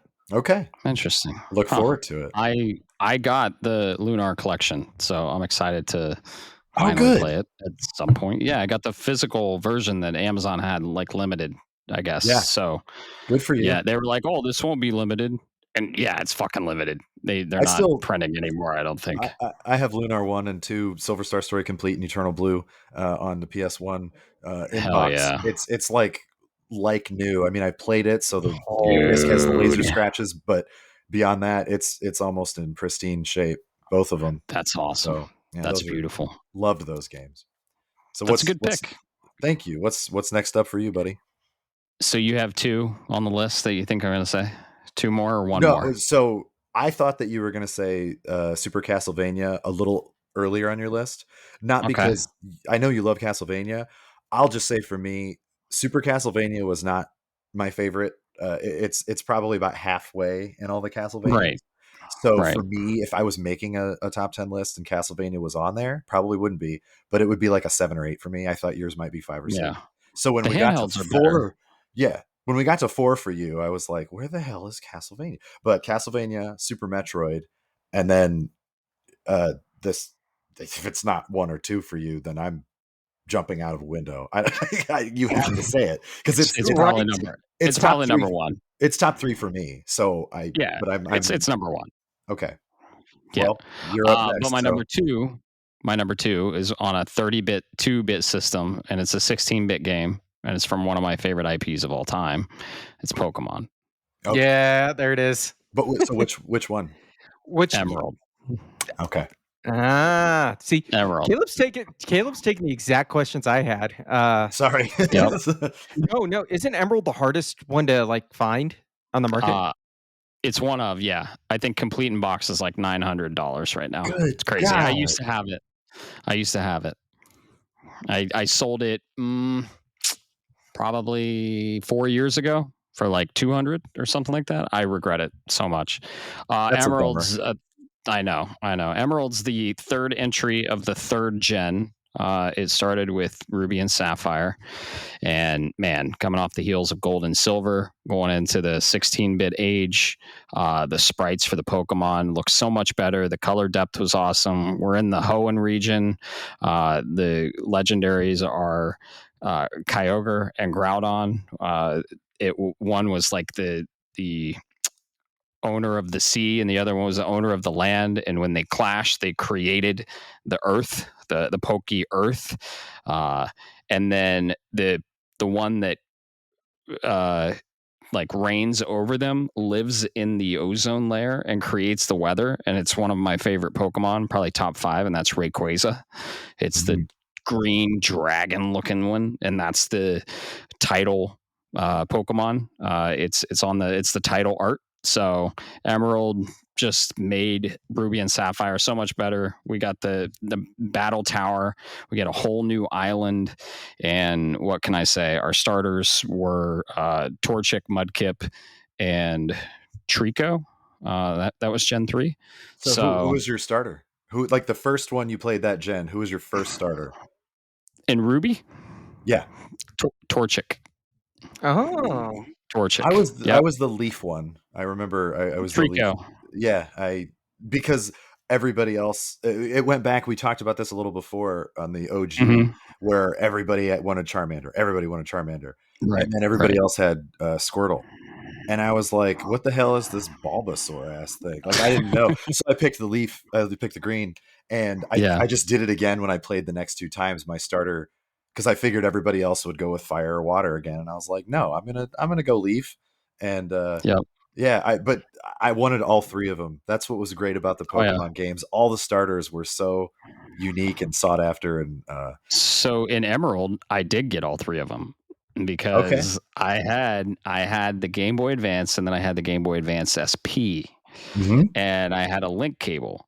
And you would go through, you would pick your starter, you would get to a trade point, trade it, wipe your game, do it all over again. It took like 6 hours, but then you'd go through the entire game with all 3 starters. Awesome. Right? Which is really cool. So, Torchic, and then Blaziken. Blaziken is the final evolution. Super cool. Fire fighting. I usually go with the fire starter. But Trico was cool. It's just an incredible generation. It's one of my favorite generations in Pokemon. You got Metagross, you got Flygon, you got Rayquaza, like I said. Just some really awesome, cool, unique designs, and they had more to play with in the 16-bit era. So, Pokemon Emerald was in my top 10 games of all time, so it has to be on this one. So for sure, that's a great choice. Yeah, if your top is not what it is, I'm going to be very upset with myself. I feel like I'm a terrible friend if I miss this out. Right. Same here. I purposely avoided adding this one, your top one, to my list because of that. I think I got this. So before I get into my last 2, I'm going to do this as a cool watch how I tie this together. 2 quick honorable mentions. Came out on the Game Boy Advance. I thought Caleb was going to include it, but he didn't. I think it segues it really good into my number 2, and that's the Mega Man Battle Network series. I wrote it for later on, but good. So okay, it is the Pokemon of the Mega Man series. Is the nice way to put it. If you haven't played it, There are multiple versions. In fact, I don't have the boxes and stuff, but I have all the loose cartridges for everything all the way through Star Force. Every edition, yeah. Damn, son, that's awesome. Good for you. That's how much. Thank you. That's how much I love those games.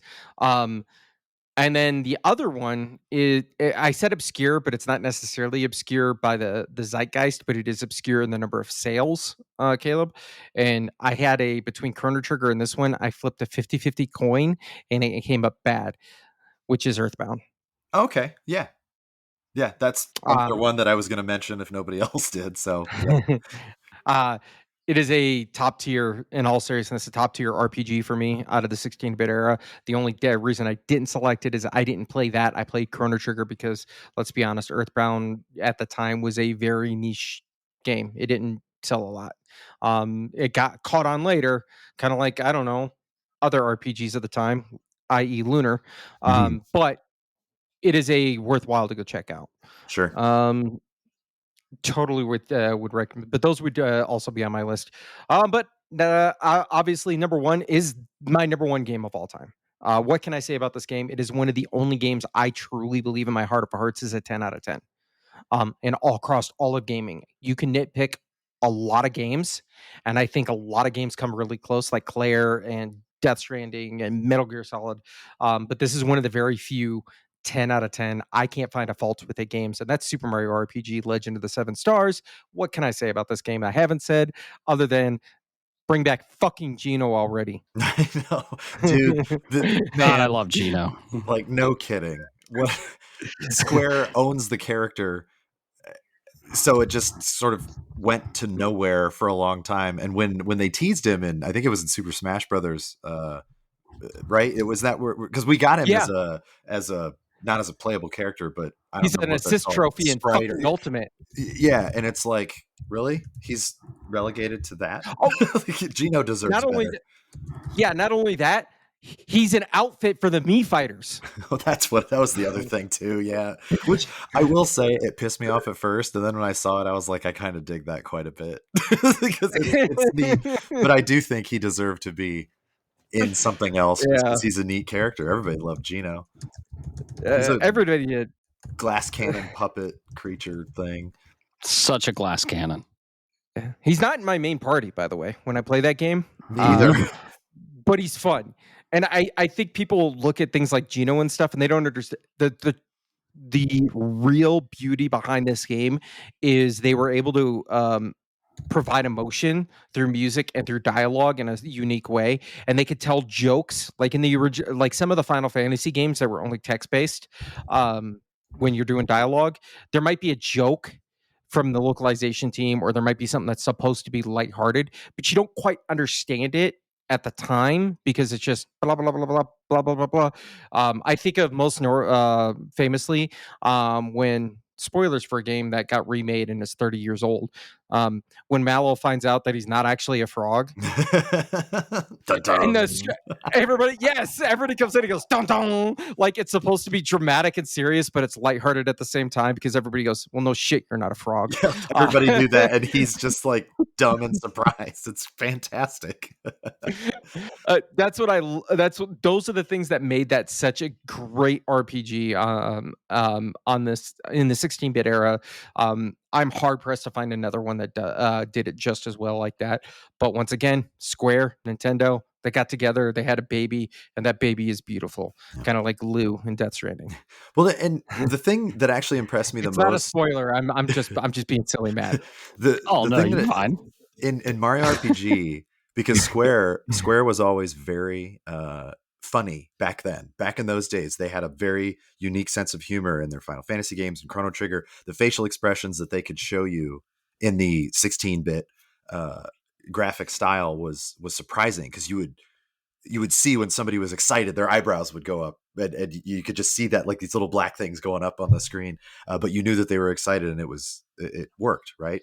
Well, Nintendo, who was very protective of their IP, let Square have a lot of fun with their characters. Mario, specifically in Super Mario RPG, was one of the funniest characters, the silent protagonist, and he would recap events in the game that were just ridiculous. He would spin Thank around you. and like turn into something else, and it would just make you laugh. Whether you were 7 years old or 17 years old, it was funny. It was just funny, and that was very cool of Nintendo and Square to get together and allow that. So I've been actually meaning to tell you this because Legend of the Seven Stars was one of my favorite games of all time too, and I was so excited for the remake.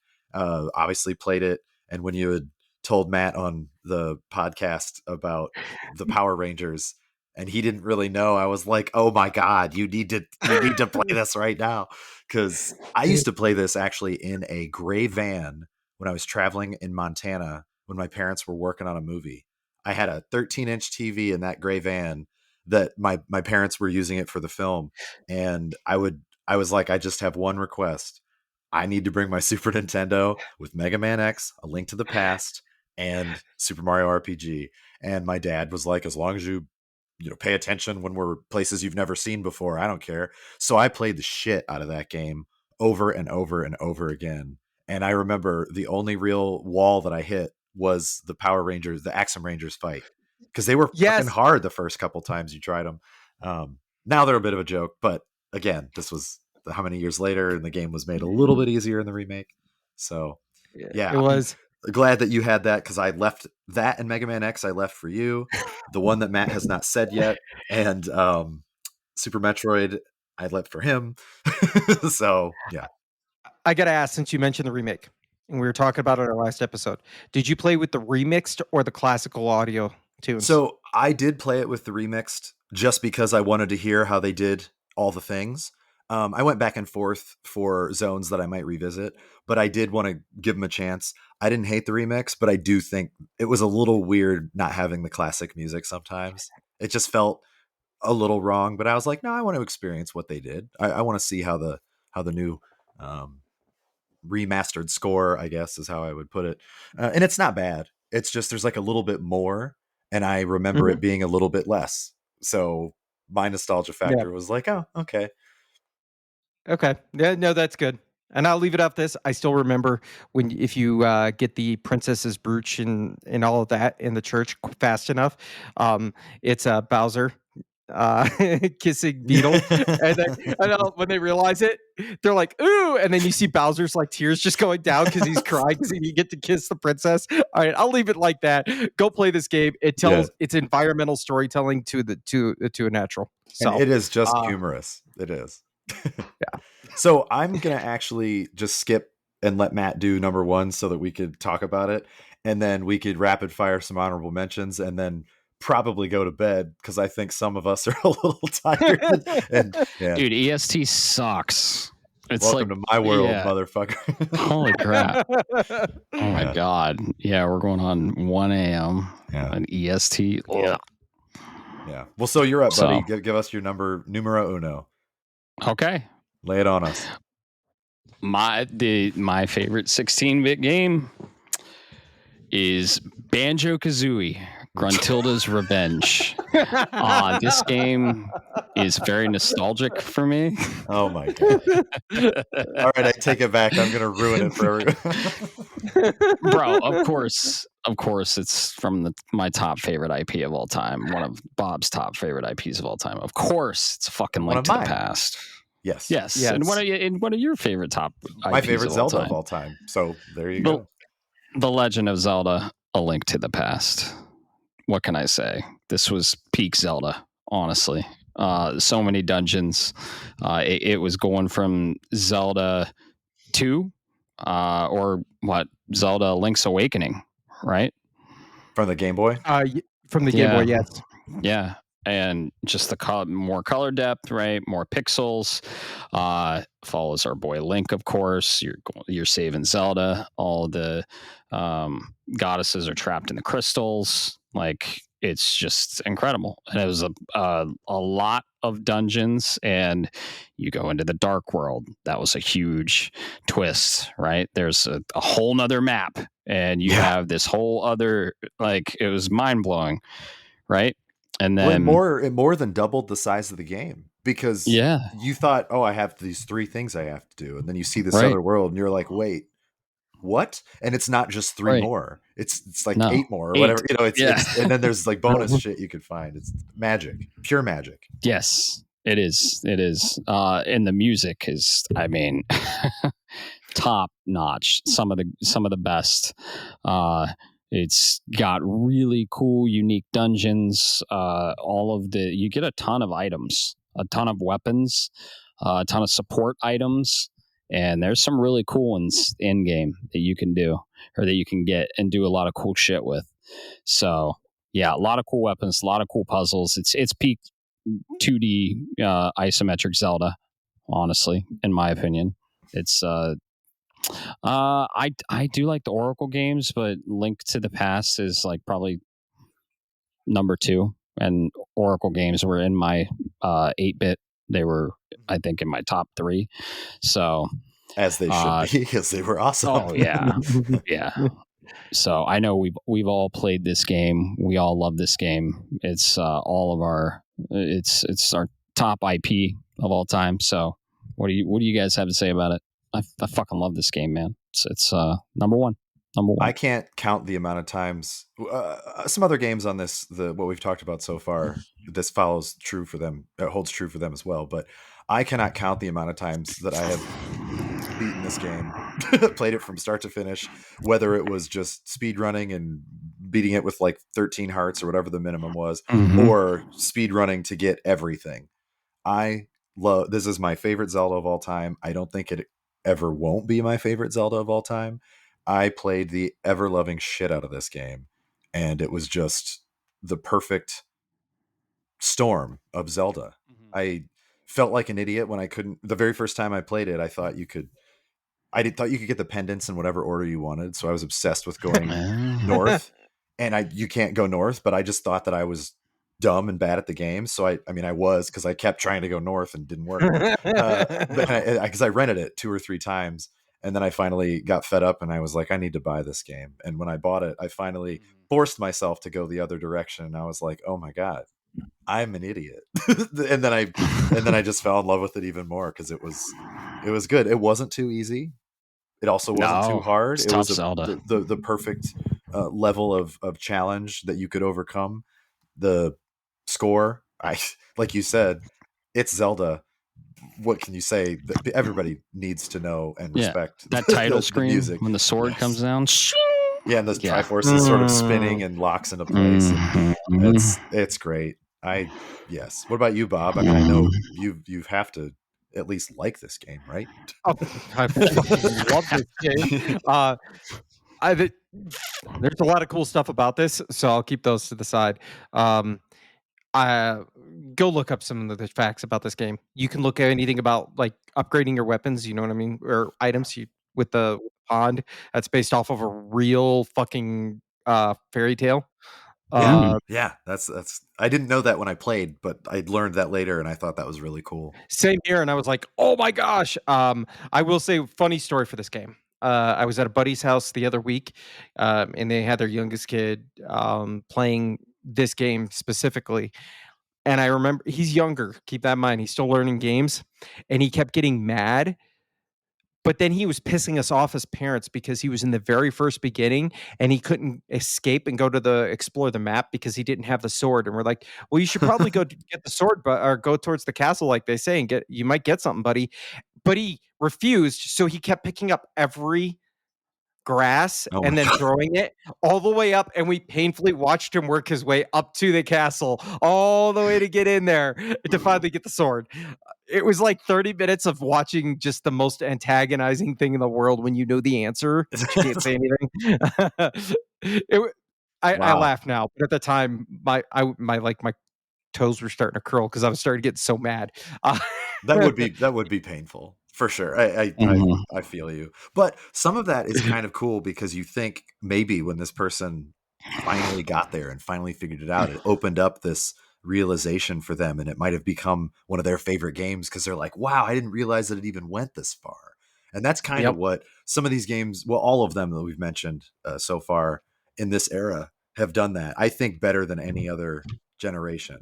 You could make some solid arguments, but I do think that the 16-bit era just spread the wonder and amazement of what video games could be so wide open, no matter what kind of game you liked, whether it was a fighter, whether it was sports, whether it was RPG. Uh, the list goes on as far as game types. But the Super Nintendo games like Zelda, games like Mega Man X, they were just very special. You could revisit them over and over again. Would you guys like me to just rapid fire the ones that I was seeing if they were going to be on your list? We don't have to necessarily talk about them in great detail, but I'm okay with it. But I got to give you one that's not. I know it's not on your list. Okay. But I'm only calling this out because it's objectively a bad game. But you mentioned what we missed a genre, puzzle. You ever heard of a little game called Zoop? Yeah, I have. It was not on my list. You are correct. It was not on my list, but I have heard of it. Let's see. What else did you have on there? Okay, Breath of Fire 2. Super Nintendo 1994 in Japan, 1995 in the US. That one I thought 100%. You might have, Bob. Yep. But it's a great game. Streets of Rage 2 was probably arguably the best Streets of Rage game ever. I mean, Streets of Rage 4 is my favorite, but it's not fair to compare it because it's just amazing, and it was made by one of the best old school teams that do new things in the old school style. But that was Sega Genesis. I think it was 1992. Here's another one that was just special, not necessarily on a top list. It was just one of those, this game worked and I didn't know why, was the Magical Quest starring Mickey Mouse, where you got different outfits. Like you could be a fireman who put fires out with his water. You could be like I called it a Peter Pan suit. You could mountain climb, which was really cool. And then he had almost like an Aladdin turban thing where you could cast magic. And it was just, that game was way better than it ever had any business being. Most people would yell at me and say Castle of Illusion. Fuck that. Magical Quest starring Mickey Mouse was better. Here's another one, Eternal Champions. You guys ever play that? Yes. It was the other fighter that didn't succeed because Mortal Kombat and Street Fighter just dominated everything. But Eternal Champions was really, really fun if you liked obscure stuff. And then I've only got a few left. Tactics Ogre, Let Us Cling Together. Most people now know it from Tactics Ogre Reborn. But Let Us Cling Together was the predecessor to Final Fantasy Tactics. That's the game that made Final Fantasy Tactics possible. 16-bit, Super Nintendo, 1995. And then the last few, and I'm surprised that Matt didn't mention Chained Echoes, but I also don't know if it counts. I don't know if it's 32-bit. It doesn't count. It's 32-bit. It is 32? Okay. So we'll talk about that. It would have been on the list in 16 for sure. Good call out. Yeah. The original Star Ocean 1 never released in America. But I mean, eventually it did when it became First Departure R. But I had to at least talk about it, and I knew that wasn't going to be on one of your lists, but I thought, why not? It released in 1996. If you don't know Star Ocean, what are you doing? Last bits here. I have one more honorable mention, which this was another one I wasn't sure if it counted because it came out newer, and it might actually be 32 to look like 16. Was a little hit on the Nintendo Switch in 2017 called Golf Story.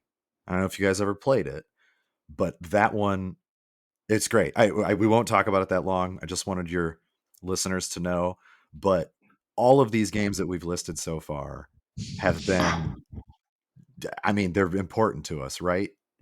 We talked about them for a lot longer than we probably planned to. And I tried my best to not just belabor everything, but yeah, you guys had a top 10 list, and mine was more of a, I'm going to fill in the blanks because I played everything. I played everything. So yes, you did. It's a very passionate topic for us, and it's one of the golden ages of gaming, and it has, all the pixel art games. We're so heavy into pixel art, right? So it's going to be a long cast, and I hope people stuck around for the ending. It is EST. I am not used to it, man. We started because it's like 11 o'clock there, Bob, right? 11:10 for you. Yeah. I'm sorry, man.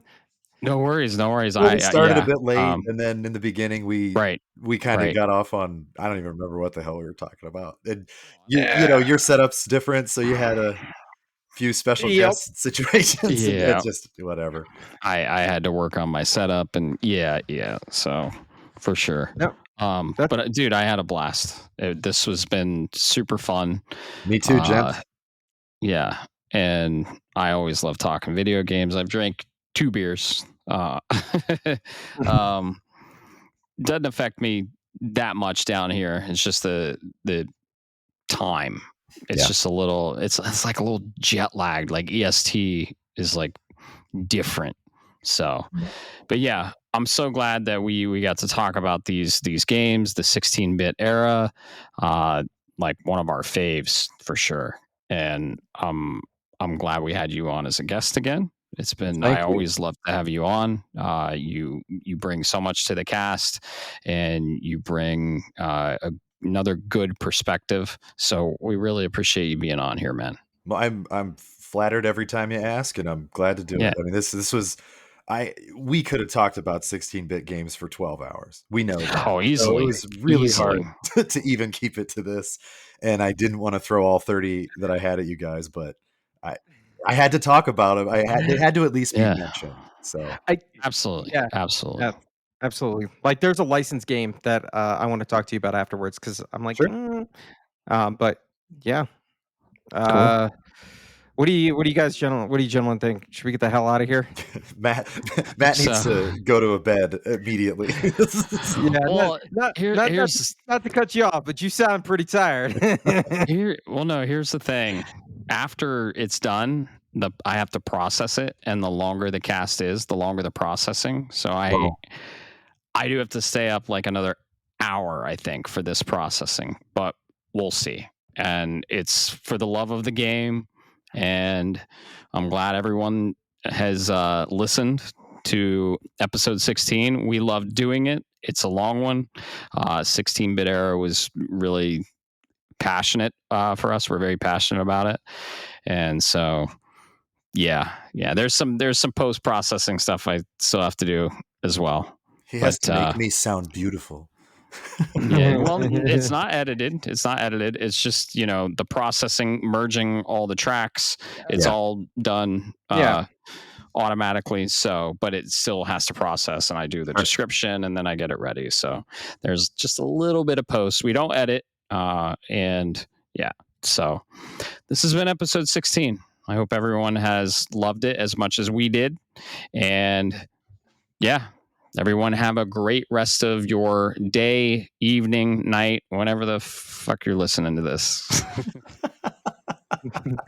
Thanks again, guys. I appreciate it. Shapes of Gaming is a podcast shaped around gaming and, most importantly, our community. That's you. It is written, created, and recorded in beautiful Colorado Springs, Colorado by me, Matt Stenson, and my good friend Bob Harriman. If you would like to be part of this amazing community, be sure to like, subscribe, or follow us on all the social media platforms or the podcast app of your choice. Thanks so much for listening, and always remember, keep the conversation going, and most importantly, keep gaming.